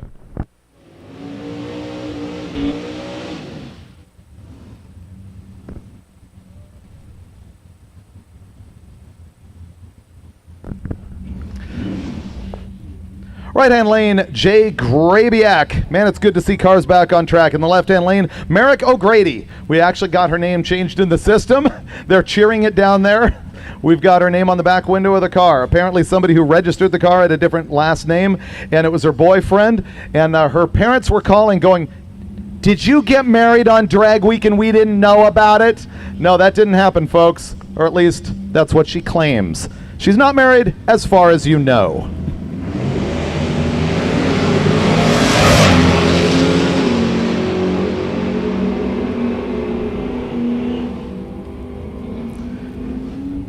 Grabiak goes 98823 at 134 miles an hour with the Gasser 55 Chevy, and Merrick 980 at 136. Grabiak is second currently in A gas. And he's in the sand up at the top end. I'm looking away at my data. People on the track having a look down there. He is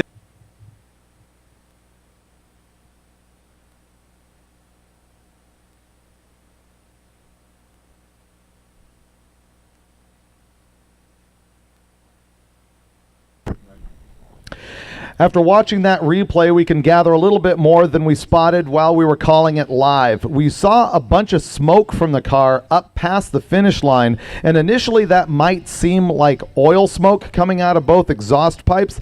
However, there's also a possibility it was tire smoke. We're hearing from our camera crew that it seemed to have a wide open throttle stuck situation past the finish line, and perhaps it was spinning the tires. We don't know that for a fact. We do know that he slapped the right-hand wall and crossed over and hit the left-hand wall, but was able to recover and drive it off the track. We also know that he's walking around up there and is okay. So that's what's going on with Jay Grabiak in the 55 Chevy Gasser.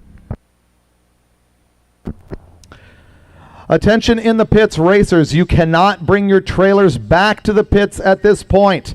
You can go to your trailer after you have handed in your final time slip, but please do not yet bring a trailer into the pit. Go see Keith Turk if you have any questions about that. Once again, you're not allowed to go to your trailer, especially if you have not yet handed in your time slip.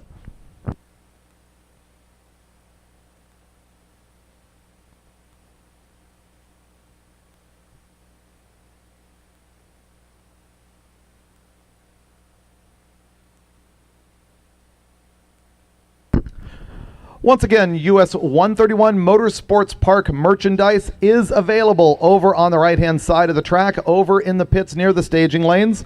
The 131 Cafe is open as well.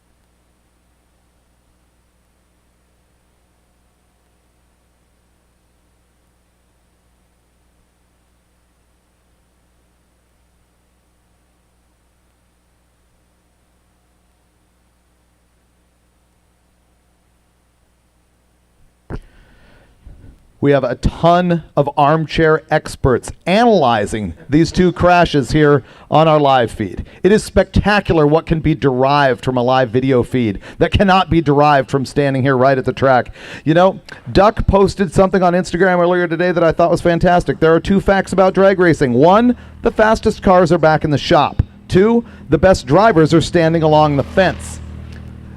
Three, the best critics are on the chat room.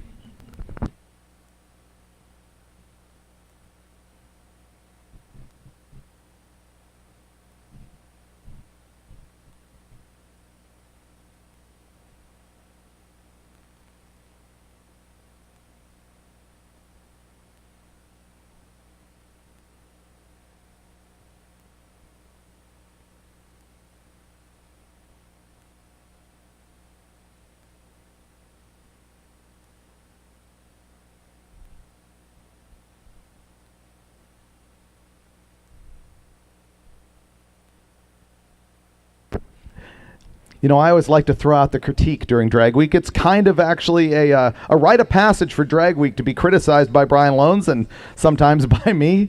And I had the best return comment ever earlier. We were talking about naturally aspirated cars, this, that, and the other, and somebody on the live feed posted, Freiberger is naturally exasperated.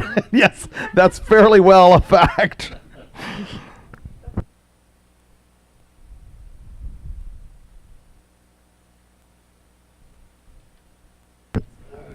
I'm not going to address all the comments about people asking who has run yet and who hasn't, because essentially there's a whole lot of cars that have not yet run. We're doing a cleanup right now, and we've got the staging lanes absolutely packed with every class car here, and so you will be seeing a ton of those cars coming up as soon as we clean up the track.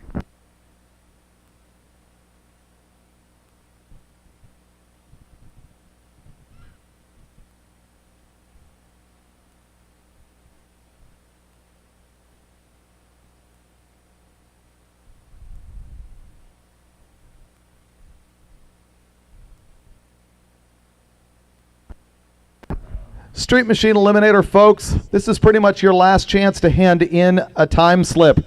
Up here on the second level of the tower, we really need that so that we can put together the ladder.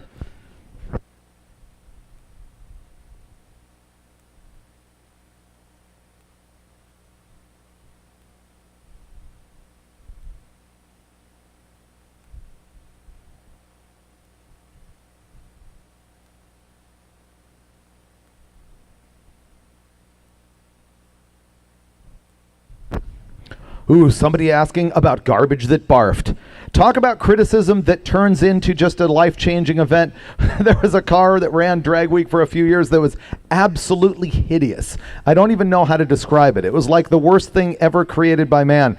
And Brian and I described it as garbage that barfed. And the guy took it as his own and painted it on the deck lid of the car and carried it like a banner worldwide. And then he ended up building a second car, which is, as you can surmise, garbage that barfed too. So sometimes a little bit of smack talk ends up being like a good thing. I think I also dubbed that little S10 became Bambi Slayer this week. I couldn't believe I called this thing Bambi Slayer after he hit a deer, and the next day he shows up with a sticker on both sides of the car that said Bambi Slayer. How do you make that happen that fast in the middle of Drag Week?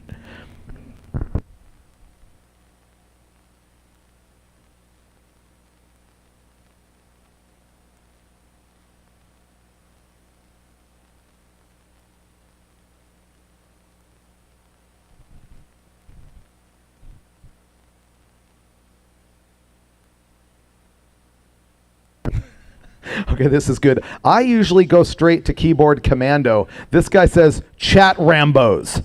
That's right. The chat Rambos in action. They're sitting someplace in Australia critiquing the track prep at the big end of US 131. Perfect.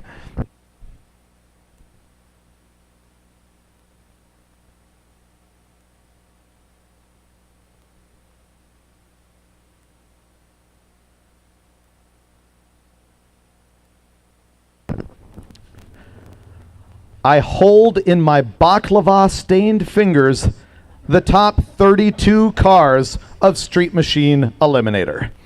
Here we go. I'm going to call them off so everybody knows who they are. This is pretty awesome. Bill Spangler, he held on to his number one position and averaged 10.03. So Bill Spangler, you are low qualifier. Here's everybody else who is going to be in the Street Machine Eliminator bracket race. Spangler, Matt Lang, Brian Kaiser, Michael Cavallaro, Lynette Jankuski, Colt Rist, Eugene Holderfield, Cody Walker, John Mankia, Steve Willingham, Darren Nepper, Matt Aruda, Philip Denise, Charles Kraus, Don Hoover, Charles Kraus III, Stu Hill, Mike Reimars, Kyle Kirker, Rob Barhorst, Jerry Barnes, Stan Slachta, Chad Garut, Ian Hogshead, Marianne Young, Jeremy Wilson, Jeff Dugapolsky, Kevin McKenna, Josh Chichak, Jason Trotter, Michael Lacasio, and Steve Eden. There you go. You know what's missing from that list is?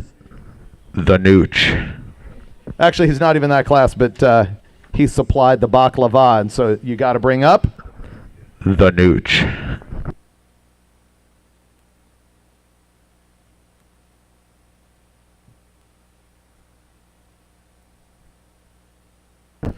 Nope, this year we do not have last year's catchword, last year's passcode.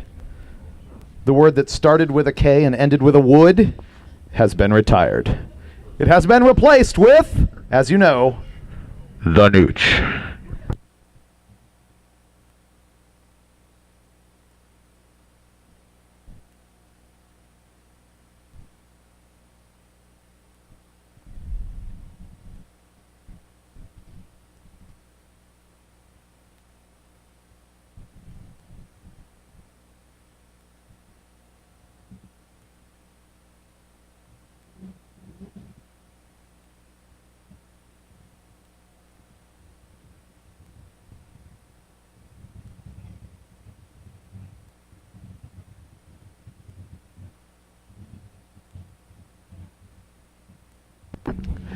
I've received sage advice in the tower. Every time I don't know a racer's name,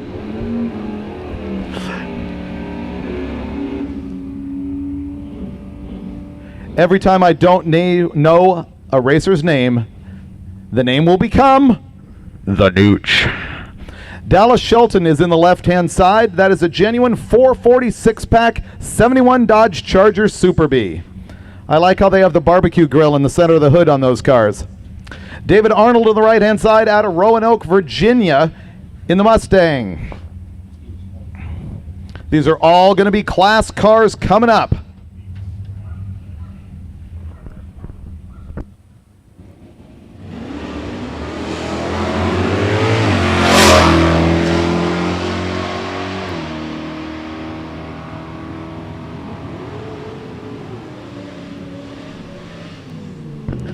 The six-pack car runs 1186 at 115. The Mustang, 1193 at 112. I love this pair coming to the line. The right-hand side, Ray Bohadell.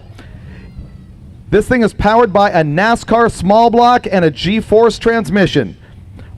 Ryan Conker on the left-hand side has the 28 Model A Roadster powered by a small block Chevy in the hot rod class.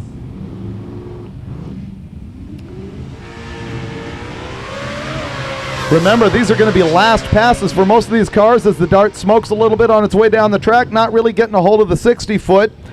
Will he make a 9? He will. 983.79 at 138 miles an hour.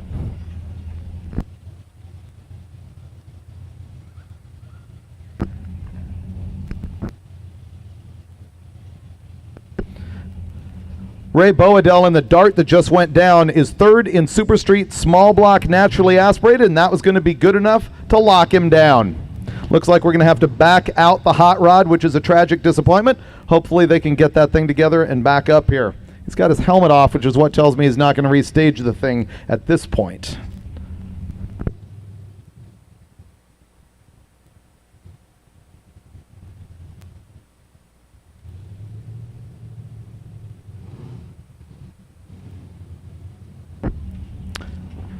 Jesse Madafari in the truck door. Madafri. Man, just brutal. That's another drinking game. Just keep that going on year long. The name pronunciation program. Jesse's down there in the truckter.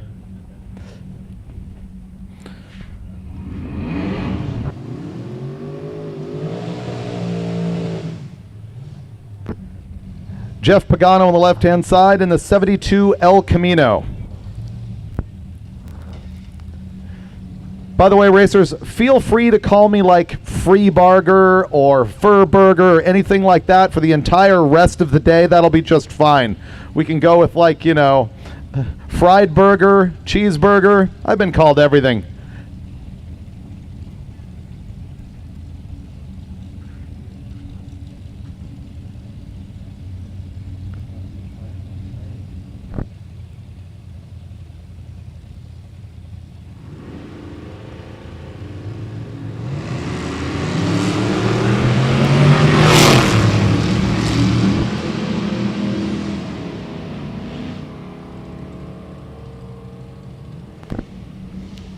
The El Camino runs 12:00 at 110 miles an hour, and the truck door 13:18 at 101.49.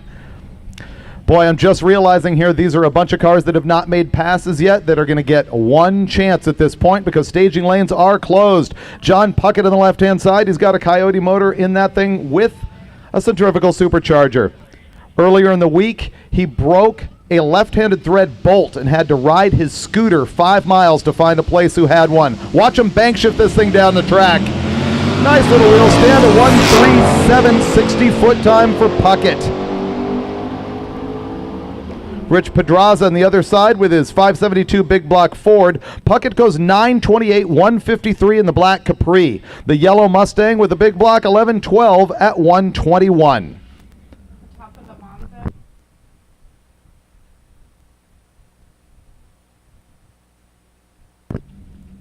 Nathaniel Mahoy in the left-hand lane has got that Monza, and I very much appreciate the message on the top of this car that says DF, which means David Freeloader.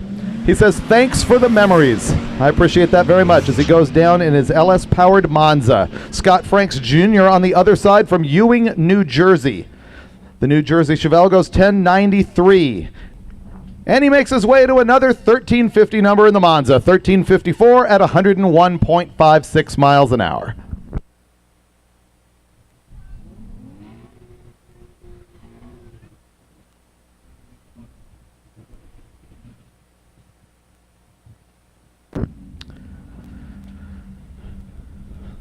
Down Ohio, it's a 2000 Trans Am.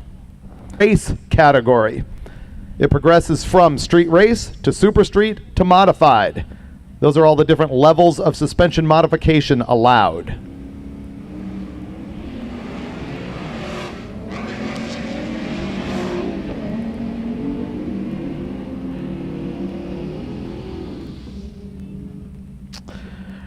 Dupree on the right, 1075, 128.61.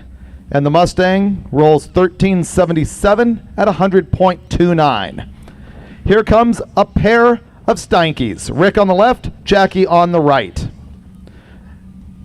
Rick's four-door is in the battle with Dustin Trance for the overall win in Street Race Small Block Power Adder. He has got to run 8.500. Usually he makes a ton of laps to make that happen. This time he's going to have this one chance. His wife Jackie on the other side. In the same class, not competitive. She's run 9 O's and finally did make an 8-second run yesterday.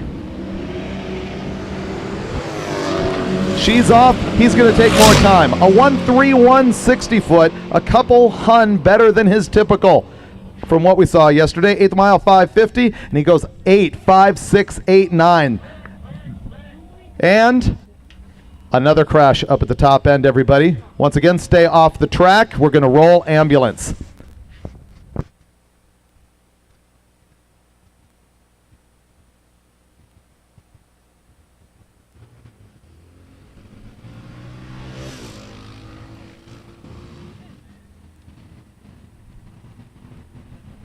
We do see Jackie getting out of the car. Rick running across the track to go check on her welfare. We got the ambulance rolling.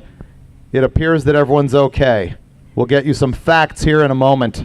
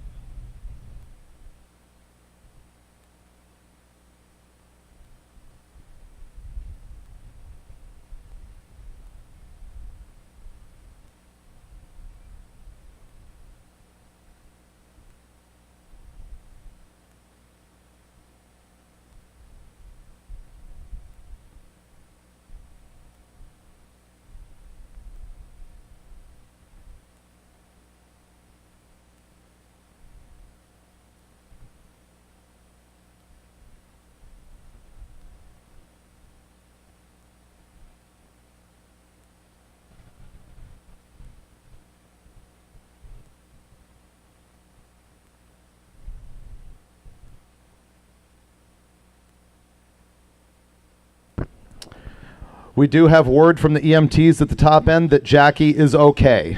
So that's the best news we can get in that scenario. Jackie is good.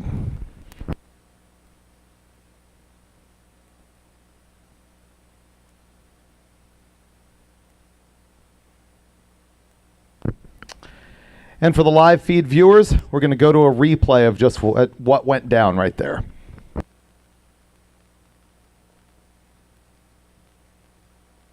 yesterday.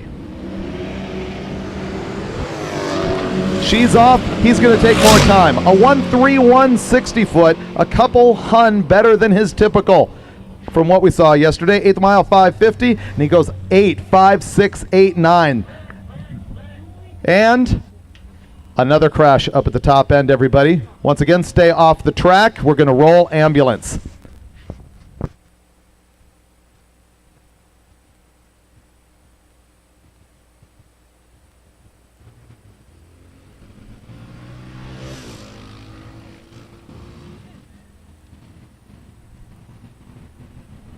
We do see Jackie getting out of the car. Rick running across the track to go check on her welfare. We got the ambulance rolling.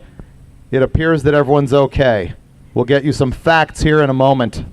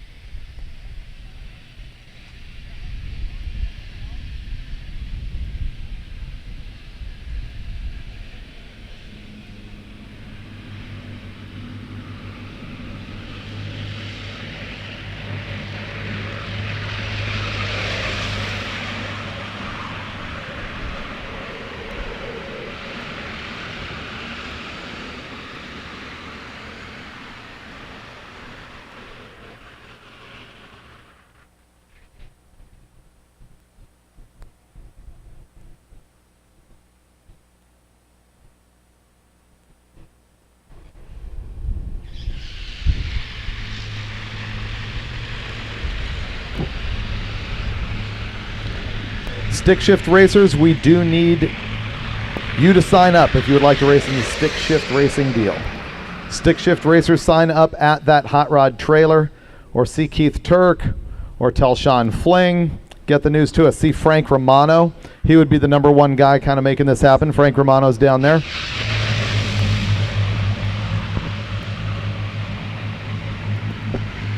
We still have packed lanes here. A lot of cars to run, so we're going to run those out, then do the bracket race. And the bracket race will sort of happen simultaneously with the Street Machine Eliminator deal. A little bit. We'll overlap it by having like first round of the bracket race, followed by first round of stick shift, followed by second round of the bracket race, and so on. So if you are a Street Machine Eliminator car that made the 32 car field, it will be extremely difficult, if not impossible, for you to run in the stick shift deal.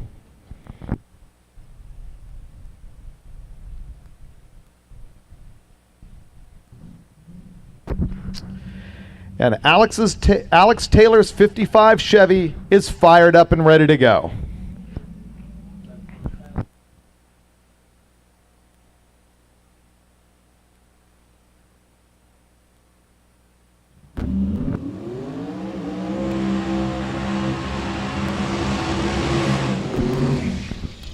That's a BAM. This is going to be Alex's first and only pass of the day. She is currently 4th in Unlimited. Their best pass so far, yesterday at Byron, 7.636 at 185 miles an hour.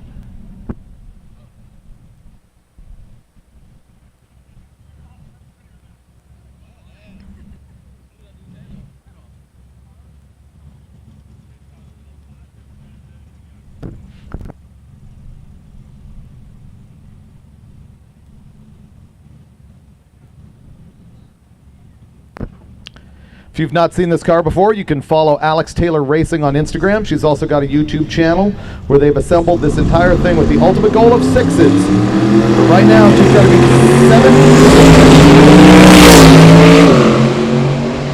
127 60 foot is not too promising. 504.6 to the 8th. 773, the thing's powering at the big end. 773 at 183.6 miles an hour. So there you go.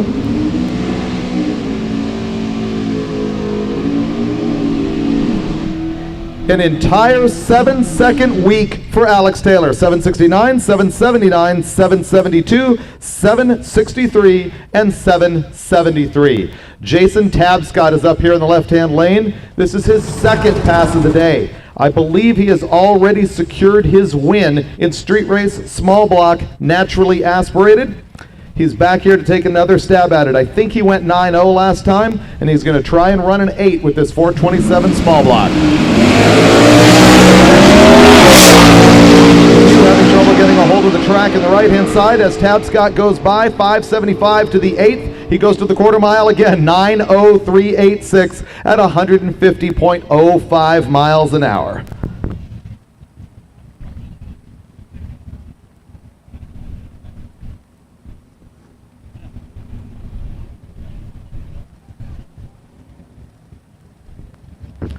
Tabscott there went 896 day 1, 902 day 2, 8955 day 3, 8966, and just now that 903.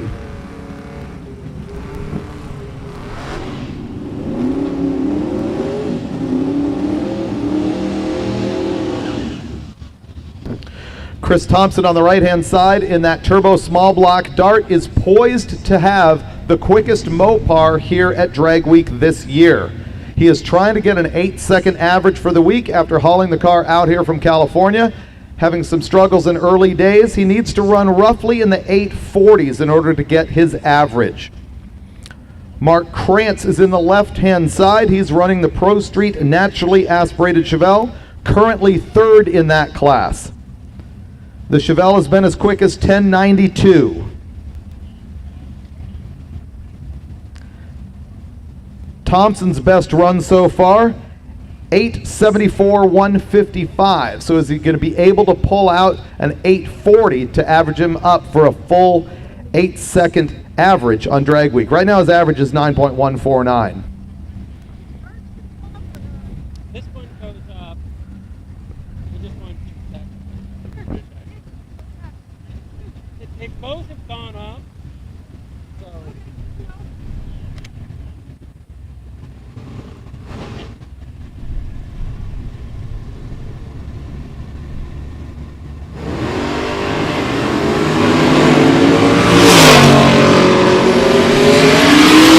Goes 127 to 60 feet. 557 to the 8th mile, and the dart's big end number is 877. And in the left-hand lane, 982, 132 for the Chevelle.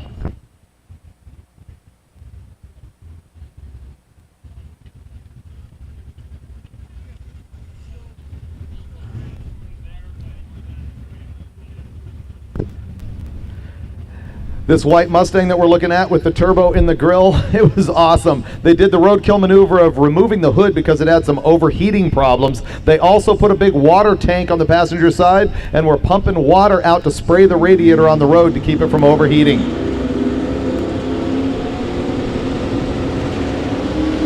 The building boost program.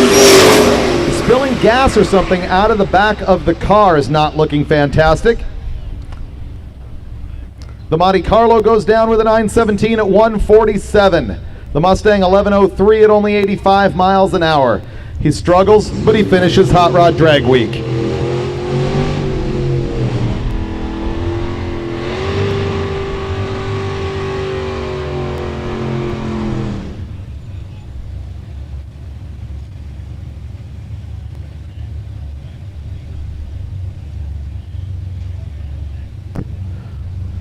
Rob and Tom Levins are running the white Chevy 2 from Rockland, Massachusetts on the left-hand side. This is one of those cars that was purpose-built for Drag Week. They built it way back in March 2020, but we didn't have an event, and so obviously they held on to right now. The first quarter-mile run on this white car was 4 days ago right here at US 131. So they were trying to get ready for Drag Week March 2020 and actually never ran it down the track until Monday. The best we've seen out of that car is a 1217 yesterday. The troubles that they had on the road included their trailer hitch breaking off because it was welded apparently to rust. In the right-hand side, Mike Murray, one of two guys here who is diagnosed with Parkinson's, and he's out here living Drag Week while he can still drive the car. He's on shaky ground, it says on the road.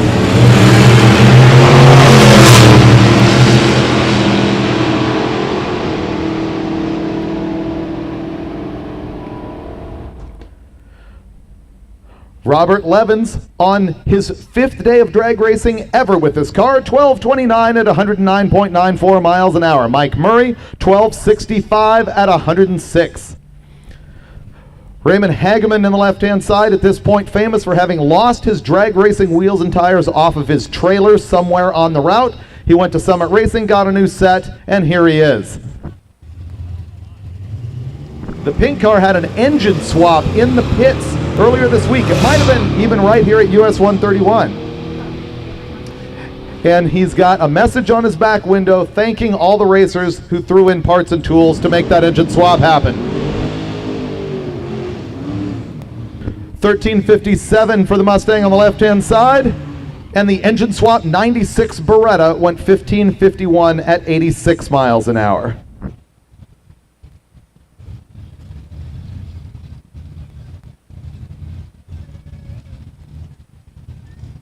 Lisa Fisher on the left-hand side is in line to have the quickest Buick of Drag Week. She's also probably going to end up with the quickest 6-cylinder.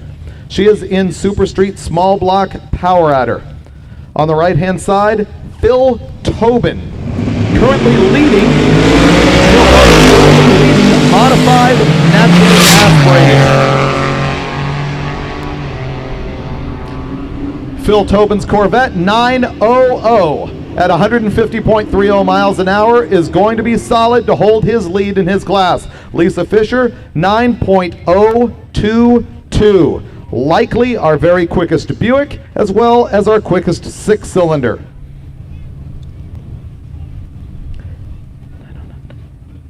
And as a matter of fact, that was Lisa's quickest pass of the week. 9:022, besting her prior best of 9.09.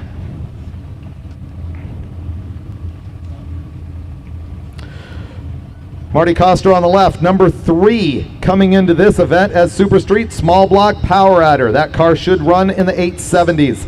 Kevin New in the right-hand side with a nitrous small block in his all-orange Camaro. His styling technique was all orange all the time.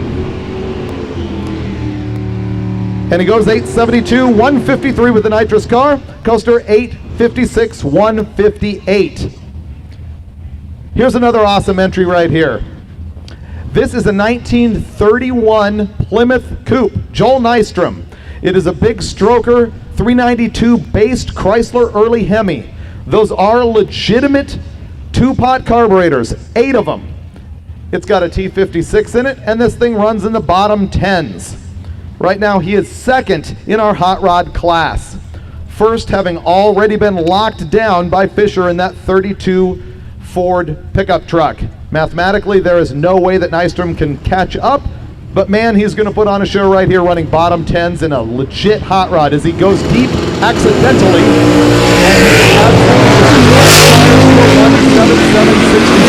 It's not going to help his big NDT. Quarter mile is 10:41 at 135. Robert Williams on the right-hand side goes 891, 153.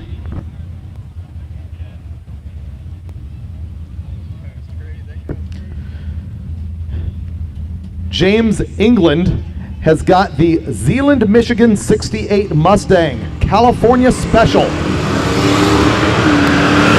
Tuttle on the right-hand side out of Whiteboro, New York.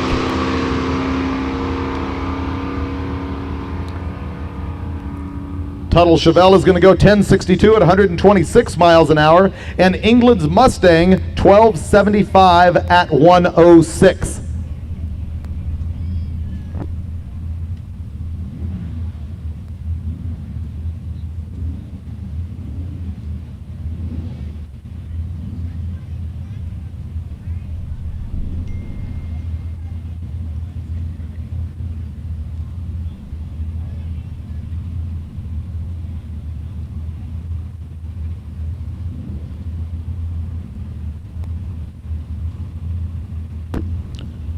eBay Motors powers Hot Rod Drag Week, presented by Gear Vendors Overdrives, and we thank Mother's Car Care Products for hosting this live feed.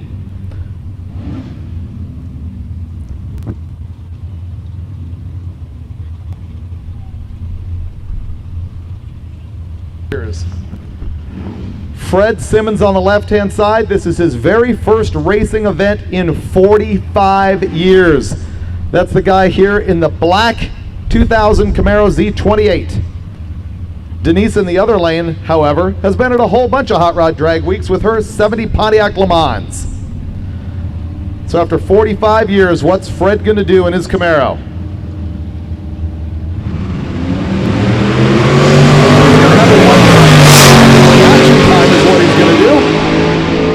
And his 8th mile number is 688 at 100 miles an hour. All the way down, 1076 at 126 miles an hour for Fred's final pass at Hot Rod Drag Week. Denise went 1228 at 103. Corey Pant in the left-hand side in the 74 Duster running in Super Street, small block, naturally aspirated. On the other side, Phil Greatorex has got the 440 CUDA.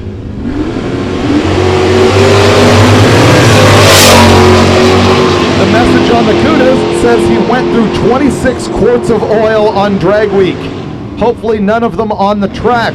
Corey Pant, 1038, 129. Phil, 1149 at 117 with his oil-burning CUDA. Kurt Johnson is back. Kurt Johnson in the left-hand lane. He has already secured his 10th win in class at Drag Week. He's got Super Street small block, naturally aspirated entry. He's going to try and run in the high 8s. His 8th mile time, 573 at 120 miles an hour. 89917 at 147, naturally aspirated with a small block in Kurt Johnson's Mustang. Kurt Johnson's dad died just recently, and that was formerly his dad's car, and he is running this event as a tribute to his father, who helped out his automotive career and his hardcore racing for so long. Kurt told me the stories about how his dad would just push him and push him to always win, and he's done that 10 times. Eric Leatherman on the left-hand side, block naturally aspirated Coronet wagon. Kyle Wimmer on the right with his 455 Buick. And he achieved a personal goal of getting that thing into the 13s here during drag week. He doesn't do it this time. 14:03 at 97 miles an hour, as the Coronet runs what I believe is its best time ever, 12:08 at 111.17.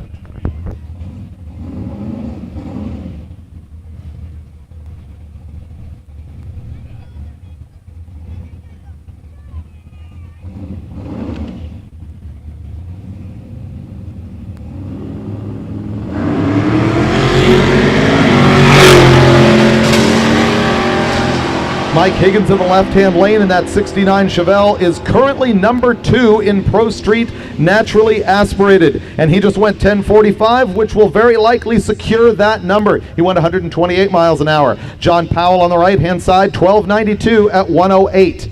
And now we've got Kevin Gibbs and TJ Linebaugh on the right-hand side.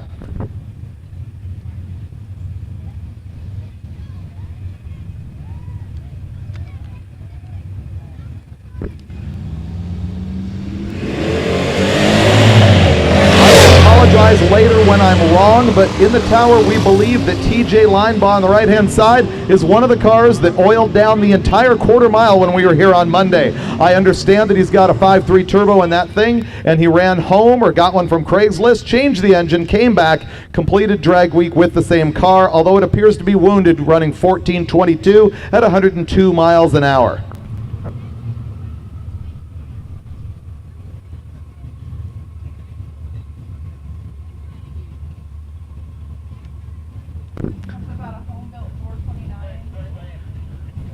Neil Torbett is giving me messages all over the car. I didn't call this thing an LS truck.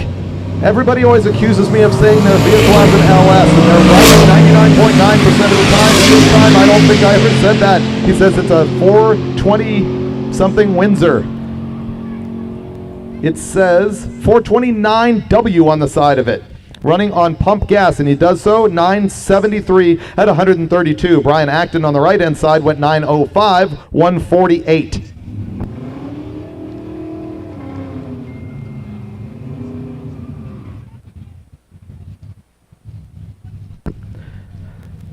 Scott Glassbrook in the right-hand side has sort of a sad story.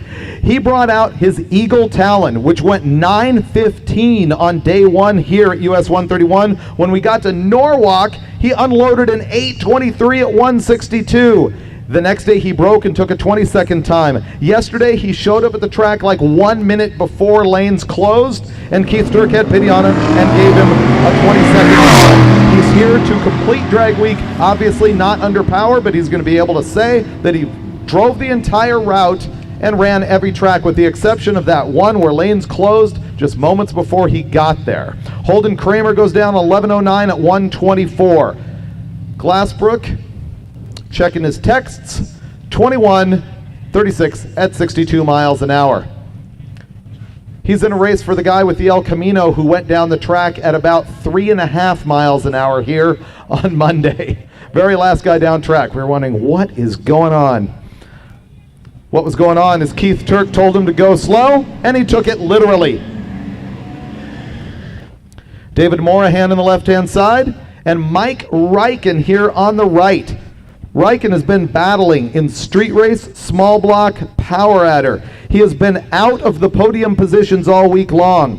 He comes in today in the number 4 position with an average of 8.674. He's going to try and move up and catch Emily Ballard, who is in 4th. So Ryken's currently 5th, Emily Ballard in 4th. Ryken trying to go as close to 8.50 as he can, and unfortunately that 8.91 doesn't help. Left-hand side, David Morahan, 12:11 at 121.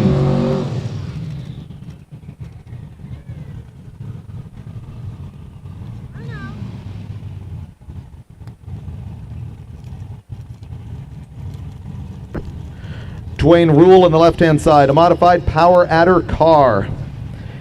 His week has looked like, unfortunately, some 12-second runs, a 10, and an 864 best.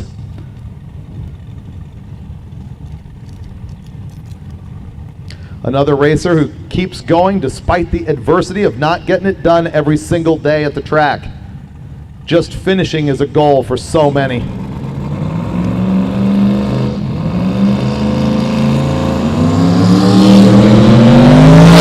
He goes 146 to 60 feet, huffing quite a bit of smoke at the 8th as he goes 587, and out the big end 895, 164, parachutes out.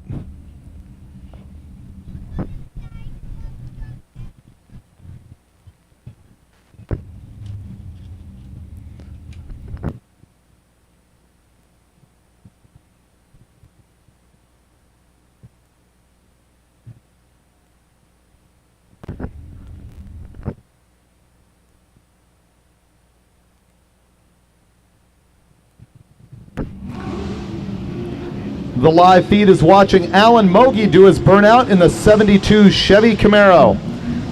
The Camaro is number 3 in Pro Street Power Adder. That's an 8-second car. Steve Winningham is in the left-hand side, another car that made a pass just very, very late in the game yesterday at Byron, Illinois. He is from Byron, Georgia. He has a 447 cubic inch LS engine in his car running naturally aspirated. The black Mustang with flames is second in class. He has run 905, 916, 913, and 923 earlier in the week. Mogi on the right-hand side, that is basically an 880s car.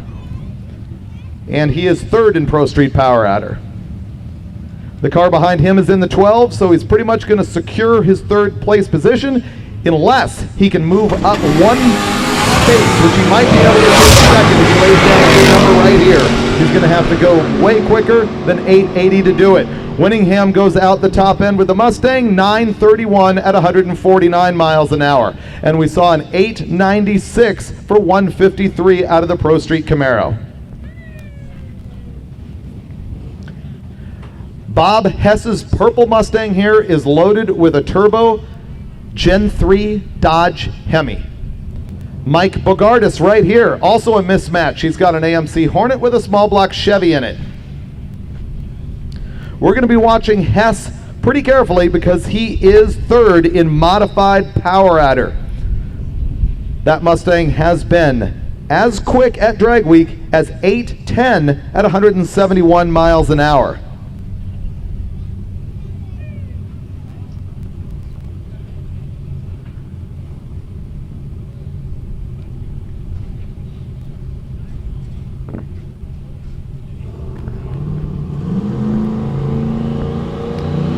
Following Hess,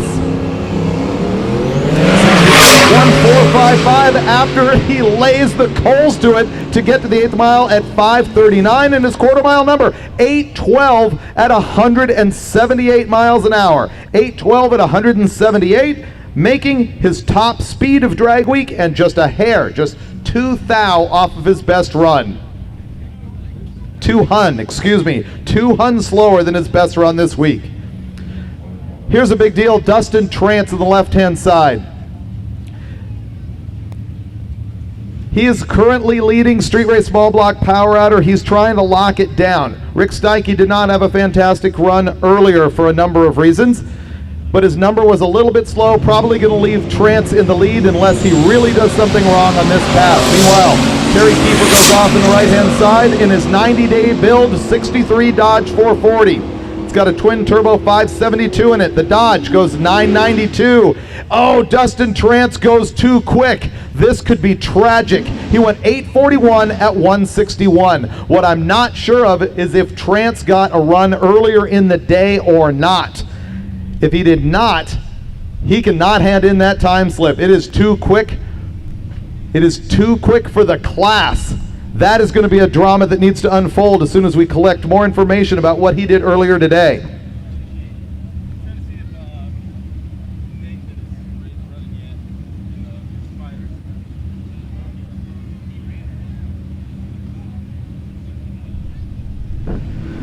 Bill Schwartz in the left-hand side.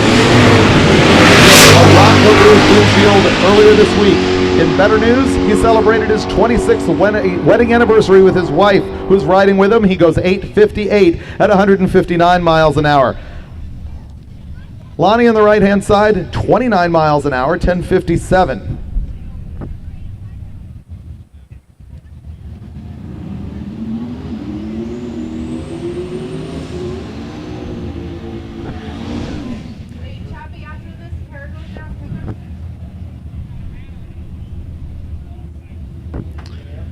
We will be confirming the mile an hour light up there at the top end. We're going to let this pair go. Mile an hour is actually not a thing at Drag Week unless we have an exact tie in ET. If there is a tie on the 5-day average ET out to as many places as we can count, then the tiebreaker is mile an hour. That's how it works here. Joe Barstow on the left-hand side, Steven Chichak in the right. The 80 Firebird of Chichak running in unlimited.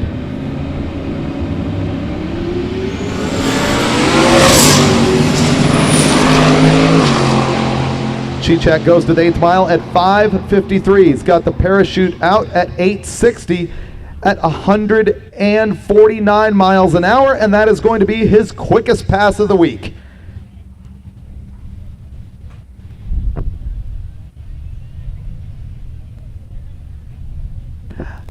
I had the question about Dustin Trance, whether he had run earlier in the day or if he was not going to be able to hand in the time slip for what he just did. He did run earlier in the day. He ran 8:54 with a 9, so we're going to have to do the math for Super Street Small Block Power Adder, and it's going to be a tight finish. We'll see if it is either Trance or Steinke.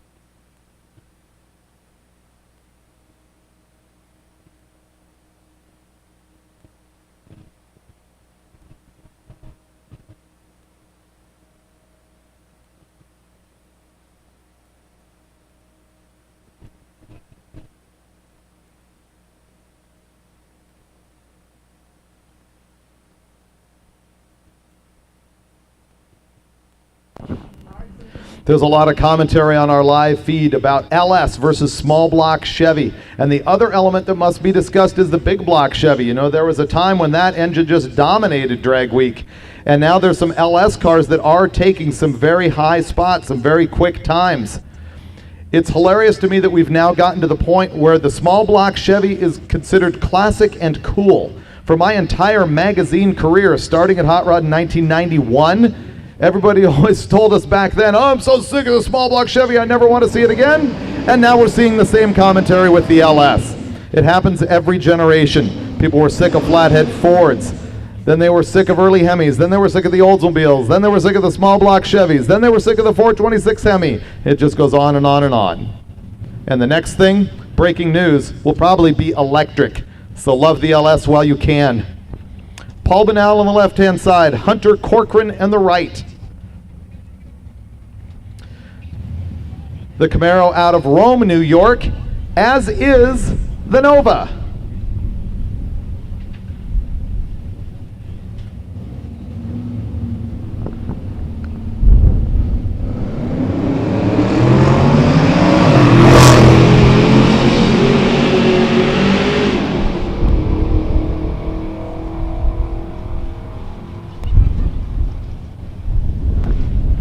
The Camaro gets there 11:72, the Nova 11:18.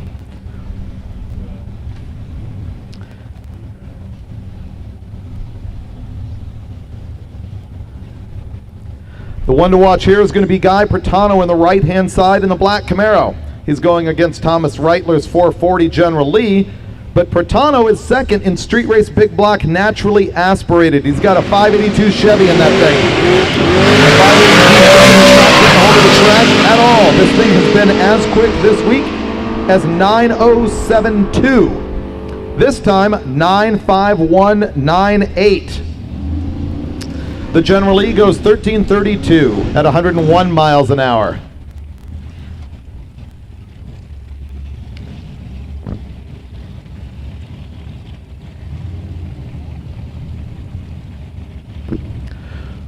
Rodney Rodriguez in the right-hand side out of Leslie, Michigan.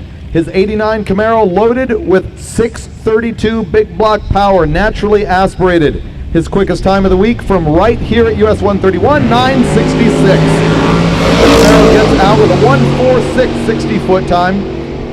He goes to the 8th at 621.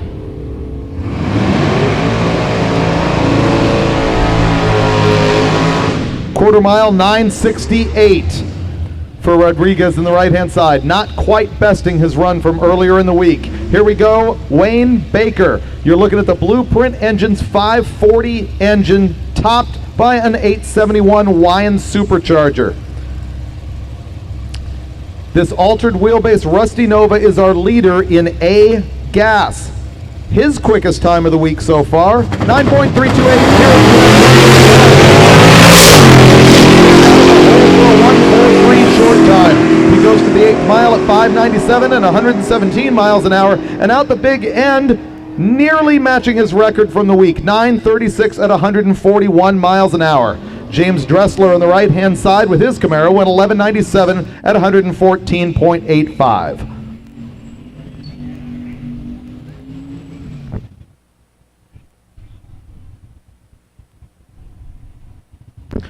Trent Walsh in the Mustang, wisely having removed my name from his back glass. He's going to go much faster now, just you wait. Ross McCracken in the right-hand side in the 2001 Silverado.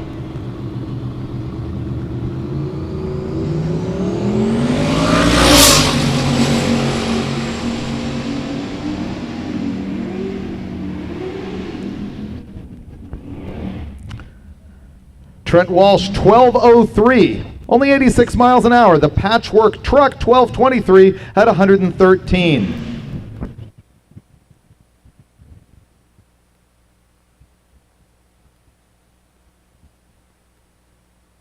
Uh-oh. You know what's coming, right, Michelle? It is the Nooch.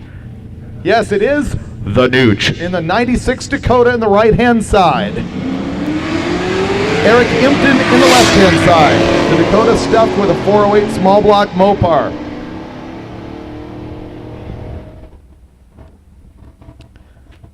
$12.00 for Impton on the left-hand side, and at $12.99 at 108 miles an hour for the Nooch.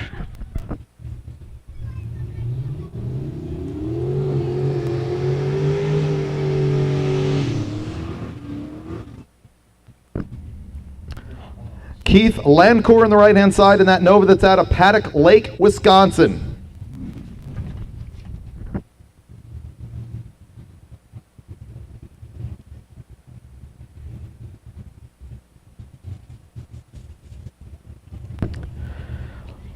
Lancourt holding number 2 in Street Race Big Block Power Adder. His average so far, 9.40. His best pass, 9.37 here at 131.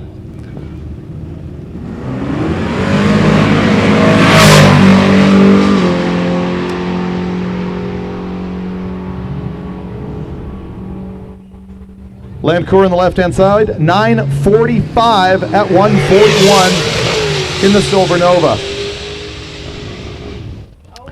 Marcus Clark struggling all week long. Yeah, Marcus Clark has been all over the place ET and mile an hour wise. This time just a 17.67. It's a tough week for Marcus Clark.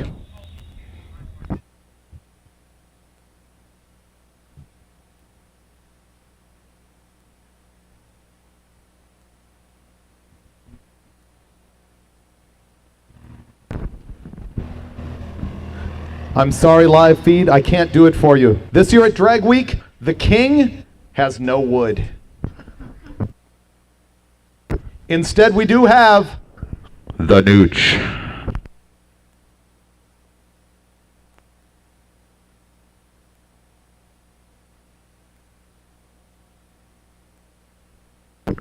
Drag Week newbies have absolutely no idea what's going on with that.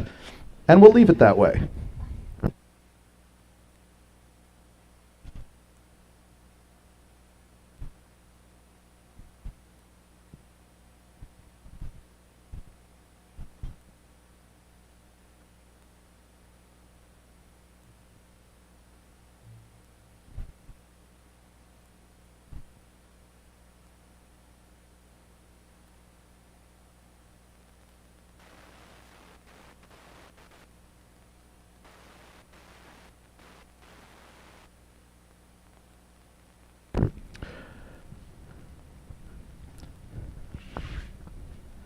The crew at US 131 is just out there checking the track after Marcus Clark got down. It looks like there was a chance that he had left something on the track, but no.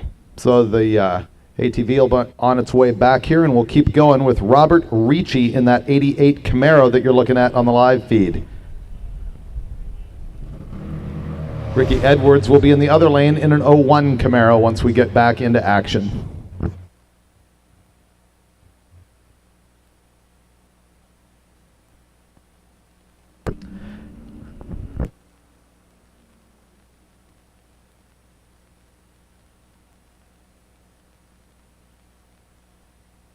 And once again, my opinion is wrong. They did find something on the track, so they're going to go take care of that. And as we have a moment, I will answer more questions from the live feed.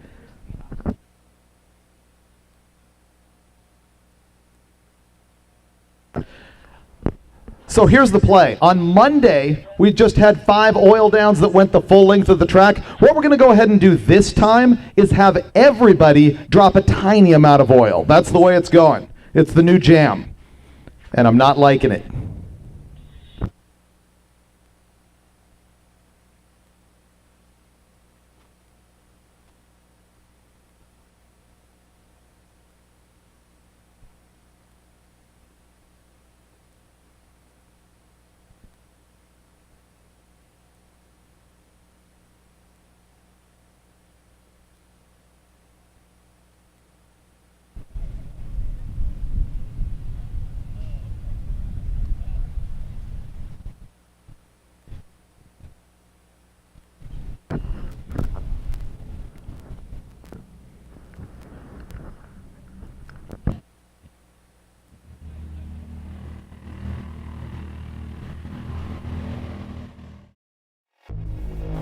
The science of shine.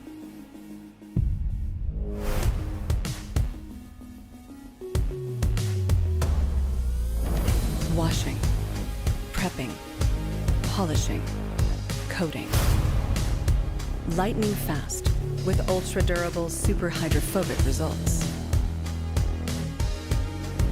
Mother's CMX line of car care products. The advanced science of shine.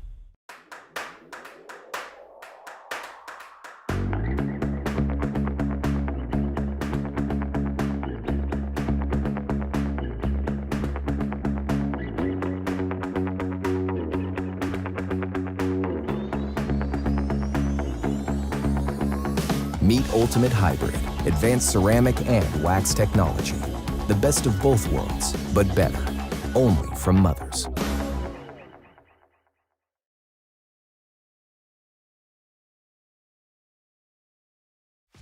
Ever wish buying and selling cars and car parts online can be worry-free?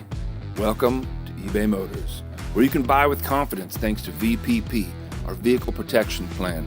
It covers you up to $100,000. That's a lot of moolah, but there's more, a lot more, like millions of parts and accessories, all covered by the eBay money-back guarantee, so you can truly transform your ride into your own masterpiece, all on eBay Motors.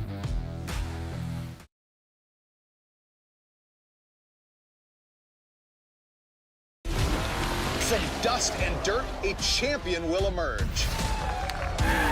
Welcome to the Hooptie World Championship. Perfect. Oh, he loops it! 12 contestants on 6 teams compete for the glory. And they gotta do it all with the same car. It is freaking exciting! For our entertainment and yours, to be a Hooptie World Champion, you gotta build the car to be the best.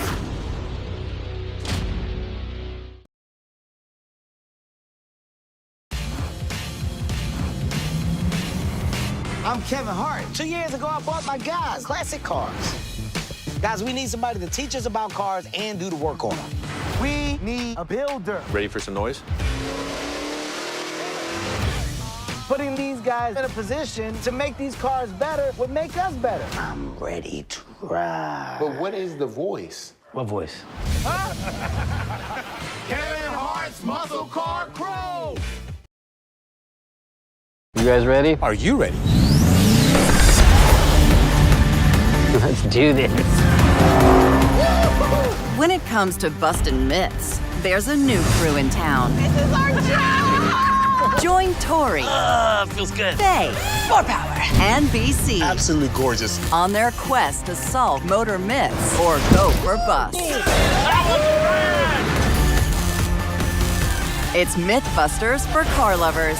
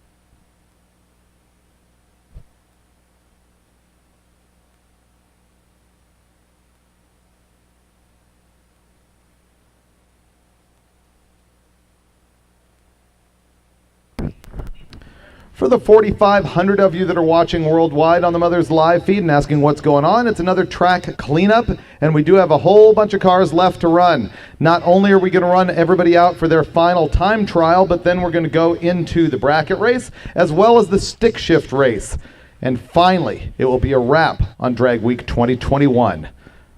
We have been at the last day of Drag Week racing cars till like midnight. Not that I'm forecasting that, but it has happened before.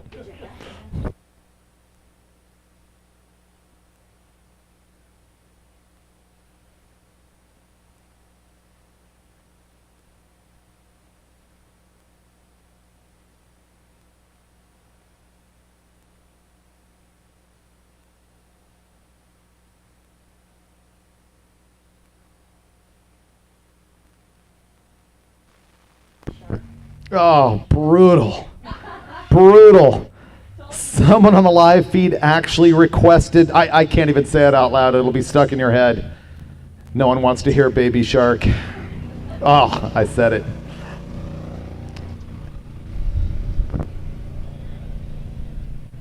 Oh, I know. We need to do a duet of Baby Shark with me and the Nooch.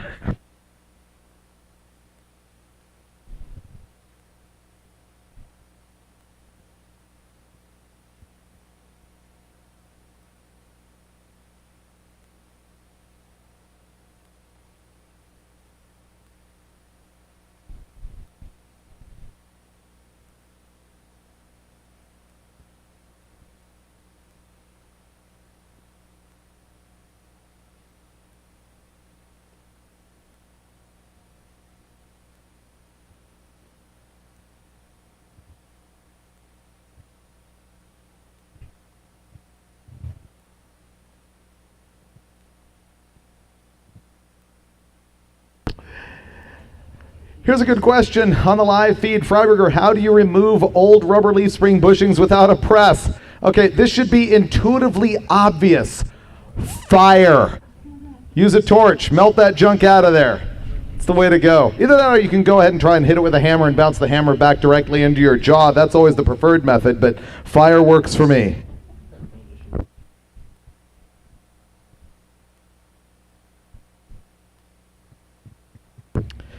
People asking what is the quickest pass that I have personally made. It would be 888 at 149. That would be in my Model A. Naturally aspirated pump gas 572 in a Model A. Very similar to the 32 Ford that is winning the hot rod class right now. We were comparing notes the other day. Actually, super similar cars. Mine's just a hair lighter than his. His doesn't run on pump gas. Mine does. By the way, you can see the complete buildup of that car on episodes of Roadkill Garage. The whole buildup, as well as a couple of drag strip days with that car, are on Roadkill Garage episodes on the MotorTrend app. If you haven't seen it on MotorTrend Cable, you can go to the app and all of the old episodes are there, so you can sort of watch it all at once. You can also go to Roadkill and see the complete buildup of the Hemi Gremmy, as well as a zillion other cars I'd like to forget.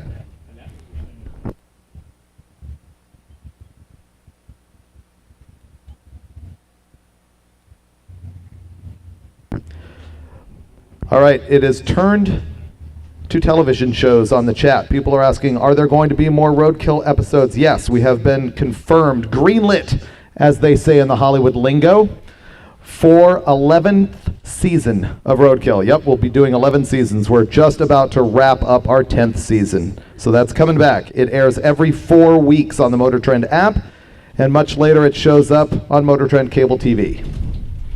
What is happening with the General Mayhem?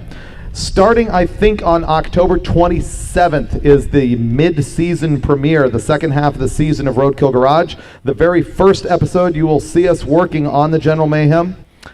And then we complete the thing towards the end of the season. So you'll see at least 4 episodes with that, or 3 episodes of Roadkill Garage and 1 episode of Roadkill.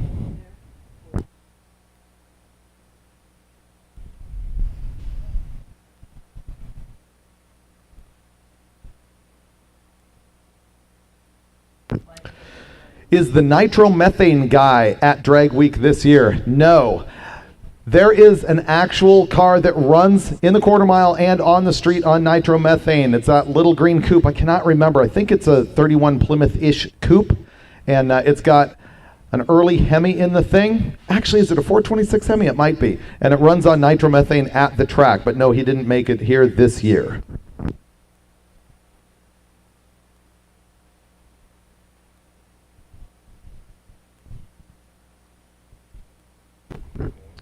Someone is advising me that my old 71 Roadrunner is in Australia. Yes, I am aware. What is your, opinion on whether you really want to know what happens to cars that you sell? I generally like following up on them. Yesterday, a guy came into the tower and he had my old, I can't remember if it was a 67 or 68 Suburban. I had a clapped out Suburban when I was doing Car Junkie TV and gathered a bunch of cars and eventually unloaded all of them for dirt cheap, including that one, and it's now going to be Cummins repowered. So it's kind of cool to see that.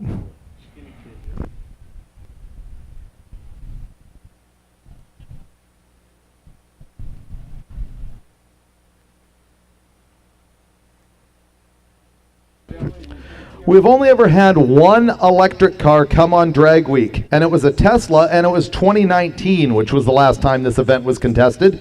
And I really thought the thing was going to struggle with charging, but it ended up making 10-second laps over and over and over.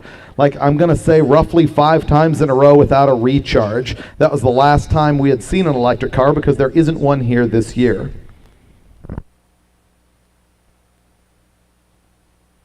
Ha ha! Freiberger, what needs diapers worse, the cars on the track or the mouth breathers in the chat? I'll just let that lay.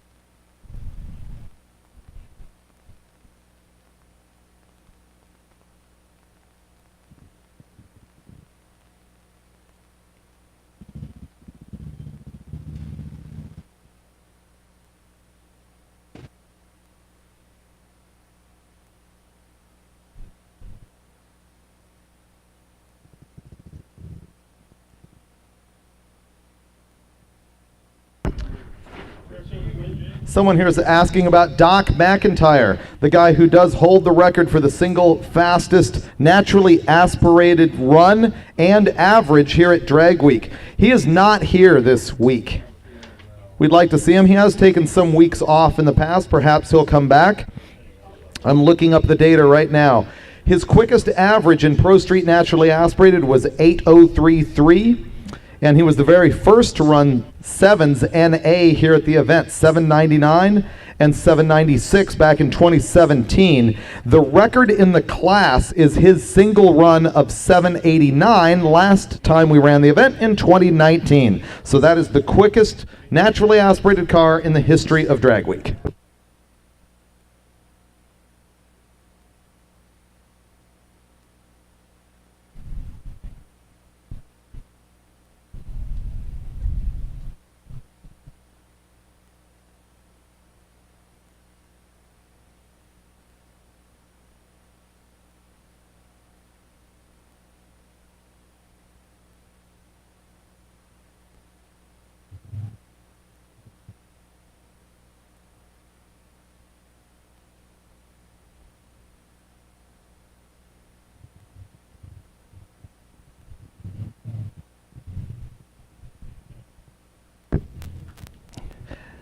Getting a lot of questions about the Roadkill show here. I guess I'll address them because I'm running out of stuff to say and you're running out of stuff to listen to. Someone asked if we ever got back our Mazda. We had a Mazda pickup. It was actually a factory rotary pickup that had a 455 Oldsmobile on a Toronado transaxle in the bed. And stunningly, this thing actually got stolen off of a trailer in a hotel parking lot as we were coming home from a shoot. Why anybody would take this thing, and little did they know that I had exploded the transmission and blown up the engine in the thing. And so they must have pushed this thing away. It happened in, where in California? Michelle, what's that little city on the 10? Right at the Arizona border? It starts with a B. It's not Barstow, it's Blythe. Blythe, California. Boy, was there an open mic just now? Blythe, California is where that thing was stolen, and it has not come back. Someone's asking, has Dave Schroeder run yet today? Yes, he has. He went 6:46. Where can I see the class records? That's a great question. I just compiled the class records for the first time on the hot rod side anyway. I know that there have been some competitors that have looked at that, but I gathered them all together in the weeks leading up to Drag Week this year so that I would have some stuff to talk about here in the tower. So it's sort of a hand-drawn, sketchy thing. A million notes on my desk up here with the records for both averages in each class and best single passes in each class for vehicles that actually completed Drag Week. There's no place for you to look at that online at this point.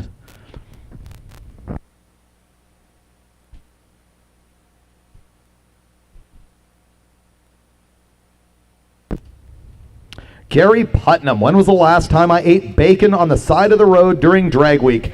It was with you, Gary, when your hood blew off, and did we actually run it over or not quite run it over? We had bacon at the side of the road. Awesome memories. Well, I see Jeff Sias also here on the live feed. Another past Drag Weeker. His comment just scrolled past me in a flash. Oh, how about the magazine Impala that got stolen in the 90s and never found? Carcraft magazine had a car that was called Heavy Metal. It was a 1965 Impala that was built back in the days before anybody hot rodded an Impala. It was designed by, was it Tom Taylor or Chip Foose? Man, one of those guys designed that car. For a while they had it in camouflage. It had a big block in it. I think Mike Ruth was involved in building it. John Perley Huffman was the author who did the thing. And when it was done, it got stolen and vanished. And we've had a few Carcraft project vehicles stolen. This thing ended up gone for years. And then John Perley Huffman, who was the author of those stories about the car, years later when he wasn't working for the magazine, he was walking in Santa Barbara, California, and there was a SUV, like a Suburban, parked on the road, and he looked in the back of it, and the fenders from the car were in the back of that Suburban, and he happened to spot it. This is like 10 or 12 years later, and he's like, 100% I know those are the same fenders because it had this crazy 80s looking paint job on it. And he alerted the police, and they absolutely did not care, and the car is still missing to this day. Another Carcraft car was stolen, which was the cheap street Chevelle. Remember that one? It was a 70. It was yellow with a black vinyl top, and when the 502 crate motor first came out, we had stabbed that in that car. And it got stolen out of our shop. The Carcraft shop, the Carcraft / Hot Rod Magazine shop in Van Nuys, California, right next to the airport, got broken into a couple times. One time I lost a complete blown big block that Dick Landy had put together for me, a big block Chevy. That got stolen. And the other time that cheap street Chevelle disappeared. That car we did get back. And it ended up getting revamped by Steve Strope, and it was given away in a contest for Hot Rod Power Tour. I comment on Carcraft magazine, just to give you like the quick snapshot on why I'm even jabbing about stuff like that. I started at the publishing company, Peterson Publishing, in 1991, and I started as a staffer on Hot Rod magazine, and subsequently I've been the editor of Four Wheel and Off-Road, Carcraft, Run Custom, Hot Rod Deluxe, Hot Rod, Roadkill magazine, and a couple of other smaller things, Fastest Street Car magazine. And so my history there goes, what, in December it's going to be 30 years. Wow, I'm old.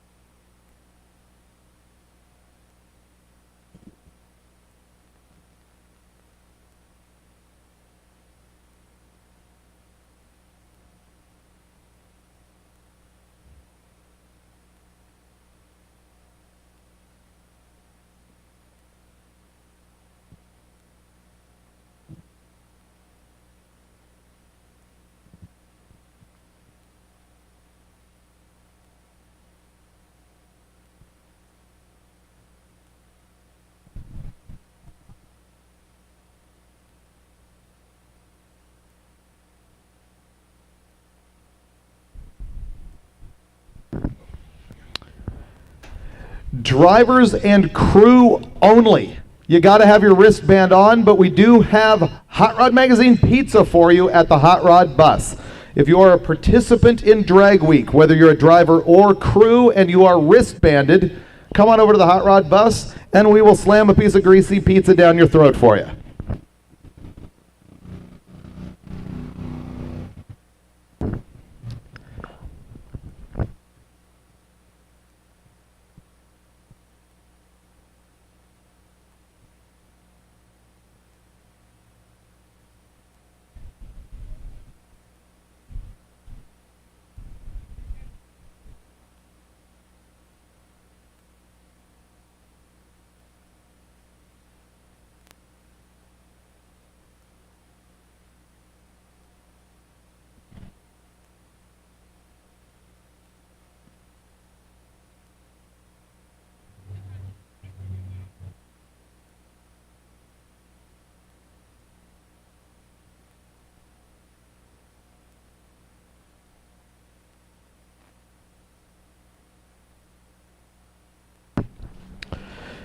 People are asking me how bad is the damage on Bryant Goldstone's Javelin that unfortunately went upside down here earlier today. We did have an interview with Bryant here in the tower, so I'm not talking out of school with the information that he gave me there.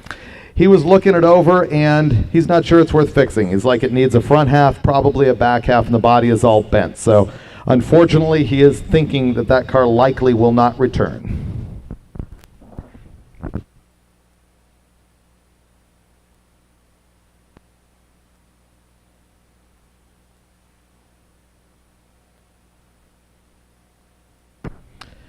Yes, that is correct. What do you win for winning class in Hot Rod Drag Week? A piece of pizza. Actually, we've got jackets for all the winners. There are plaques for the top 3 in every category. For the overall winner, there is the Gear Vendors Trophy. There is the Rocket Brand Drum of Fuel. The Spirit of Drag Week winner also gets a Rocket Brand Drum of Fuel. So quite a bit. But no cash. We've kept cash out of it for a long time because we don't want it to get that cutthroat. John McGann, editor-in-chief of Hot Rod Magazine, advises me that there are photos of the Javelin currently on Hot Rod's Instagram.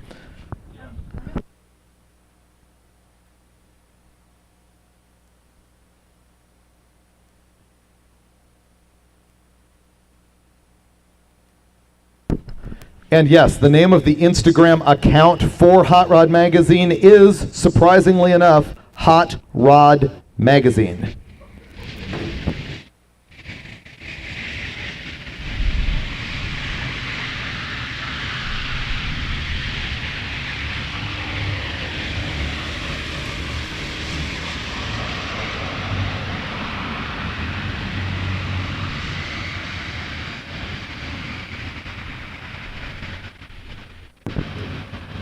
Ricky Edwards, your white Camaro sort of just parked up here?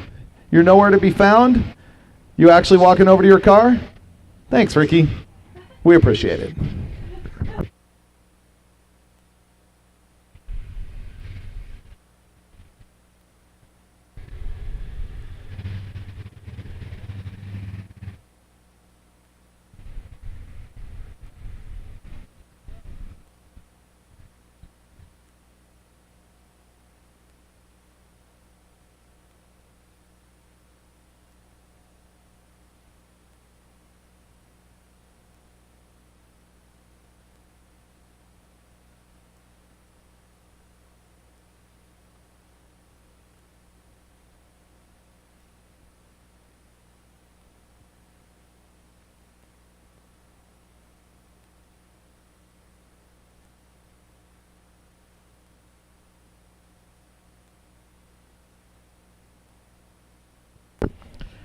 Perhaps the worst news of Drag Week so far. Standing here in the tower trying to serve the requests of the fans on the live feed. And they did request Baby Shark. They did request the duet from The Nooch. But then, guess who came up into the tower? Yes, it was The Nooch. And he declined. There will be no duet on Baby Shark. You're crushed, I know.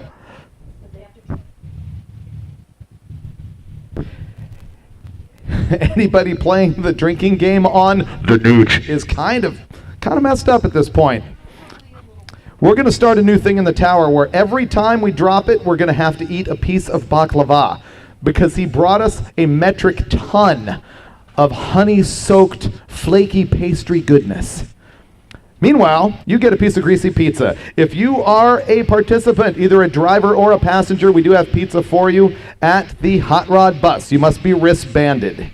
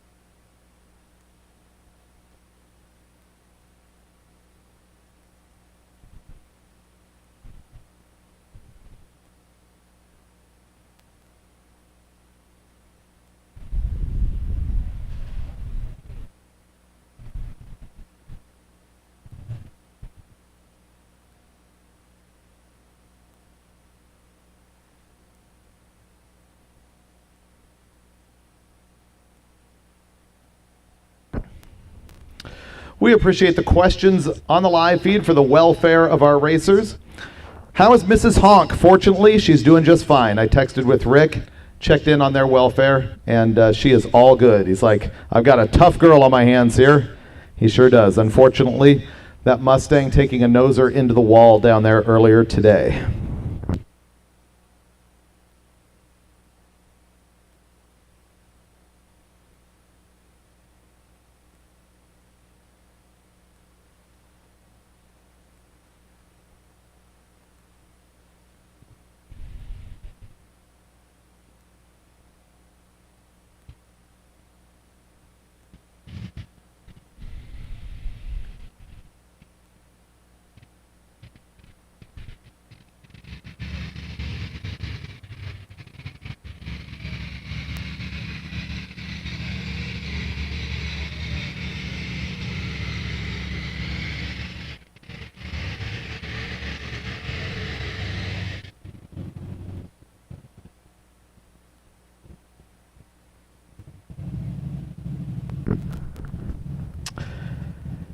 I have a list in my hands, thanks to Tanya Turk, that shows every single Drag Week racer in order by their average ET throughout the week as far as what we walked in the door with this morning. So this is averages of 5 races. And we have got 8 cars quicker than the 7s. I'm just going to read them off. Things here might have changed today, but here are our cars quicker than the 7s, or in the 7s rather. Lonnie Tibbs, 791. Don Foss, 788. Alex Taylor, 771. Glenn Hunter, 745. Jason Sack, 734. Michael Borgren with the Volvo, 734. Then Bryant Goldstone, we know that story. He came in here today with an average of 6.959, and Dave Schroeder, 6.8. Those numbers will all change at the close of racing here today, but wow, it's amazing to think that we have that many cars in the 7s or quicker. 8 of them this time, when that very first year we started with a record, or with a win, in the 850s. How far we've come in 16 years. And we have a relentless number of 8-second cars. I think when I counted them earlier, it was 29.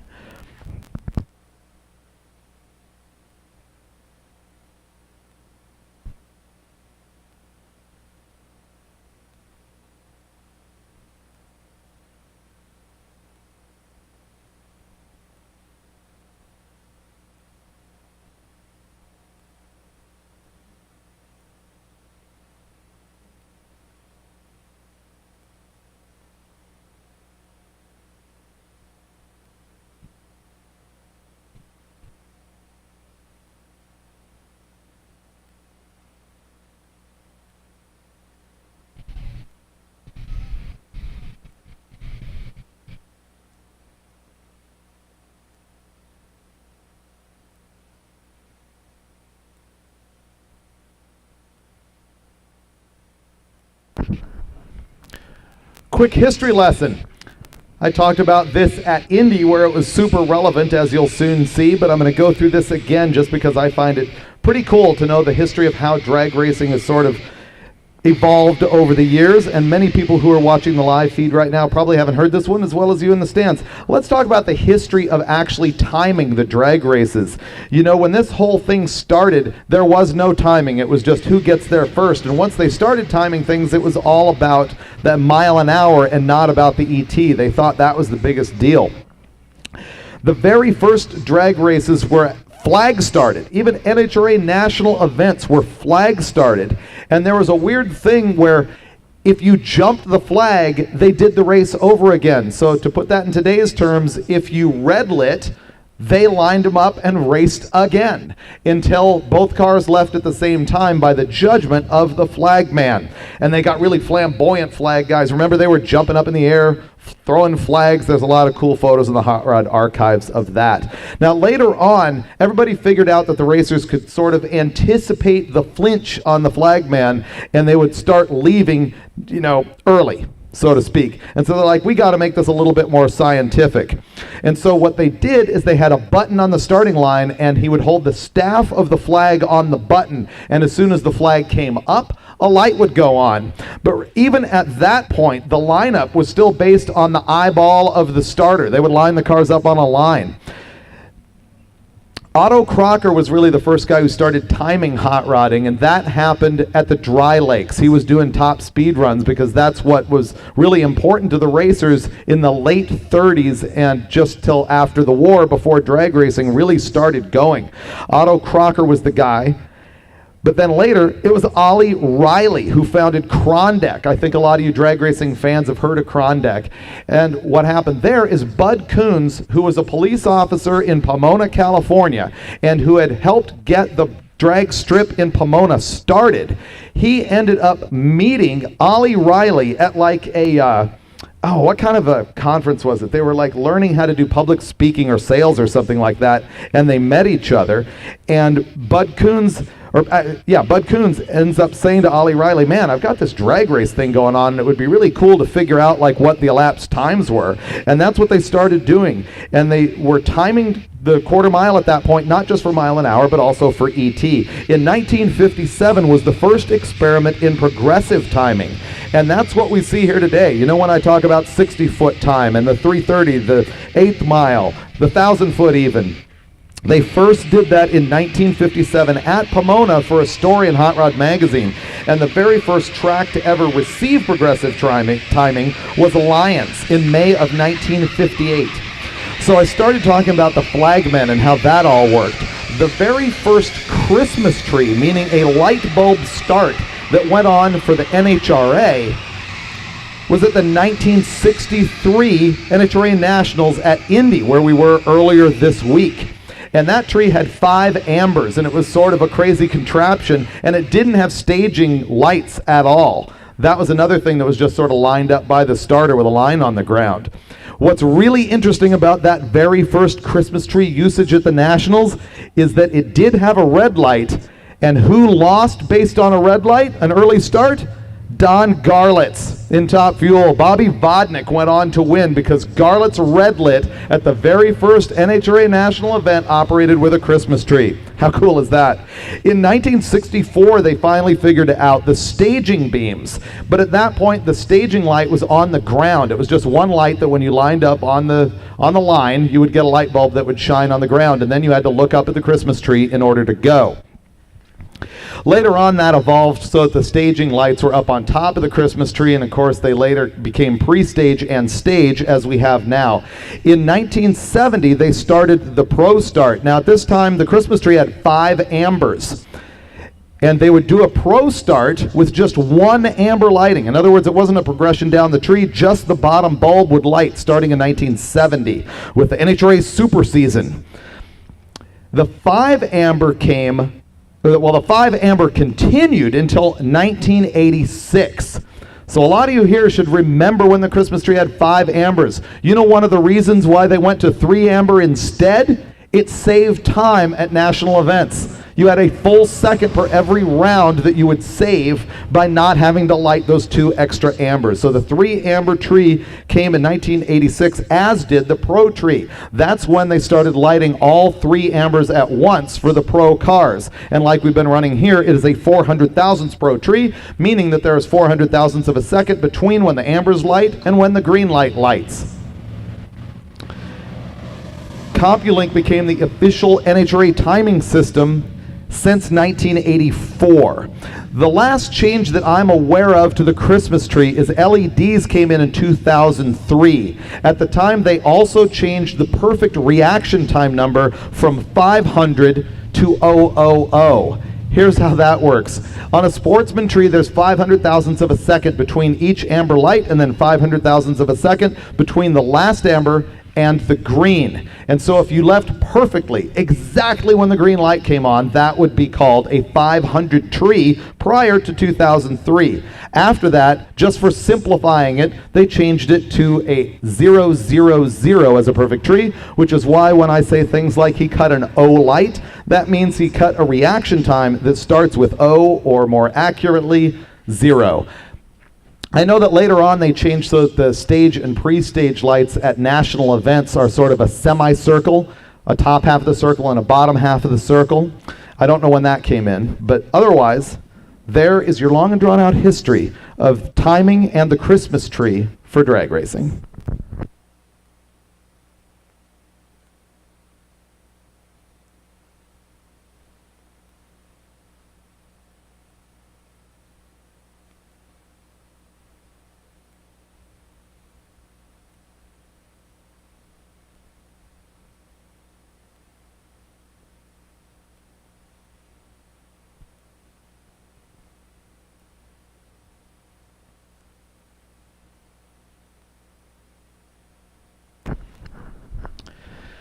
Here's a reaction to comments that I saw earlier in the week. There was people whining on the live feed about, are you running these things 1,000 feet or the full 1320?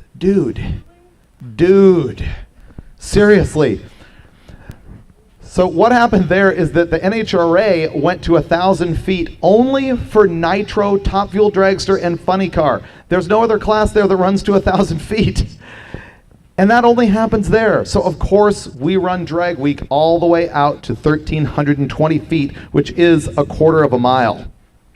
You know, that's the other thing that changed, I think, in 1986, maybe it was 2003. Okay, I don't have my facts on this, but there was a time when the timing trap at the top end of the drag strip was 66 feet. There was a timing trap for mile an hour that started 66 feet before the finish line and ended 66 feet after. So it was a total of 132 feet, which was 10% of the quarter mile, and that's how they got the mile an hour number. And eventually that changed so that they did not continue to measure mile an hour after the finish line. It was just 66 feet from before the finish line to the finish line. And the reason they did that is people were legging it out the back door.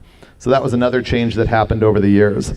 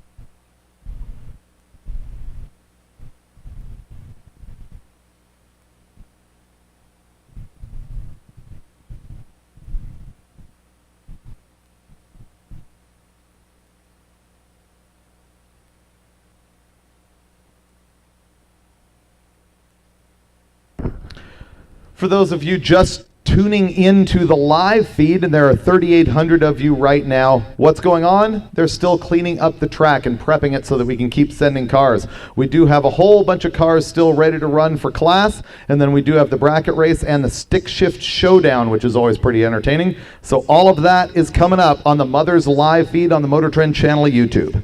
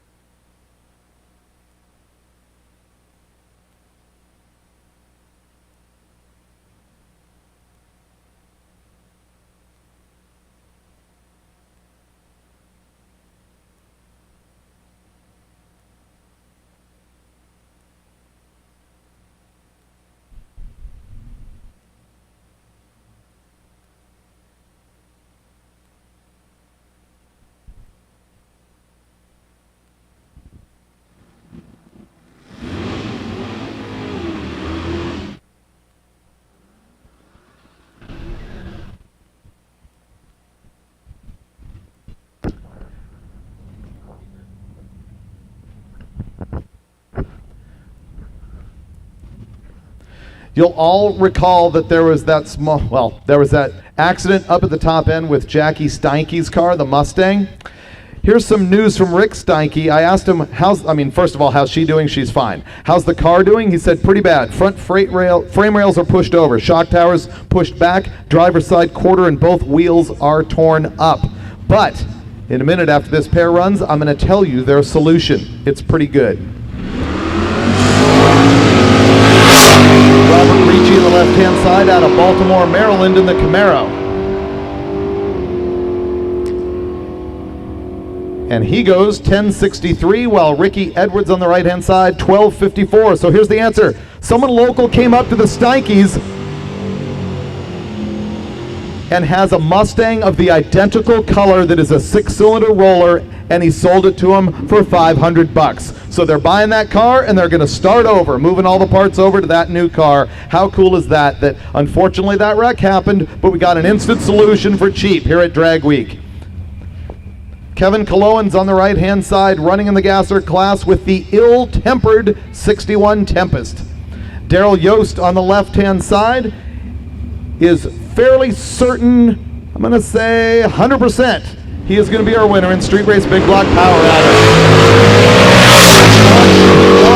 He's got a Pro Charger and nitrous on that car, and he keeps running 870s. He can't find his way into the 850s. Same story here, 873 at 160 miles an hour. The Tempest goes 1122 at 116.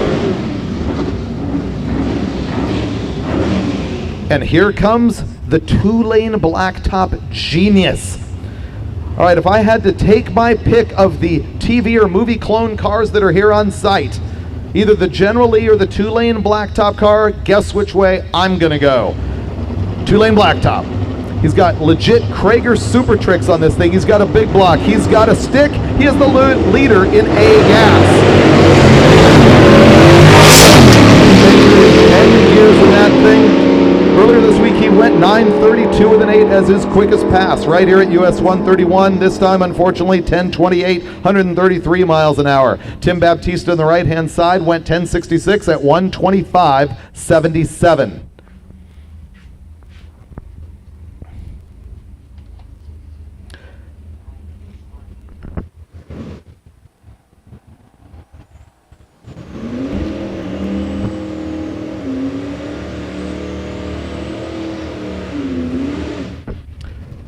Scott Miller is back in the Cougar on the right-hand side. He has won Street Race Big Block naturally aspirated 3 times in a row.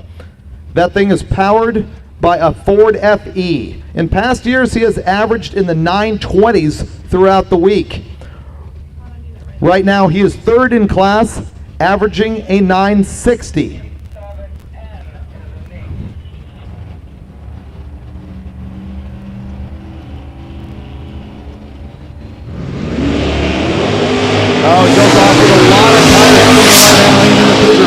David Williams in the LS-powered Lexus.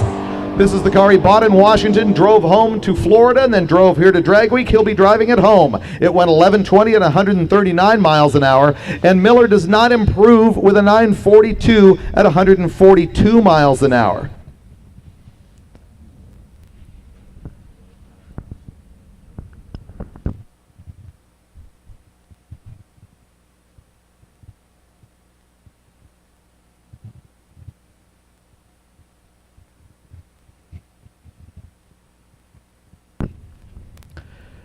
Those of you on the live feed, please spread the word. Tell your buddies that we are once again racing here at US 131 in Martin, Michigan. US 131 Motorsports Park. Oh, someone's telling me there's a new Engine Masters episode today. This is news to me. I'll have to look that up. What did we do?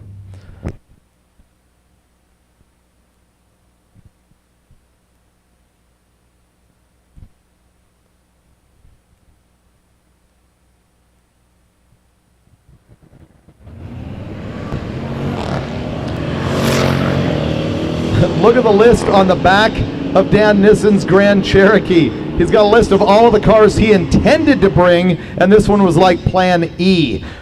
But his Trackhawk goes 1164 at 116.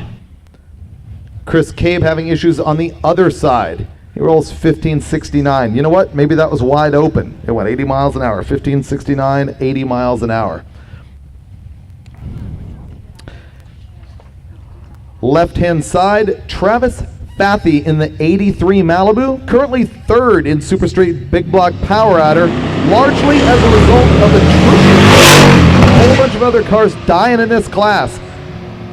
Just like that. Even so, I mean, he's got a 13-second average because he jumped into this class instead of Street Machine Eliminator with that blown big block in the wagon. Having difficulty, but he's going to end up with a third-place finish. Ben Hunter in the right-hand side with the G8 went 12:04 at 116 miles an hour. More hood removal going on from Frank Gobright on the line. It's a trend. It's a look.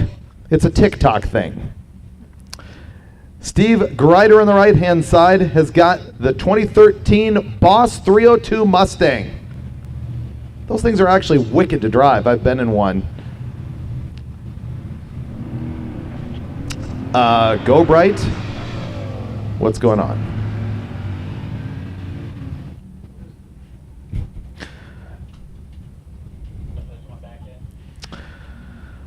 Boss 302, 1359 at 109.94. That is a bone stock, low mileage car.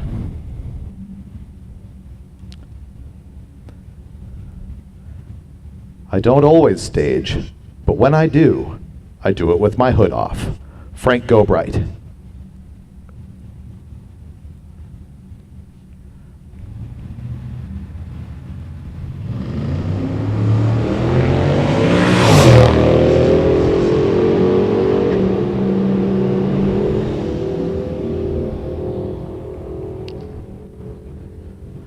Gobright's Chevelle 1079 at 125.91 miles an hour. The Bambi Slayer. Look at the fender of this thing. It is smashed. And you know what? If you don't dig our pizza, there's probably still some venison jerky in the grill on that thing. Help yourself. Carl Stansel on the left-hand side in the Blazer. Gary Stansel on the right-hand side in the S10. I don't know if the white S10 has, handled any wildlife action. 817 for Stansel in the Blazer.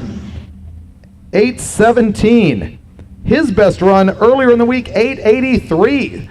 So that is a bam and a boom for Stansel in Bambi Slayer. Jason Nashim in the right-hand side has got that 70 Mustang. That car, number 2 in Pro Street Power Adder. And guess what? The Chevette. Brian Anders, LS-powered tube chassis Chevette running in the Ultimate Iron category, is in the left-hand side. The quickest time for the Chevette thus far, 9:16. The quickest run for the Mustang, 8:79 with an O.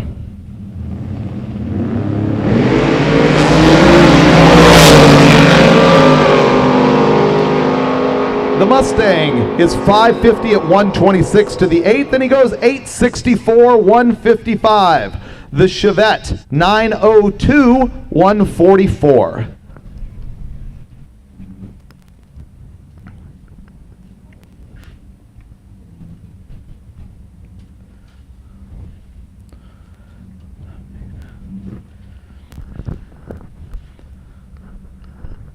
The Gran Torino refuses to stop making passes. This thing was in the 17s earlier in the week. He did break into the 16s. He ran a surprisingly low 16, which I did not bother to remember the precise number earlier today. There is a remote possibility that he is actually going for a 15-second run. At the risk of inciting a riot, fans, I will instruct you to tear down the grandstands if he actually breaks into the 15s with this car. Steve Felker on the left-hand side has got the 85 El Camino. He's got a big block in it, a 454. It's a 351 Cleveland in the Torino. He might get a 15 if he stages with the rear tires. And he's off. With a 253 60-foot for the Gran Torino.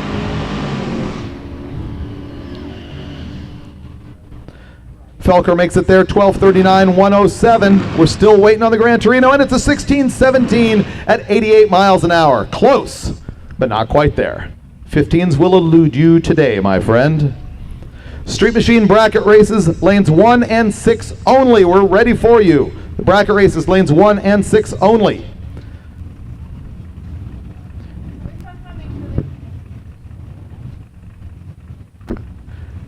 Street Machine Eliminator Racers, please put your dial in on the left side of the car. We need your dial on the left side of the car so you can see it from this tower.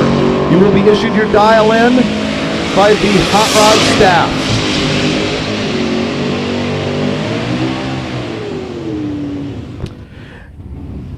Gebhardt's Big Block Duster goes 1032 at 131 miles an hour.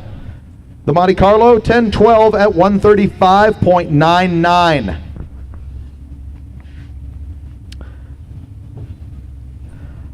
Don Foss is back in the 67 Camaro.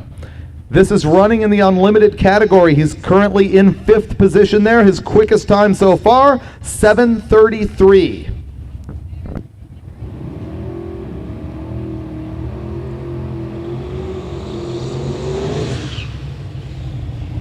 Excuse me, Emily Ballard is in the right-hand side. Don Foss just made his burnout. That was a choke. Here's the interesting story about Don Foss. That silver Camaro, it's got the power plant from a Chevette that he was running a few years ago. He had a crazy small little white Chevette that was stuffed with this turbo big block in it. And he ended up crashing that car pretty bad at our Roadkill Nights event, racing on Woodward Boulevard in Detroit. And he is back with that same drivetrain here, and I was discussing him in Unlimited as I was accidentally saying that he was in the right-hand lane. He is not. It is Emily Ballard in the right-hand lane. She's been battling it out in street race, small block, power adder. She is currently 4th, or she was rolling in today. And her best time, she's been running 860s all week long. 861 with a 3, her best.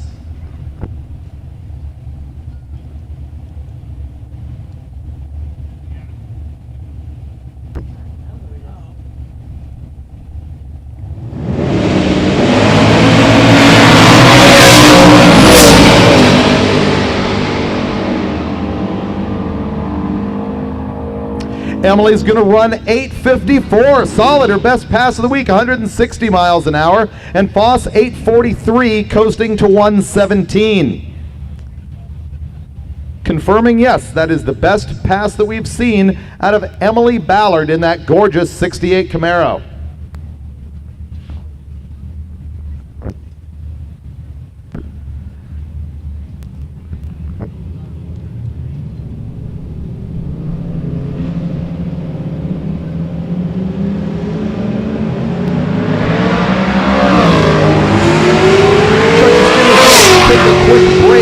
Watching Andrew Taylor go down track. Andrew Taylor on the right-hand side in the Firebird, and he goes 11:07, 123.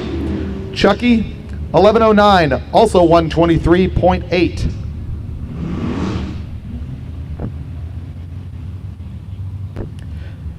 Here comes a whole lot of dieselness. David Workman in the right-hand side in the 57 Ford truck, stuffed with compound turbo Cummins diesel. Jeff Sixt is in the left-hand side in the 74 Nova.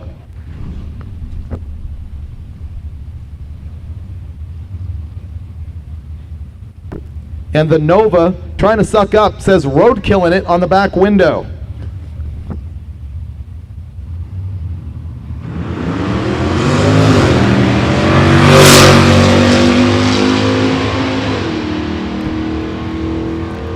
Should I go? Should I stay? Should I stay or should I go? He decides to go, somewhat.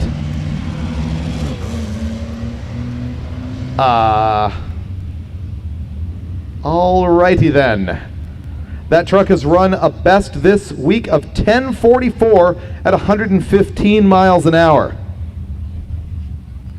Jeff Sixt goes through with his roadkill car at 12:15 at 110 in the Nova.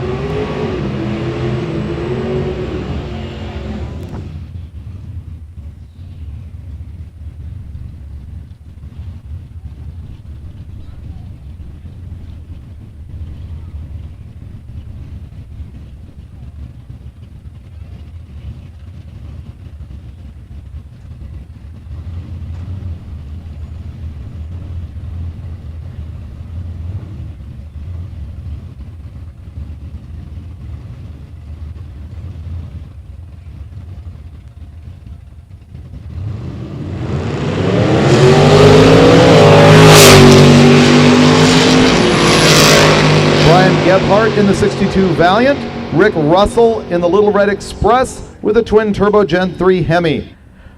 Oh, 916 at 145 out of the truck. And Gebhardt goes 1068 at 124.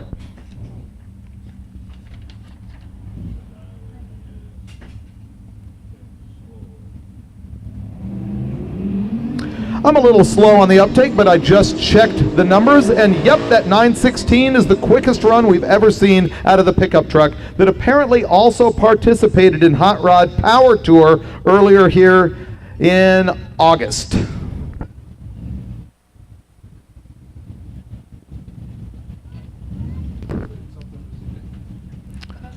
Richard Flint in the S2000.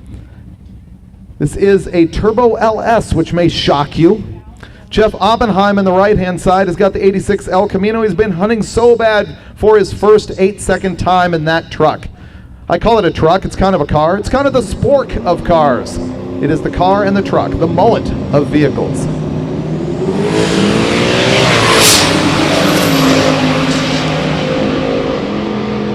The Honda 128 short time, 546 to the 8. 856 at 158 miles an hour for the Mazda. Jeff Oppenheim, 908.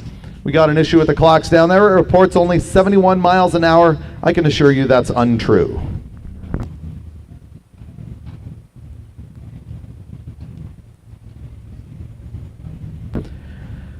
Jeff Butland in the right-hand side. Another LS, this time in a Vega. He is number 2 in Unlimited Iron right now.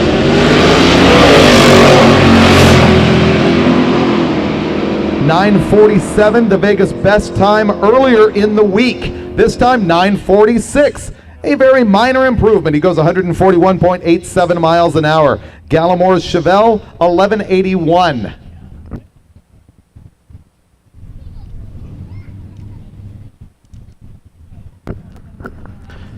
Street Machine bracket race cars, you do need your dial in on the left-hand side of the car. Lanes 1 and 6 only for you guys, and stick shift, be ready. We will announce lanes soon.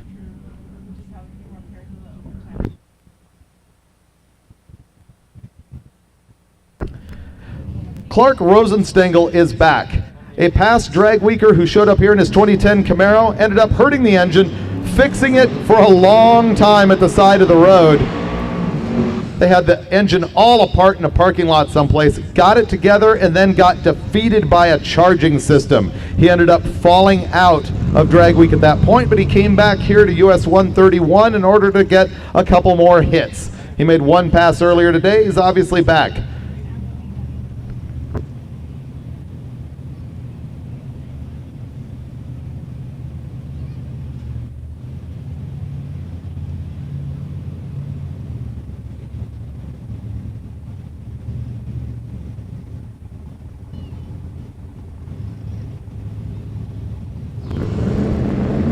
Clark Rosenstengel.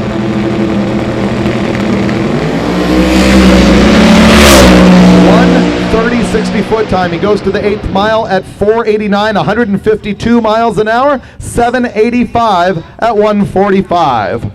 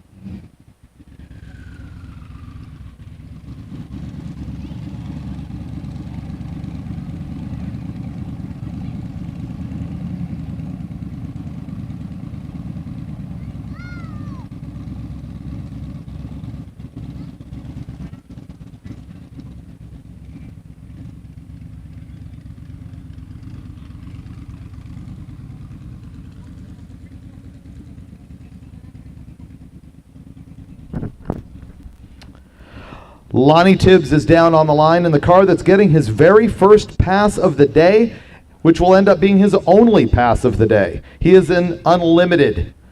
He had his hood fly off right here in Martin, Michigan on the very first day. He launched the car and launched the hood all at the same time. There's photos online. Check it out.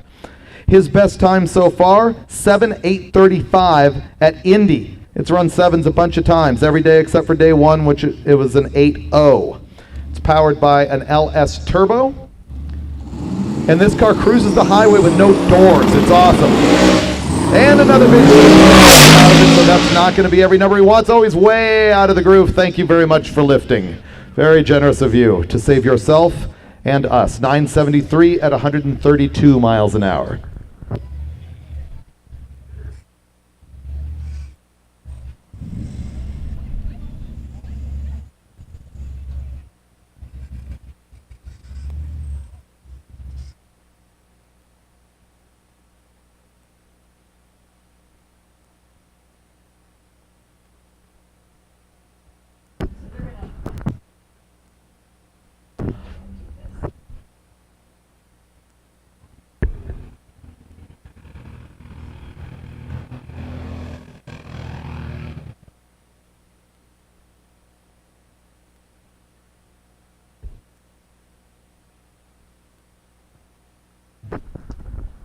We have a little bit of ATF on the track from the landing of the Mustang. No fiberglass this time. You got to look at the silver lining.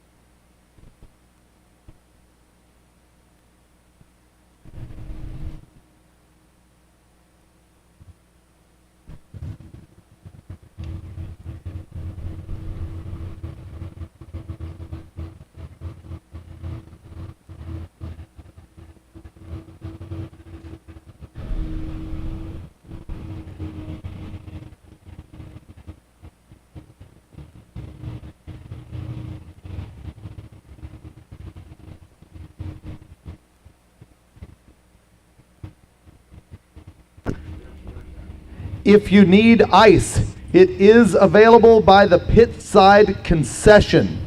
If you need ice, which by the way, you will, because I don't drink warm Corona. Make it happen. Ice is available from the track over at the pit side concession.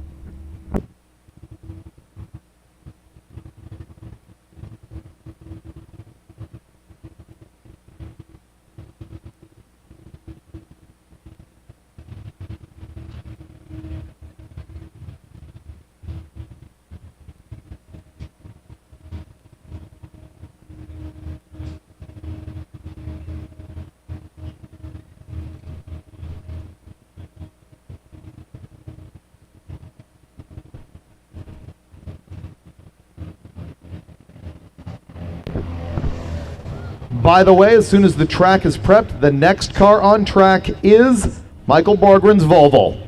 The Volvo having run 6.935 earlier today. You know there's only one reason that he's back in lanes, right?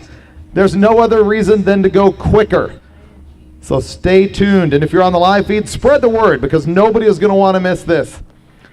The Volvo, which I believe, but I'm not stating as fact just yet, is going to be the third quickest car overall in drag week. He may, I'm not even going to postulate. I'm going to look at the math later on. The Volvo, regardless, is going to be really good, although possibly not quite as good as the Nooch.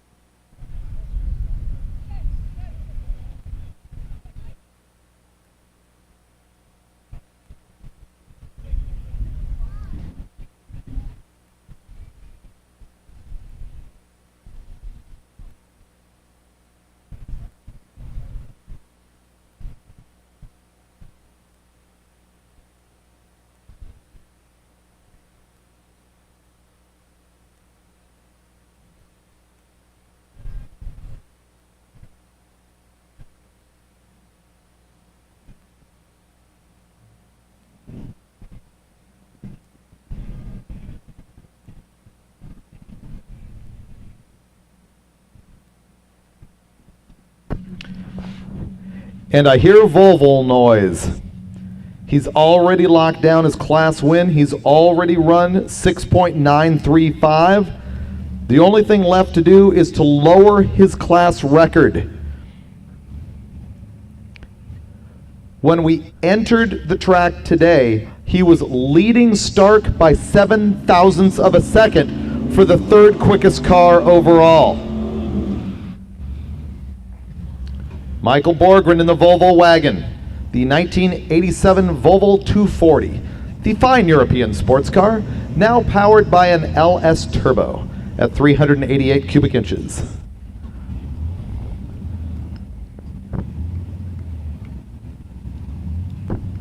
You can read more about this car at hotrod.com. There's a little mini feature on it. You can also follow Hot Rod Magazine's social media. Spread the word on the live feed. You just got a few moments before you're going to see this Volvo go down track.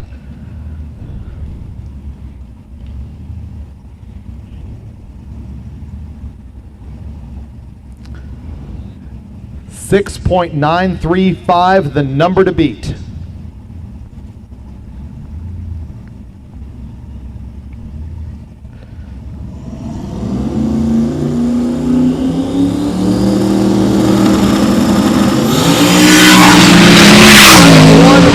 .60 foot time. He's wagging around at the 8th mile and going 483. The top end 743, 190. Ed Enzer, also back. Ed Enzer dominating in Super Street, big block, naturally aspirated. He too has also already ensured his win and already set the class record. He's off to do it again. This one, 8.397, his best run so far. This is a big block Chevy by J-Lo Engines. This is one of the most detailed cars on site. The guy shows up at the gate at 4 a.m. to polish the thing. And then it comes out here and absolutely shreds its class with a naturally aspirated big block.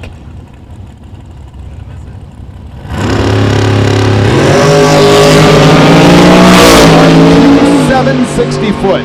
He goes to the 8th mile at 5:55, 127. And the quarter mile, 8:61 at 161. Parachute out, all good. Next, still have a bunch of cars in lanes. Oh, and the cars in lanes are for the bracket race. Let's see what else we got going on here.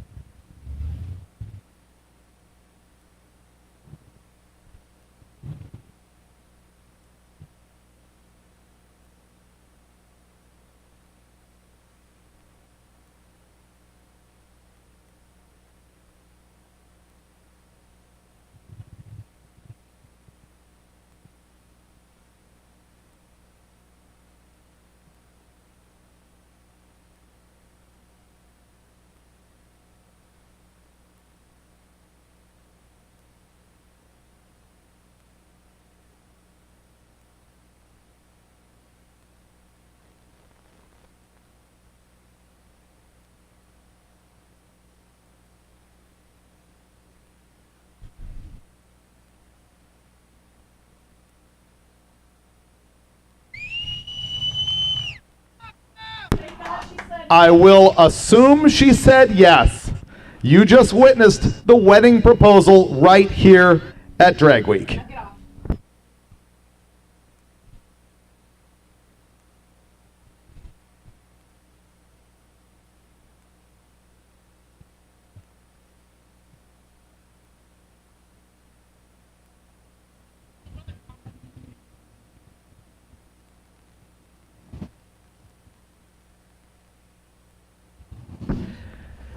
Emily Ballard and Cody Medicis getting married. I assume so. I mean, it looked like a yes. Looks like a love fest down there on the starting line. How cool is this?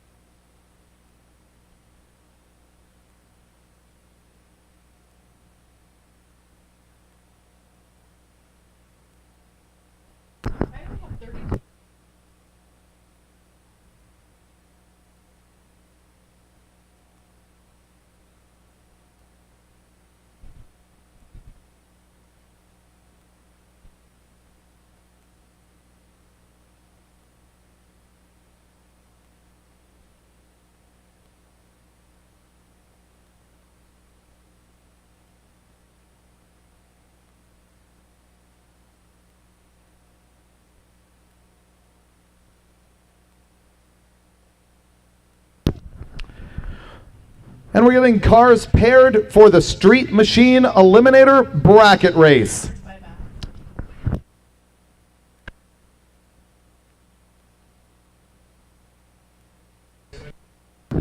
This is basically on an open comp type format. We take everybody's 5-day drag racing average, including what they did this morning, and we put them on a ladder based on that. But we take their 5 days average and we actually knock a 1/10 off of it to keep them from breaking out, so that they've got an opportunity to have a little bit of a cushion.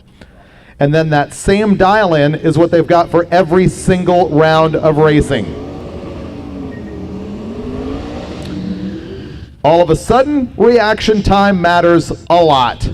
Right now, somebody is going to go for the trailer and start drinking the beer, and the other one's going to keep racing.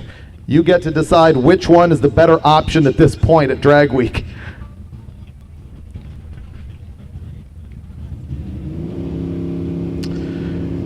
Charlie Cross on the left, Steve Eden on the right.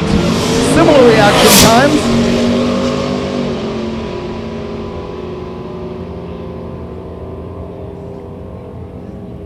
And this one's going to go to Kraus on the left-hand side.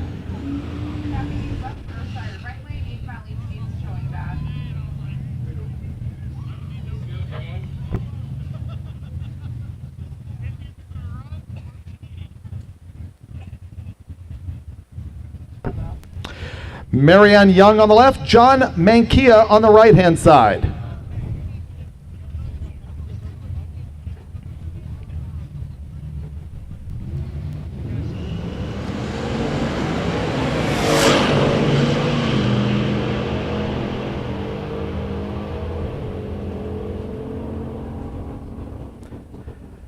Oh, and a breakout win. This one's going to go to Mankia on the right with a 10:24. Marianne Young went about 2 thou too quick.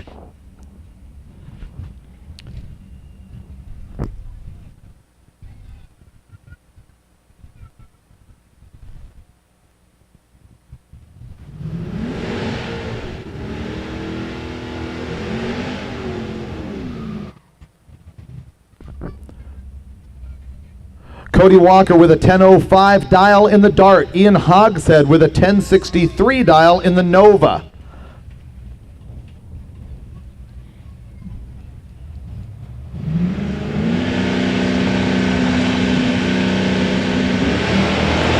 Oh, there we go.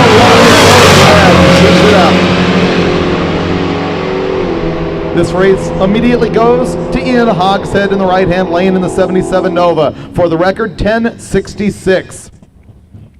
Left-hand side, He goes 7 thou slower than his dial at a 10-12, 128.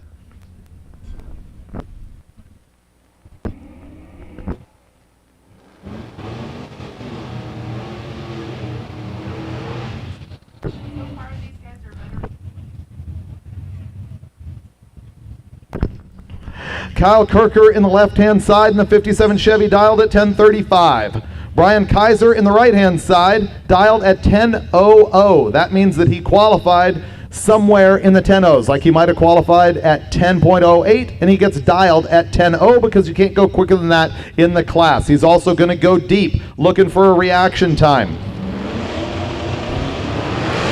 Oh, we actually finally saw a pair of O lights. Unbelievable here at Drag Week. Oh, and they both break out, but going on the, who did it worst rule, we see the win going to Kaiser. 989. Too quick for the class.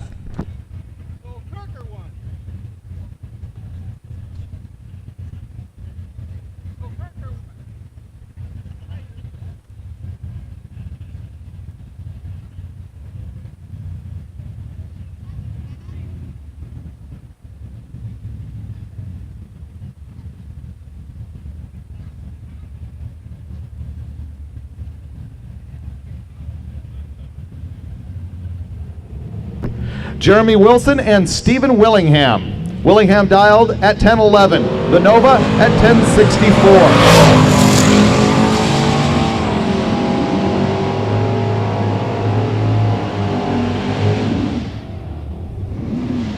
And the win goes to the left-hand side because Willingham was too quick. 1067 for the win to Jeremy Wilson in the 66 Nova.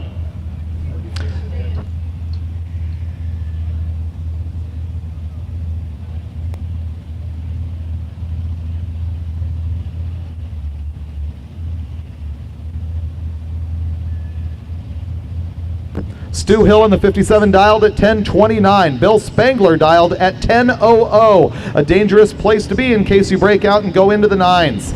Spangler started at the top of the ladder. He is our Lord qualifier. Gets out with an O light.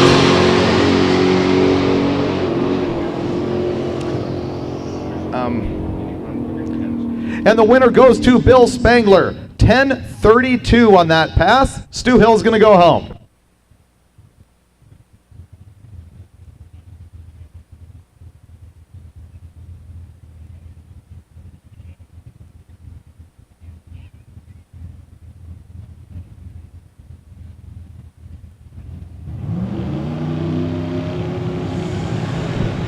Kevin McKenna, my buddy from NHRA, on the left-hand side in the supercharged Mustang. The LS Volvo on the right-hand side. This one goes to Kevin. The other guy broke out. Kevin goes 11:01.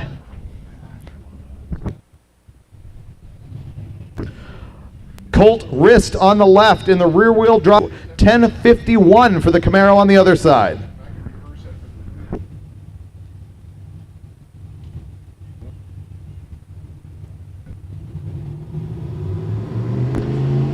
Stick shift cars, we need you to the back of the lanes. Stick shift cars, come on down to the back of the lanes.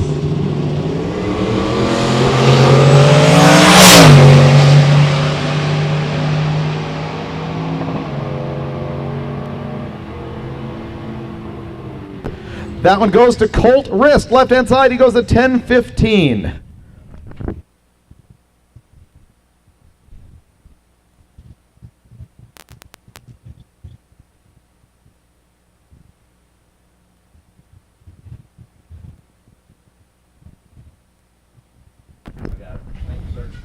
This one, Chad Garut dialed at a 1061 in the older Mustang on the left-hand side. Eugene Holderfield has got the 2019 Mustang dialed at 1004 on the right.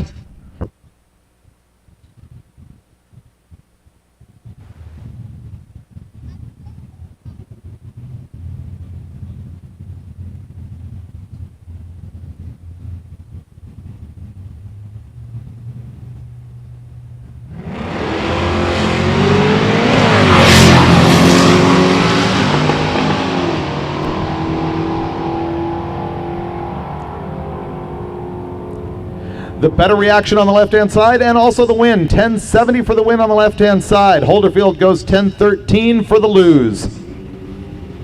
That's all about a poor reaction time on the lose right there. People on the live feed are wondering what is going on here.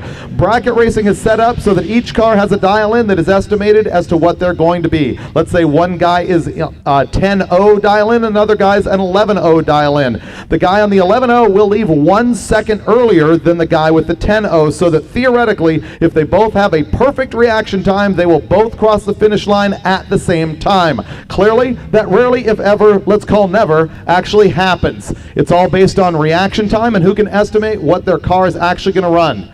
They want to go O on the light, and they want to run exactly on their dial-in. This time, Charlie Cruz on the left-hand side dialed at 1028. Jason Trotter in the Daytona dialed at 1087.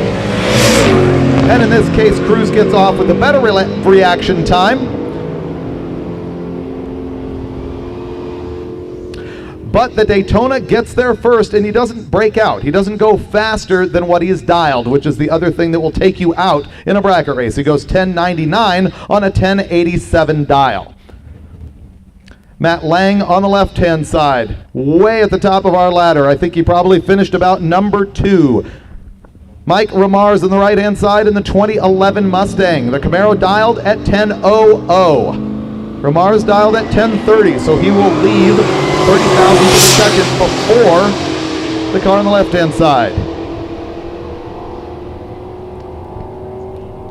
Oh, all that work running the number to get a 10-0 out of Matt Lang, and he is going to go home as Reimar's in the right-hand lane gets there first with a 1037.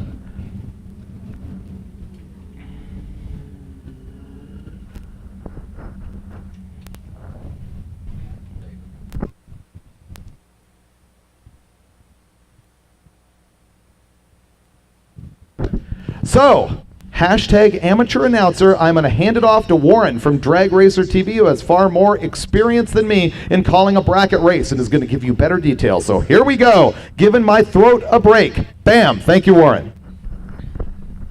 Well, I figure after 4 days and 7 hours today, you could probably use a little bit of a break. So left side of the track, the Dodge Challenger over here. Car 335 dial in at a 1028. Michael Locasio. The Cadillac over there on the right, 1102 the number. Of course, that dial in is based on their weekly average minus 1/10 of a second. And it looked like the Challenger rolled the beams there and gets the automatic red light. That means Locasio gets the win. 1082 at 133. That would have been a big time breakout there. But the red light had already taken the Mopar out of contention. Michael Cavallero, the 88 Mustang over here on the left-hand side, 1001 there on the windshield. We'll be chasing down the GTO right side of Rob Barhorst. Barhorst dialed in at a 1038, right-hand side of the track. So right side, the black Pontiac. And it looks like we are getting the symbol to shut them off here on the starting line. Right lane is being shut off. It's going to be a single over here on the left for Michael Cavallero. Somebody on the starting line recognized the problem there on the Pontiac.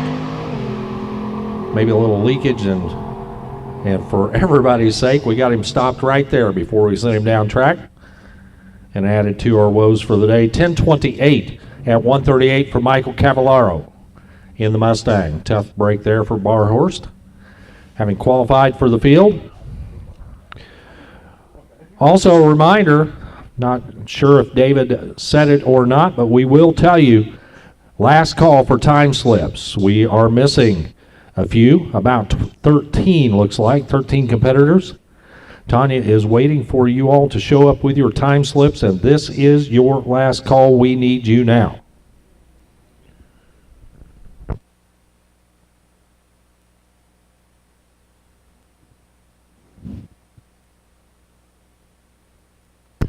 Stick shift cars, we need you to the lanes.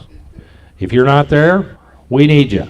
Stick shift cars to the lanes. We need you now.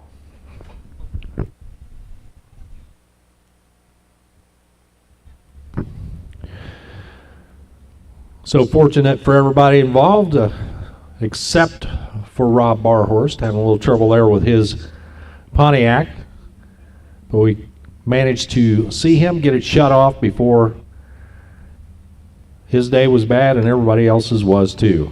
Josh Chichek, the 2020 Camaro, hood up right now. They're getting ready to drop that so he can get ready to go here. He's got a 1079 on the window.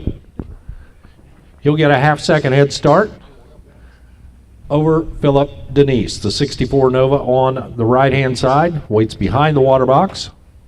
This is Street Machine Eliminator, round number 1.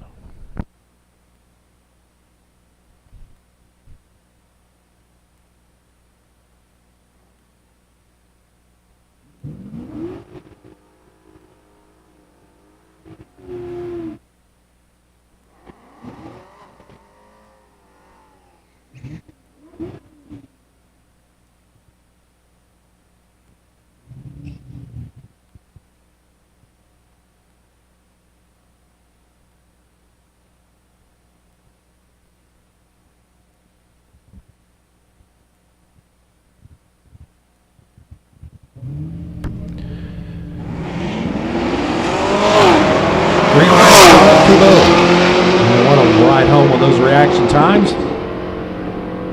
The Nova in better shape, and it looks like Nova's going to get the win. 10:39 down there at the finish line at 110 miles an hour.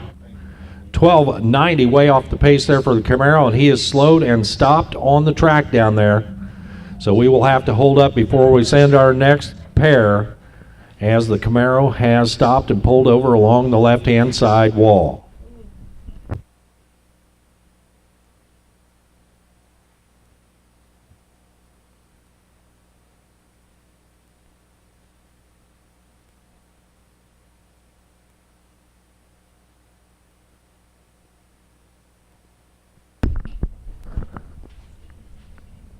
So Chichak gets things sorted out.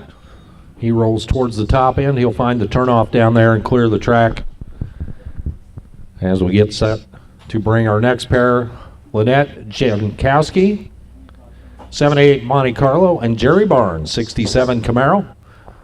They await their turn.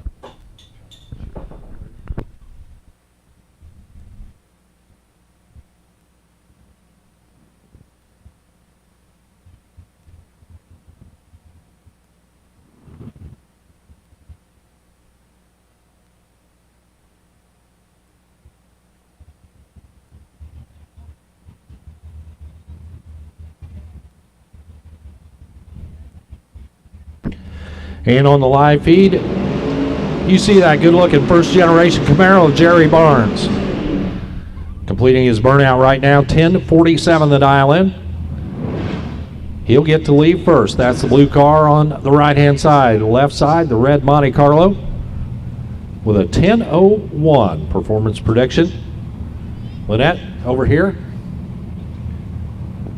will be the chaser here in this pair as we wind our way through round number 1. Car shootout. Barnes in control of this race, and at the top end of the track, it's going to be Barnes for the win. 10:68 at 116 miles an hour. Jankowski would have been a little bit closer on the dial-in side, but reaction time for Barnes by about 0.3 of a second made the difference right there. Jeff Dugopolsky. That's the little Chevelle over here, 66 Malibu. Trying to go 10:65. And the red car leaves first. And how about the Toyota 4Runner over there on the right-hand side for Darren Nepper? 10:11.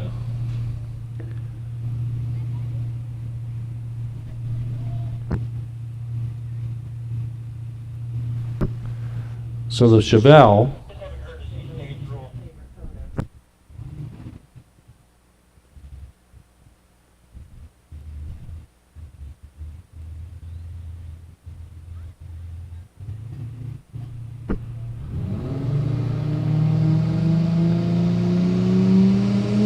So the Toyota trying to spool up and has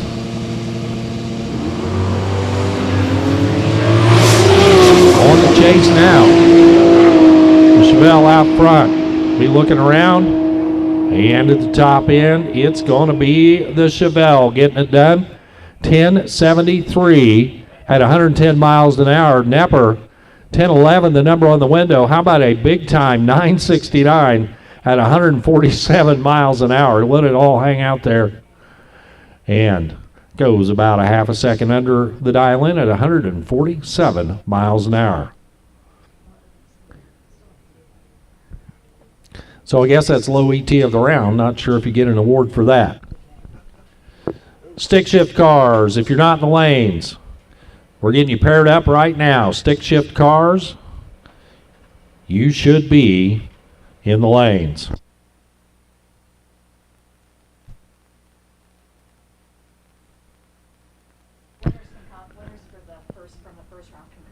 So first round winners from Street Machine, you can come right on back up here as we'll get you paired and ready to go for round number 2.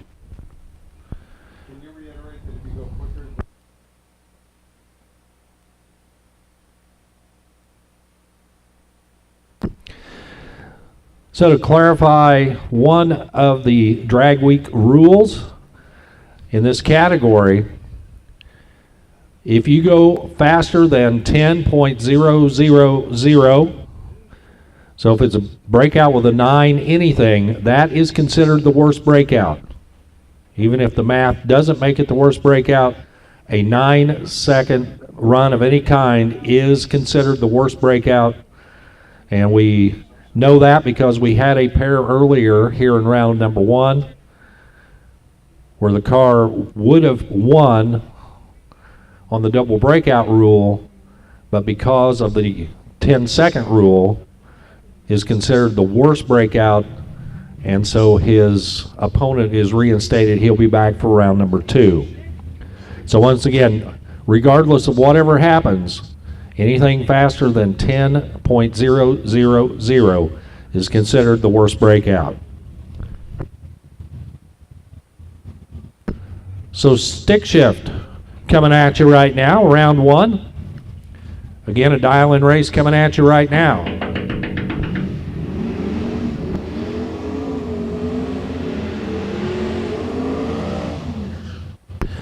.1028 left-hand side here.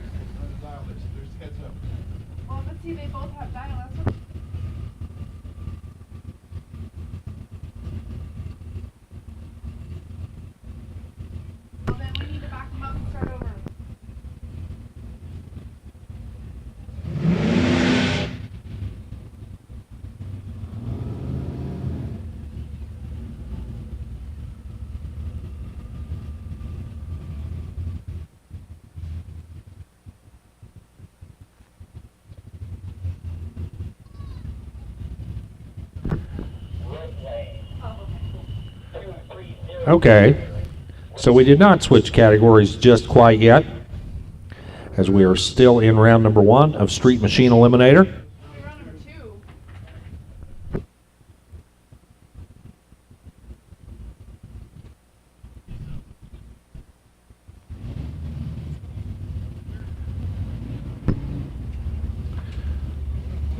Well, this is round 1 or round 2, not sure, doesn't matter. Foxhead's Nova out front. Here comes the Fairmont of Charlie Krause. 1028, 1063 the numbers. Hogshead goes 1073 at 124 for the win. Krause was also about a tenth off, 1039 on the 1028, but the better reaction time by just a touch for Hogshead gets the win. Bill Spangler coming up now, alongside the second gen Camaro, car 68R. 1007 the dial in. Left side. Flat, right side. So the Fairmont's got to watch out that he doesn't dip into the 9s. And was safe and gets the win. 1007 at 120 miles an hour for the Camaro. 1011 at 131. and a tight race down at the finish line as margin of victory, 0.0043, 43 ten-thousandths of a second at the finish line. Jeremy Wilson and Mike Reimers coming up now. Wilson in the Chevy, 66 Nova left side, dial is 1064. Mike Reimers, right side. Cobra Jet on the chase. Looking at a 10:30 up on the scoreboard, and he is behind all the way down the track. Big puff of smoke at the finish line. 10:33 for Reimers, but his day is done as the win light goes to Jeremy Wilson. 10:97 on the 1064 at 109 miles an hour. The Cobra Jet, little puff down there at about 1,100 feet.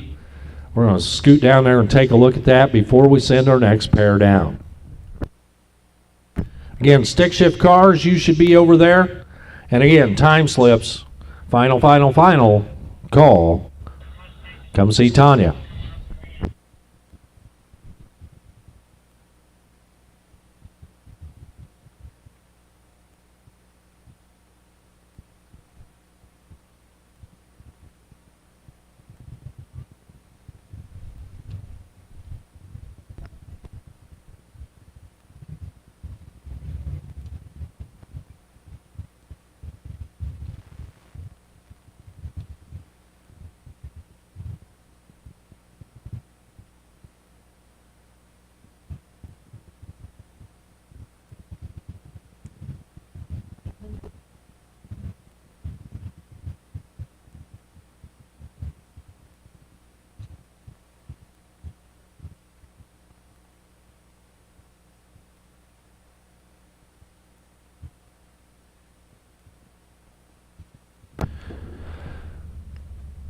So our crew headed for the top end down there, getting ready to make the turnoff and clear the track.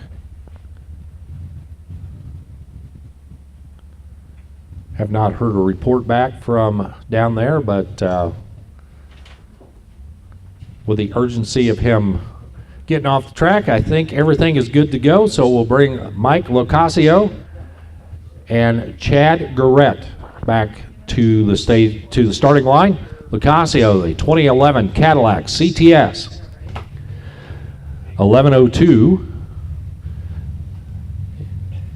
is his dial-in.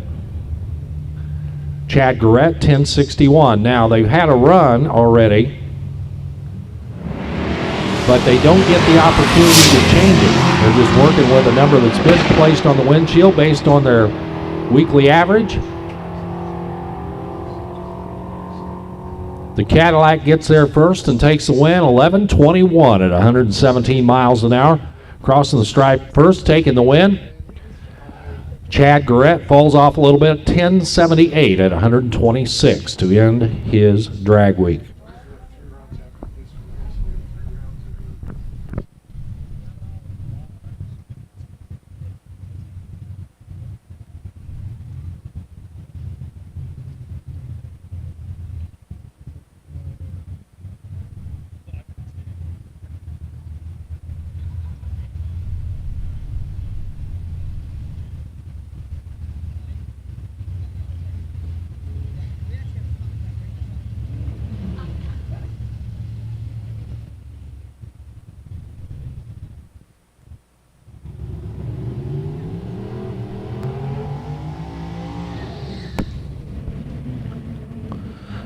Rolling up now, left side of the track, this is Colt Rist, the 2004 Impala.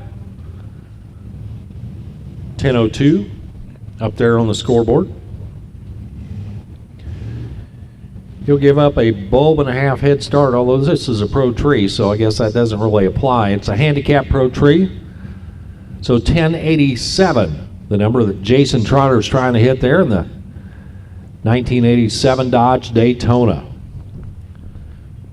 Red car gets to go first, and the Impala SS will be on the chase.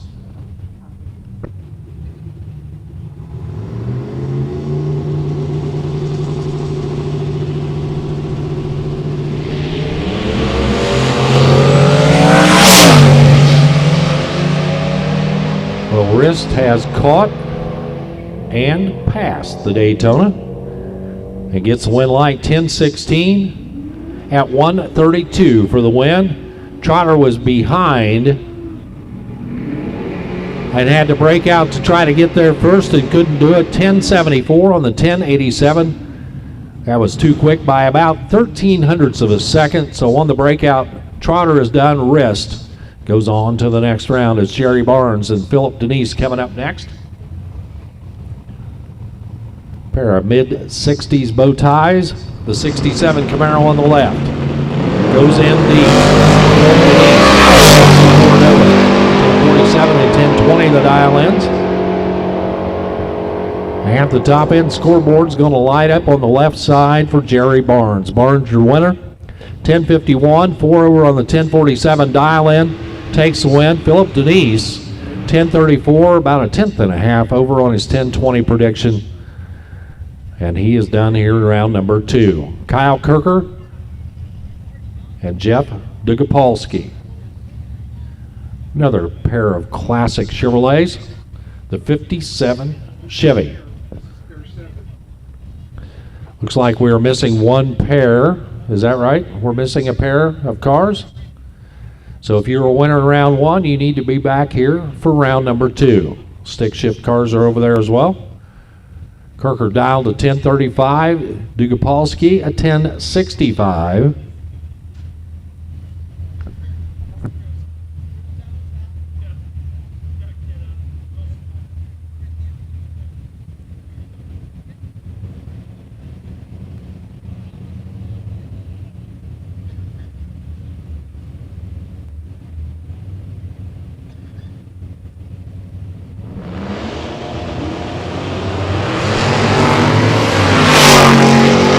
Jack off the line, Kirker on the chase.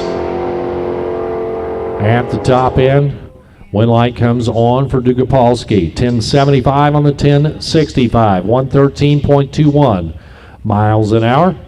Kirker trying to chase him down there, broke out trying to do it as he's 10:32. That's 300 and the 10:35.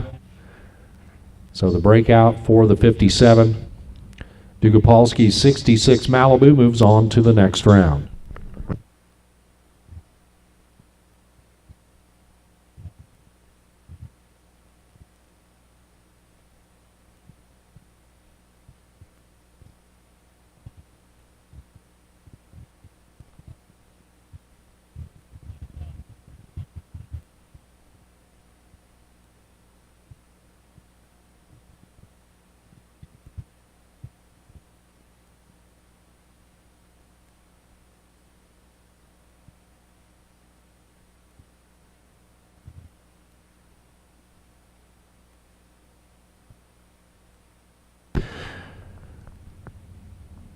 So 2 blue oval cars sitting at the head of the staging lanes right now. I guess they're waiting for the motion to come on up, and we're ready for them.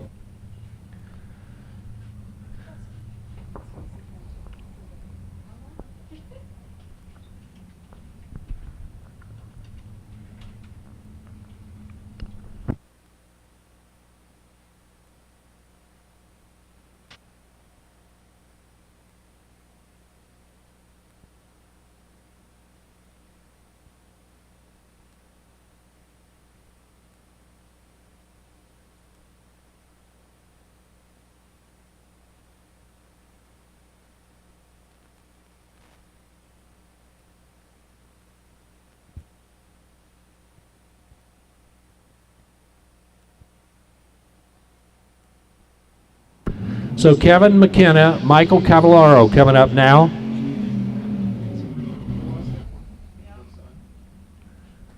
McKenna, our buddy from NHRA and National Dragster.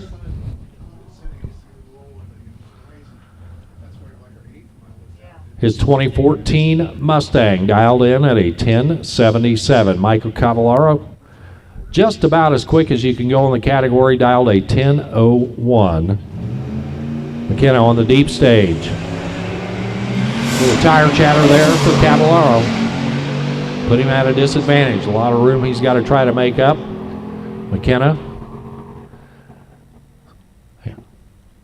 Slows her down there. Nice safe run. Takes the win. 10:86 at 1:16 for Kevin McKenna. He'll go on to round number 3. Cavallaro. Little wheel spin there. Affected his 60-foot time right there. Goes 10:20. 2/10 over on his 10:01 dial in at 140 miles an hour.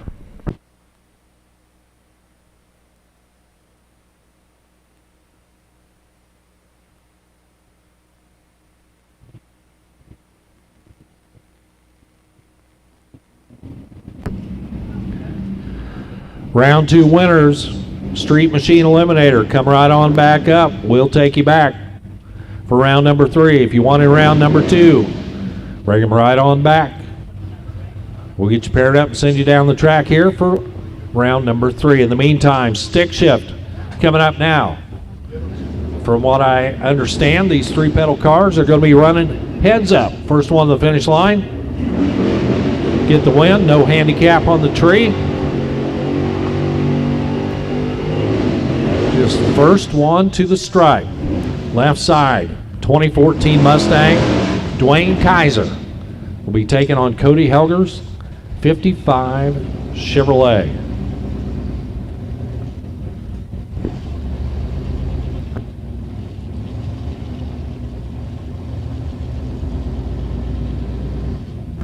Pretty simple concept here. Wind them up, dump the clutch, head for the other end. Away they go. Helger off the line first. Hopping and skipping, heading for the finish line way out in front. We'll turn on a wind light there on the right-hand side. 10:20 at 133 miles an hour for Dwayne Kaiser. 12:92 at 1:10 to exit here in round number 1.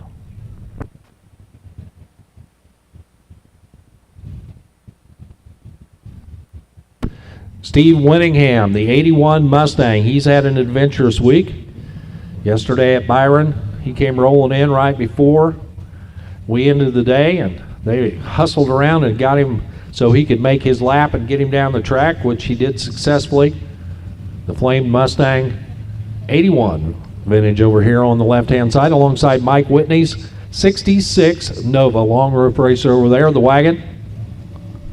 Again, these are stick cars. They'll be banging the gears as they head down track. So Whitney kind of lurching, getting off the starting line. In the meantime, Winningham drops the hammer and heads for the other end to a 9:19 at 149 miles an hour. Turns on the wind light. Michael Whitney, his day is done. 13:55 at 105. Jaron Nowinski alongside the Dodge Dart swinger over there of Ray Bohadl. I'm sure that's not right. But the 87 Town Country panel wagon. And believe it or not, Nowinski is going to be your winner at a stellar 1593 at 88 miles an hour.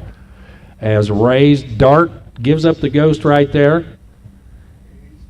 3-second reaction time as he drops the clutch. And he got to about 400 feet and the car went silent and he coasted over alongside the wall, and he has come to a stop right before our quarter-mile finish line.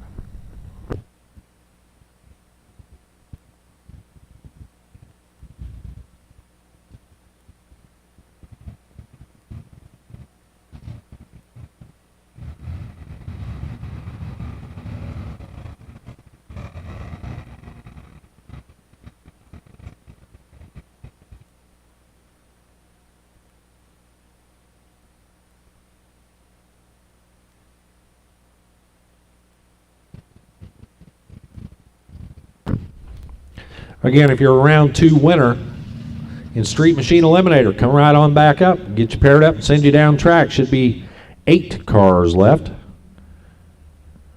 Coming back here for round number 3.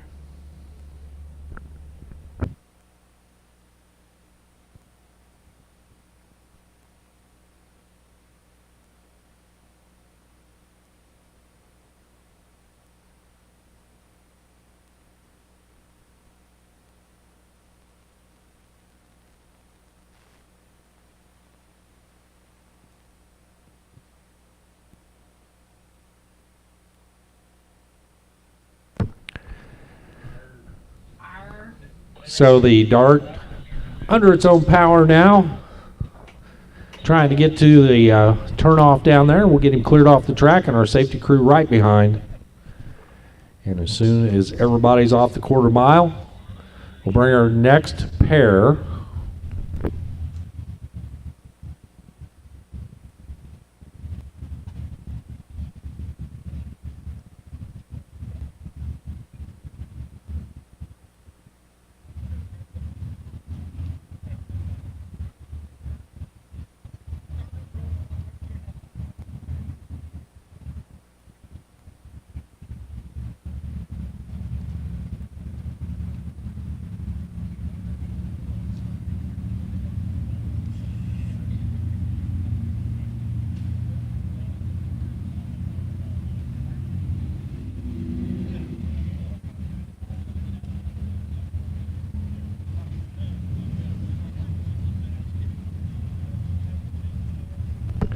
So for all you folks still out there on the live stream, thank you very much for hanging in with us.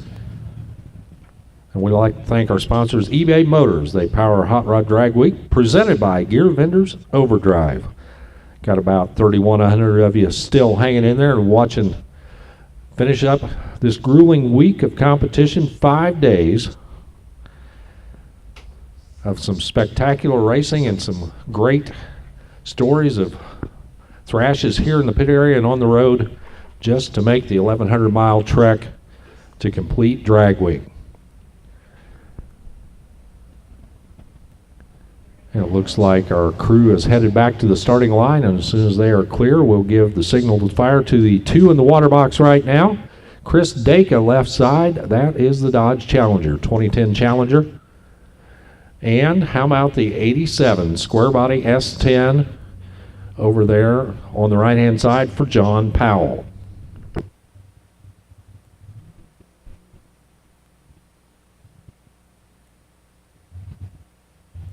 So the stick shift category here, this eliminations, is something that the racers themselves kind of put together. They have the opportunity to see if they want to put together a little race like this, and they did, and about 20 people signed up for it. So we are making our way through this first round of eliminations here for the stick cars.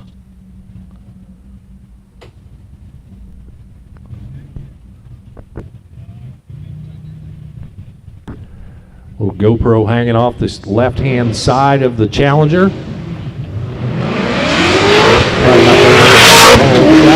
However, he makes a beeline for the other end of the track, and Dake is going to be your winner, 1050 at 141 miles an hour as John Powell's S10. Better off the starting line by a whole bunch, but did not have the performance to hang out there in front. 13 flat at 107 miles an hour. How about the Firebird Formula here on the left for Stephen Phillips, 89 Pontiac, alongside the 2006 Mustang of Stephen Calloway. And here Calloway come off the line, dropping the gears. Nice smooth pass there for Calloway, and a 1164 at 111 miles an hour for Calloway for the win.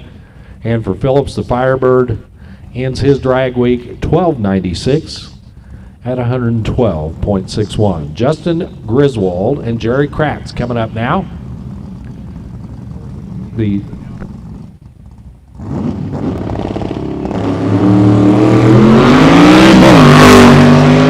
Griswold's Trans Am, way down track.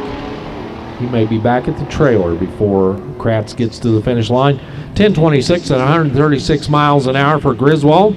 Jerry Kratz, the Falcon Wagon, last time you get to see it on the racetrack, 1358 at 96. Hey, a reminder to all of you, ice will only be available for another 15 minutes over by the concession stand on the pit side. You got about 15 more minutes if you're looking for ice, as we're getting ready to close down that part over there. So ice will be available for about 15 more minutes over on the pit side by the concessions. Nelson Santos and Steve Lemieux. Santos, the Camaro. That's That's the red car left side. The GTO, that's the blue car. Right side, Steve Lemieux. About a car length apart at the finish line, but it's going to be Santos taking the win in his Camaro. 11:46 at 125 miles an hour. Lemieux about a half a second behind, 11:94 at 118. John Puckett and Stephen Mast coming up now. Puckett, the 83 Mercury Capri, alongside the 94 Rotator. And the Capri, straight as a string to a 9:08 at 154 miles an hour. The Roadmaster, 12:44 at 112. And the big old Buick is done. Joel Nystrom's 31 Plymouth. The coupe over here, left-hand side, alongside Jonathan Noches, 99 Dakota. The Nooch. Is that who the Nooch is? I've been hearing it all week, but I didn't. The Nooch. Stellar 414 light. And it will be the last time you hear it. So hopefully you're out of liquor by now, as you won't get another chance to take a shot. 10:45 at 136 for Joel Nystrom. And the Nooch is done. 13:26 at 91 miles per hour.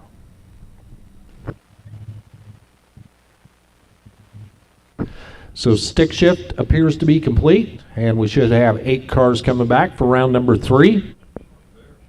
And I guess I'm hearing from behind me that they are there. So stick shift cars, if you are a winner in round 1, we need you back to the lanes. Bring them on back up here.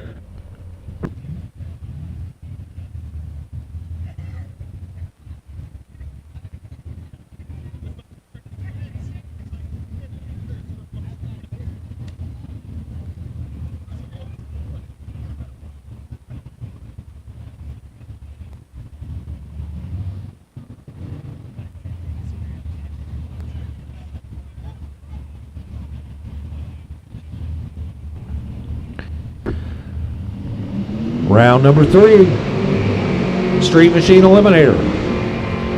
We'll cut it down from 8 cars to 4. Jerry Barnes, the 67 Camaro. That's the Chevy side of this Ford Chevy matchup. Bill Spangler, the 80 Ford Fairmont. Spangler, the quicker of the two on dial-ins.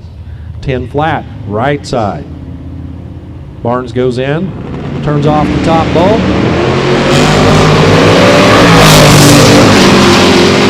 Reasonably close on reaction time. It will be settled at the finish line. Win light,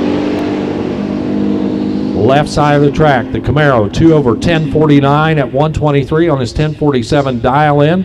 Spangler a 10th and a half off, 10:15 on the loss at 132. Kevin McKenna and Ian Hogshead coming up now. Another Ford Chevy matchup, another deep stage, as McKenna knocks out the top light there. Alongside Hogshead, 77 Nova. Again, 1077 and 1063 the dial in. And at the top end, it's going to be Hogshead. Moving on to the semifinals. The 77 Nova of Hogshead goes 1082 on the 1063 for the win. Had the starting line advantage as McKenna. A little late leaving, goes 1087 on the 1077. He was closer to the dial, but further off, reacting to green. Jeff Dugopolsky, Michael Locasio coming up now. 66 Malibu left side, lifts that left front as he heads for the other end. 1065 his number, 1102 the dial for Locasio. And it's going to be the 66 Malibu of Jeff Dugopolsky going to the semis. 6 over 1071 at 115 miles an hour for the win. Locasio's Cadillac, 1088. Big time breakout by a 10th and a half there, as he goes 1088 on the 1102. He's under by 13 hundredths of a second. Jeremy Wilson and Colt Rist, our final pair here. In Street Machine Eliminator, Wilson is going to go in deep alongside the Impala. And Wilson out front in control. Here comes the Impala. Can he hang on for the win? Yes, he does. 1081 at a 111. Rist slower on the reaction timer and will break out as he goes 998 on the 1002 as he breaks out by 4 hundredths of a second. So Wilson goes on to the final four here. In Street Machine Eliminator, stick cars, we need you back to the lanes. If you're not there now, we need you now. And for our Street Machine Eliminator cars, 4 of you left. Bring them on back.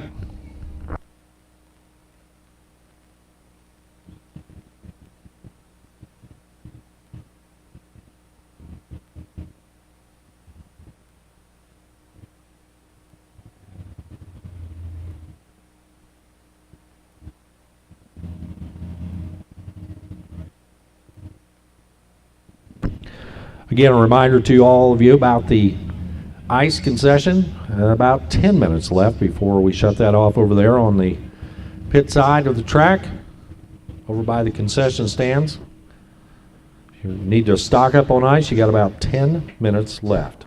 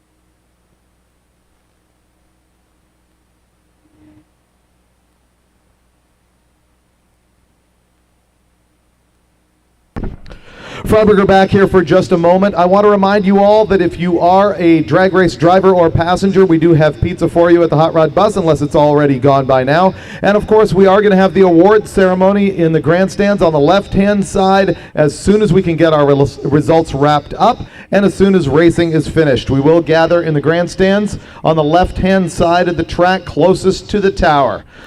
Can't wait to see you there. I've already hit the Corona beer. How about you?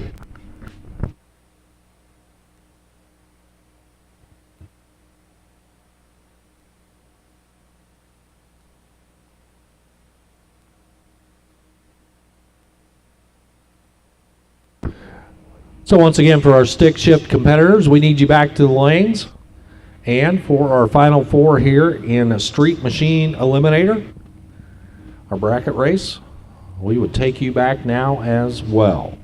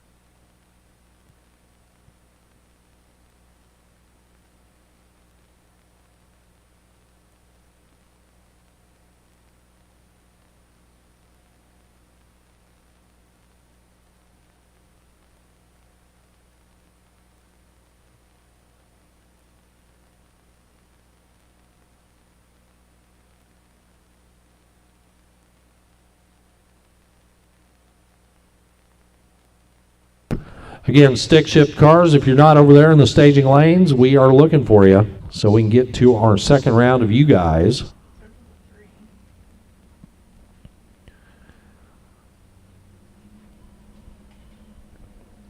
And it looks like our final 4 cars in the bracket race are lined up over there. Hoods up on a couple of them. And we will see them in competition in just a minute.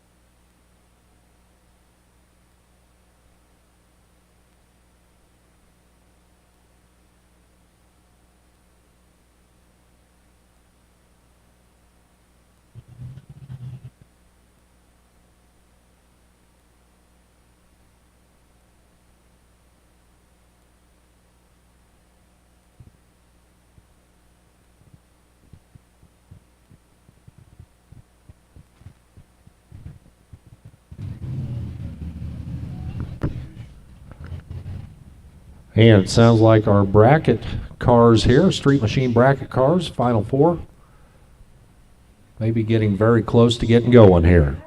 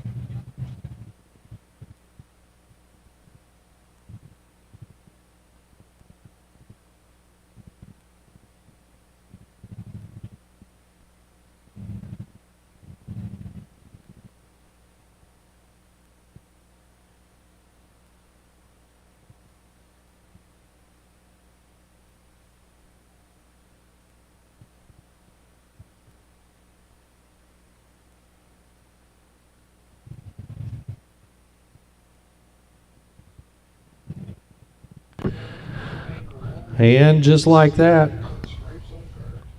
our Street Machine competitors rolling right back to the water box. They are ready to go. 4 of them left.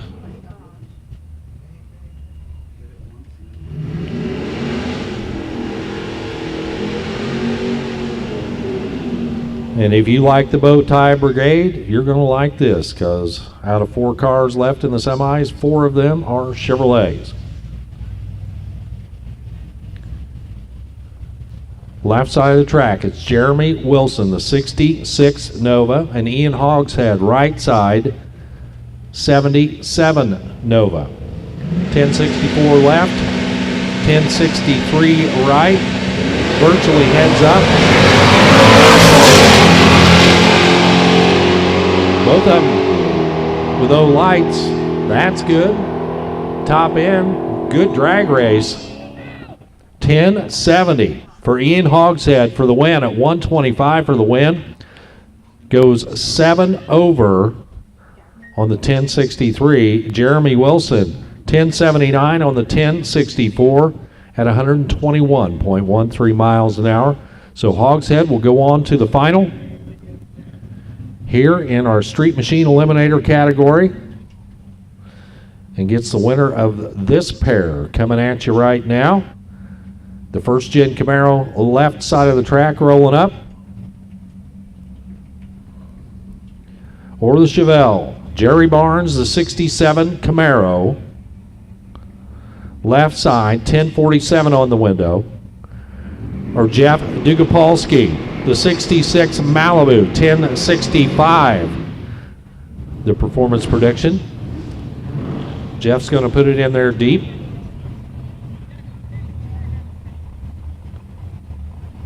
Try to get a better reaction time. We'll sacrifice just a touch of elapsed time to do that, but based on the way this is structured, that's probably okay. Another O-light for the guy that's way out in front right now, Jeff Dugopolsky. And Jeff, your winner. So it'll be the 66 Malibu taking on the 77 Nova. As Jeff Dugopolsky, your winner, 1068, 3 over on the 1065. Had the better light, 115.27 for the speed. Barnes got down there, still crossed the finish line second, but broke out.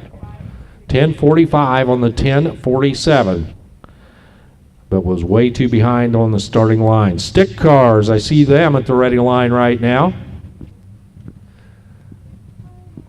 I believe there are maybe about 10 of those left. 9 of those left. So that means we have 4 more rounds of stick cars.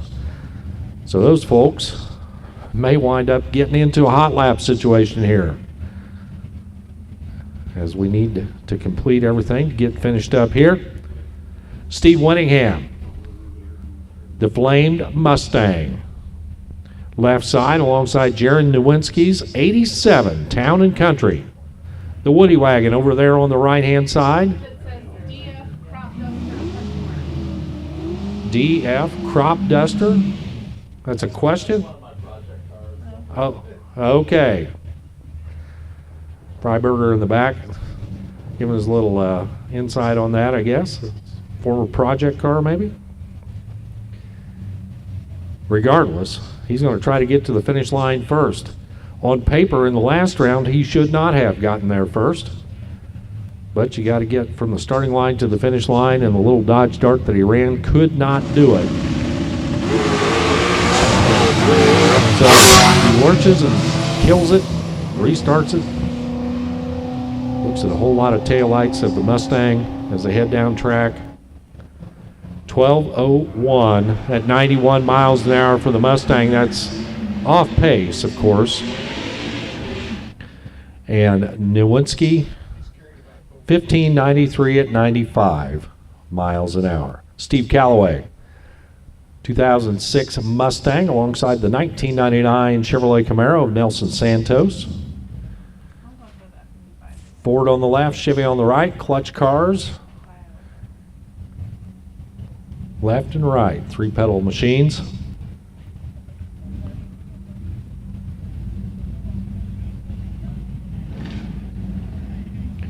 Somebody says they'd love to see a 3 on the tree win the stick competition. That would be cool. See him flailing on it on the steering column. Santos is better on the tree. Out by about a car length. Headed for the finish line and going to get the win. 11:59 on the whole shot win. 1:24 for the speed. He was slower on the ET, but Stephen Calloway's 11:54 can't get there because he gave him 0.3 of a second back here on the starting line. Justin Griswold and Cody Helger. Helger heating up the hides on that high and handsome 55 Chevrolet. Over there on the right-hand side, alongside the Trans Am. Left side, 85 Trans Am of Justin Griswold.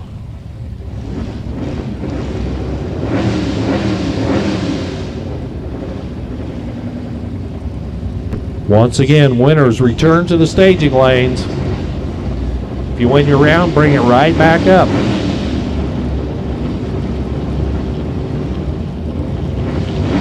No dial-ins here. First one to the finish line, your winner. You hear the revving over there on the 55.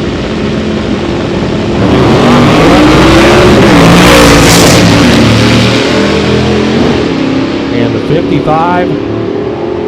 Not going to get there first. It's going to be the Trans Am getting the job done. 884 at 140. Justin Griswold, your winner, as Cody Helger. Great week for him. Better at the starting line by about a tenth of a second, but 10:26 at 133 will cross the finish line second. Joel Nystrom and Chris Dacre coming up now. The old school, 31 Plymouth. And Chris Dacre's new school. Drops the hammer, spins the tire. So they are even as they get to the finish line. Who's going to win it? It's going to be the new school challenger. 10:62 at 140 for Chris Dacre getting the win. It was a great race there. Joel Nystrom better off the starting line. Thought he had a good chance there to hang on as Dacre spinning the tire. But a 10:74 at 136, not quite enough horses to get the job done. John Puckett's Capri will get the single here to go into the next round. And it looks like he's just going to take the green, which is all he has to do, and back out.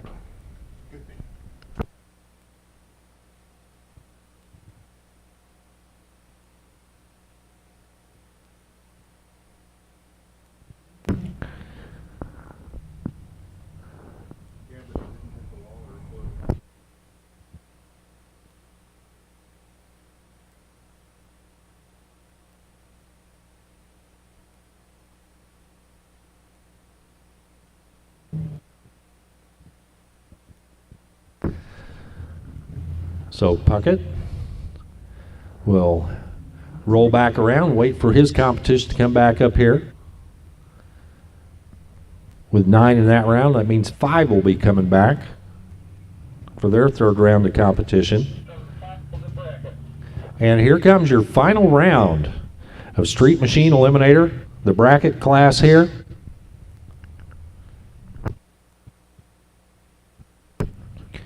As the Chevelle on the left and the Nova on the right. Jeff Dugopolsky's 66 Malibu. 1065 to dial in. And Ian Hogshead, 1063 the dial in. A pretty even match here as Hogshead's Nova will get just 2/100ths of a second give up the spot to Jeff Dugopolsky's 1065. 2/200ths of a second on the tree. Probably won't even be able to see it.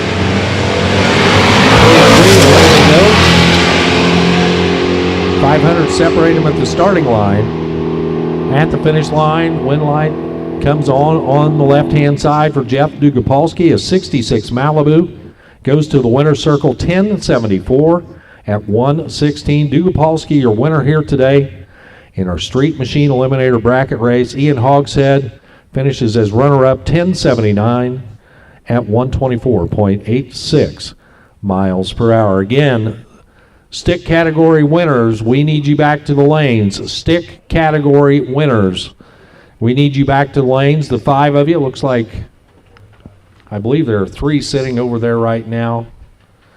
We're looking for the other 2 of you.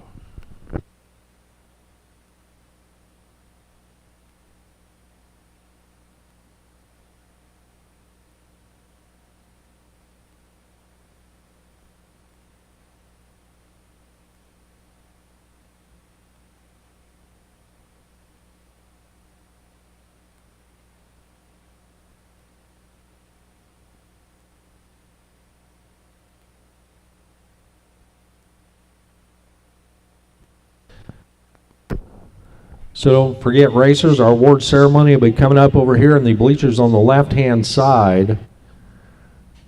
Over here on the tower side. Freiburger's probably about 3 Coronas in right now, so it ought to be a very entertaining award ceremony.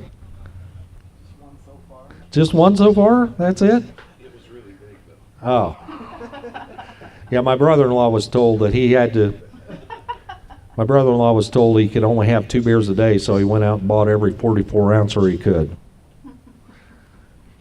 He said 2, but not how big, just how many.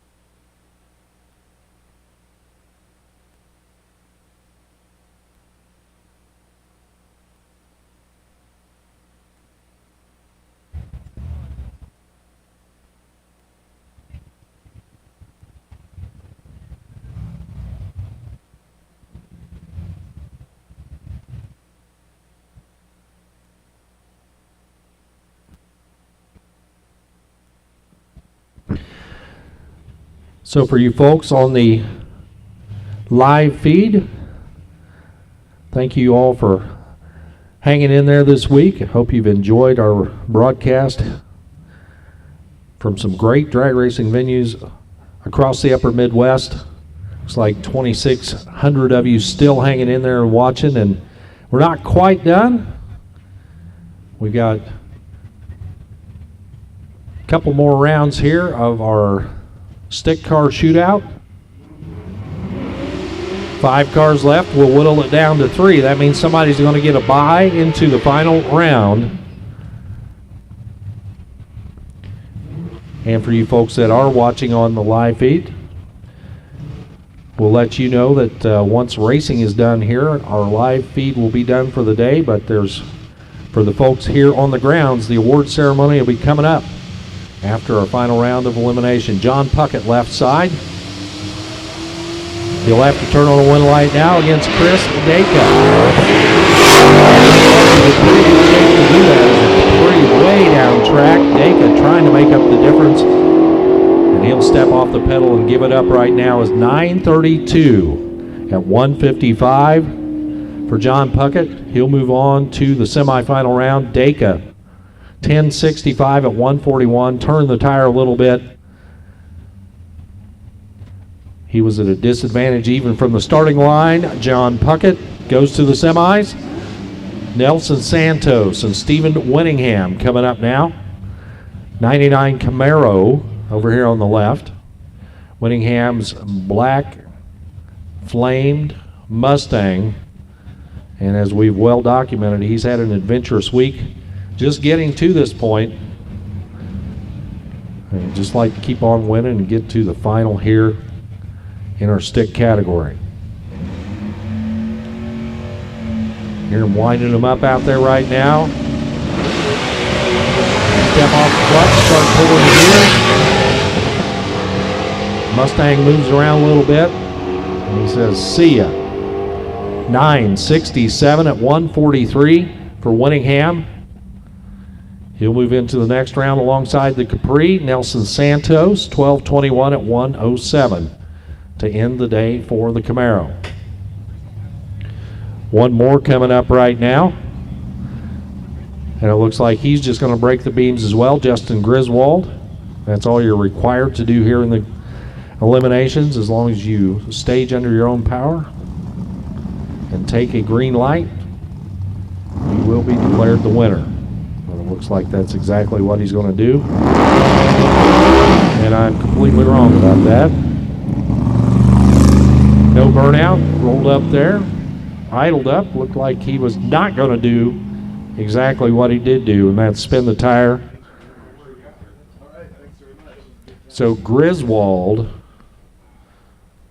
will be looking at a Capri and a Mustang. And I think based on who's had the bye so far, I think Steve Winningham will get the bye into the final because Griswold had a bye and the little Capri had a bye. Winningham did not have a bye.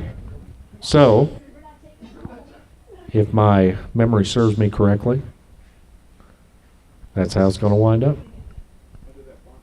3 cars left.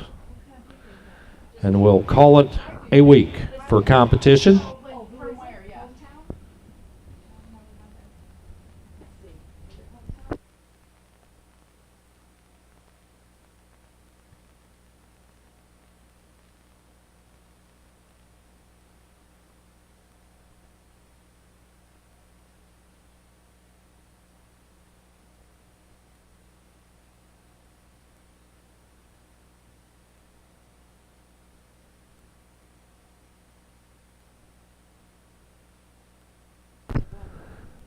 So we have 3 stick cars left, and we know you just went down the track, but you need to bring them right back up to the lanes so we can get finished up here.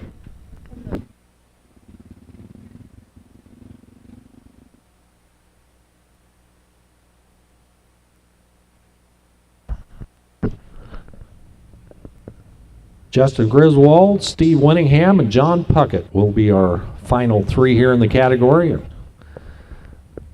So we are looking for you back to the staging lanes.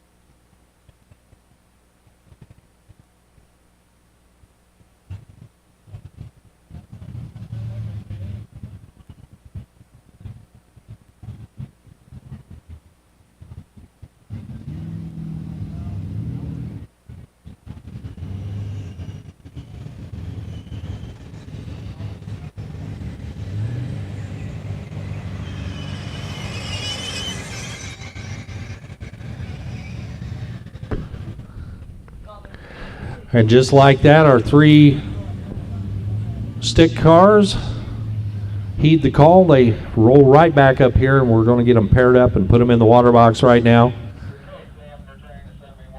Looks like we're doing just a little bit of traction farming out there right now as we're dragging the tire and doing a little brooming. And as soon as we complete that, we'll be ready to go here in our semifinals in stick.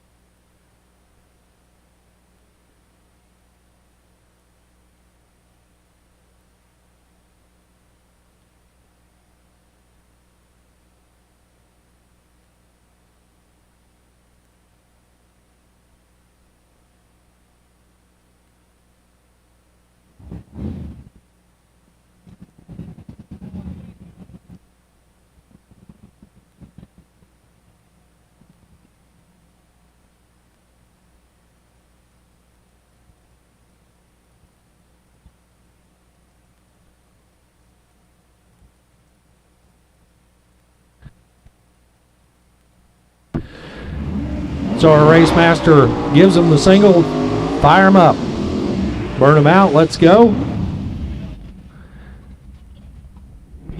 It is the Firebird and the Capri coming up. Heads up matchup. First one to the finish line goes to the final. Justin Griswold, left side, the 85 Trans Am. Nitrous small block Chevy over here on the left. Alongside John Puckett's 83 Capri. A Pro-Charged Coyote motored blue oval product over there on the right-hand side. Both of them got what it takes to get to the finish line first. We just got to see who will do it. And it looks like, got to take a look at something real quick here. on the Trans Am. And perhaps the fuel cell cap was loose. As they popped the hatch, took a look at that. Now Griswold rolls forward. And he will light both bulbs. He rolls right in, lights both bulbs. Bars up, as the motor falls out of it, the Capri is going to get it done. John Puckett to the finish line first for the win, 9:57 at 152 miles an hour. And Puckett will go on to the finals to take on Steve Winningham's Mustang. And for the record, Justin Griswold, 1788 at 64 miles an hour, slowing at the quarter-mile mark.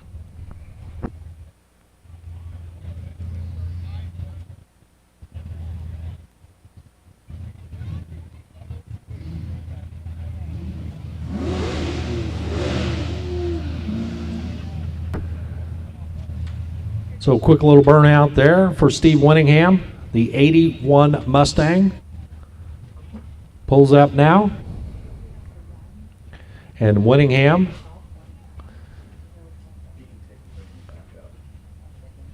looks like he's going to make a run. Of course, I've been wrong already before, but it looks like he is going to make a run. So it'll be the Capri and the Mustang in the final. As Winningham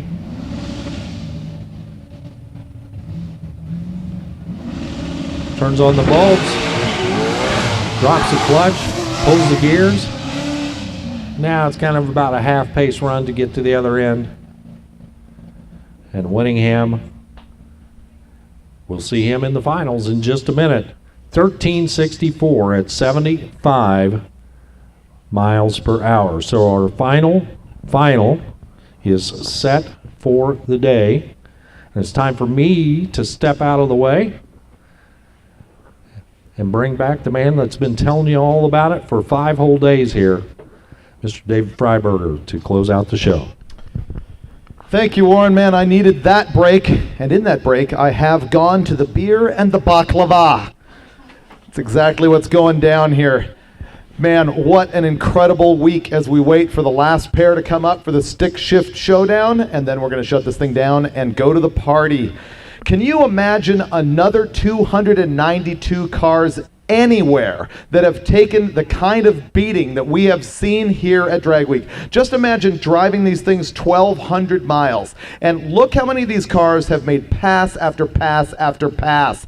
Some of them up to 7 runs a day or more. And then they show up and they enter the bracket race, and then they enter the stick shift shootout. They will not stop running no matter what. That is what Drag Week is all about. It's actually amazing to me to see the progression of this thing over the years and to see how the aftermarket has made it so that these cars can survive. 8 seconds naturally aspirated, and you're going to run like 3 or 4 times a day and then hit the road. It's actually unbelievable. While we're waiting for the last pair to go down, there are so many people that need to be thanked for this entire deal. First among them is going to be every single racer who made this happen, and frankly, every single Drag Week racer for the past 16 years. This just simply wouldn't happen without the Drag Week ethic that you created and without the financial ruin and mental anguish and mechanical abuse that you have gone through for the past week. So thank you very much to all of you. Also, I have to thank the people who have been helping us here with the Hot Rod Magazine team, including Keith Turk, our race director, Tanya Turk, who has been running the program for getting the ETs in every single day, Sean and Tara Fling doing registration and also running lanes, Michael and Matt Fling, same story, Deborah Chilson, Dan and Lydia Milholland, Brian Ward, Mike Boyson, Brian Ekstrom. All of those people are virtually volunteers making this happen, and we really appreciate each and every one of them. This is the very first year that the live feed has been managed by Drag Racer TV. They've done a great job. We've enjoyed working with them, get to know each other, and actually making this happen all week. There's been some technical difficulties. There is with every single live feed when you go into the middle of nowhere and try and make something like this happen. Of course, the sponsors, eBay Motors, Gear Vendors, Rocket Brand Fuels, Holly NOS, Mothers for supporting the live feed, and Iski for being the official cam and lifters of Hot Rod Drag Week. I really appreciate all of you that have been watching on that Mother's live feed for the entire week, and the people commenting on social media, the people who have come out to sit in the grandstands. Unbelievable how many people came out to Byron yesterday. It's a Thursday morning and 2,500 people packed the grandstands. Same thing happened when we were there in 2017. It's unbelievable.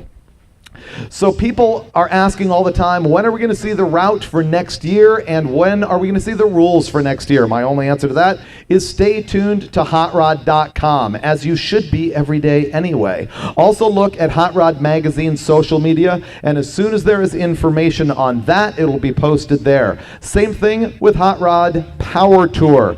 I understand both events coming back next year. And finally, we come to the final round of Drag Week. We'll go back to the track. This is the last you're going to have to see of my face. Once again, the beer and the baklava, courtesy of The Nooch. The final round of drag racing. The Stick Shift Showdown.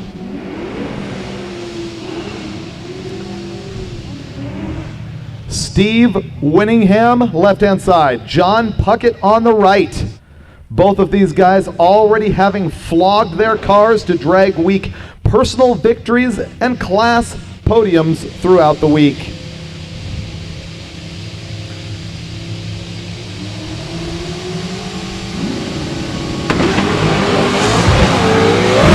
Winningham is going to get out first.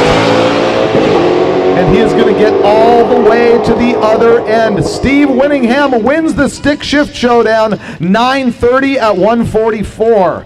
And Puckett on the right-hand side, 10:58 at 1:26. That is a wrap on eBay Power's Hot Rod Drag Week 2021, presented by Gear Vendors Overdrive. Thanks to all of you. See you next year.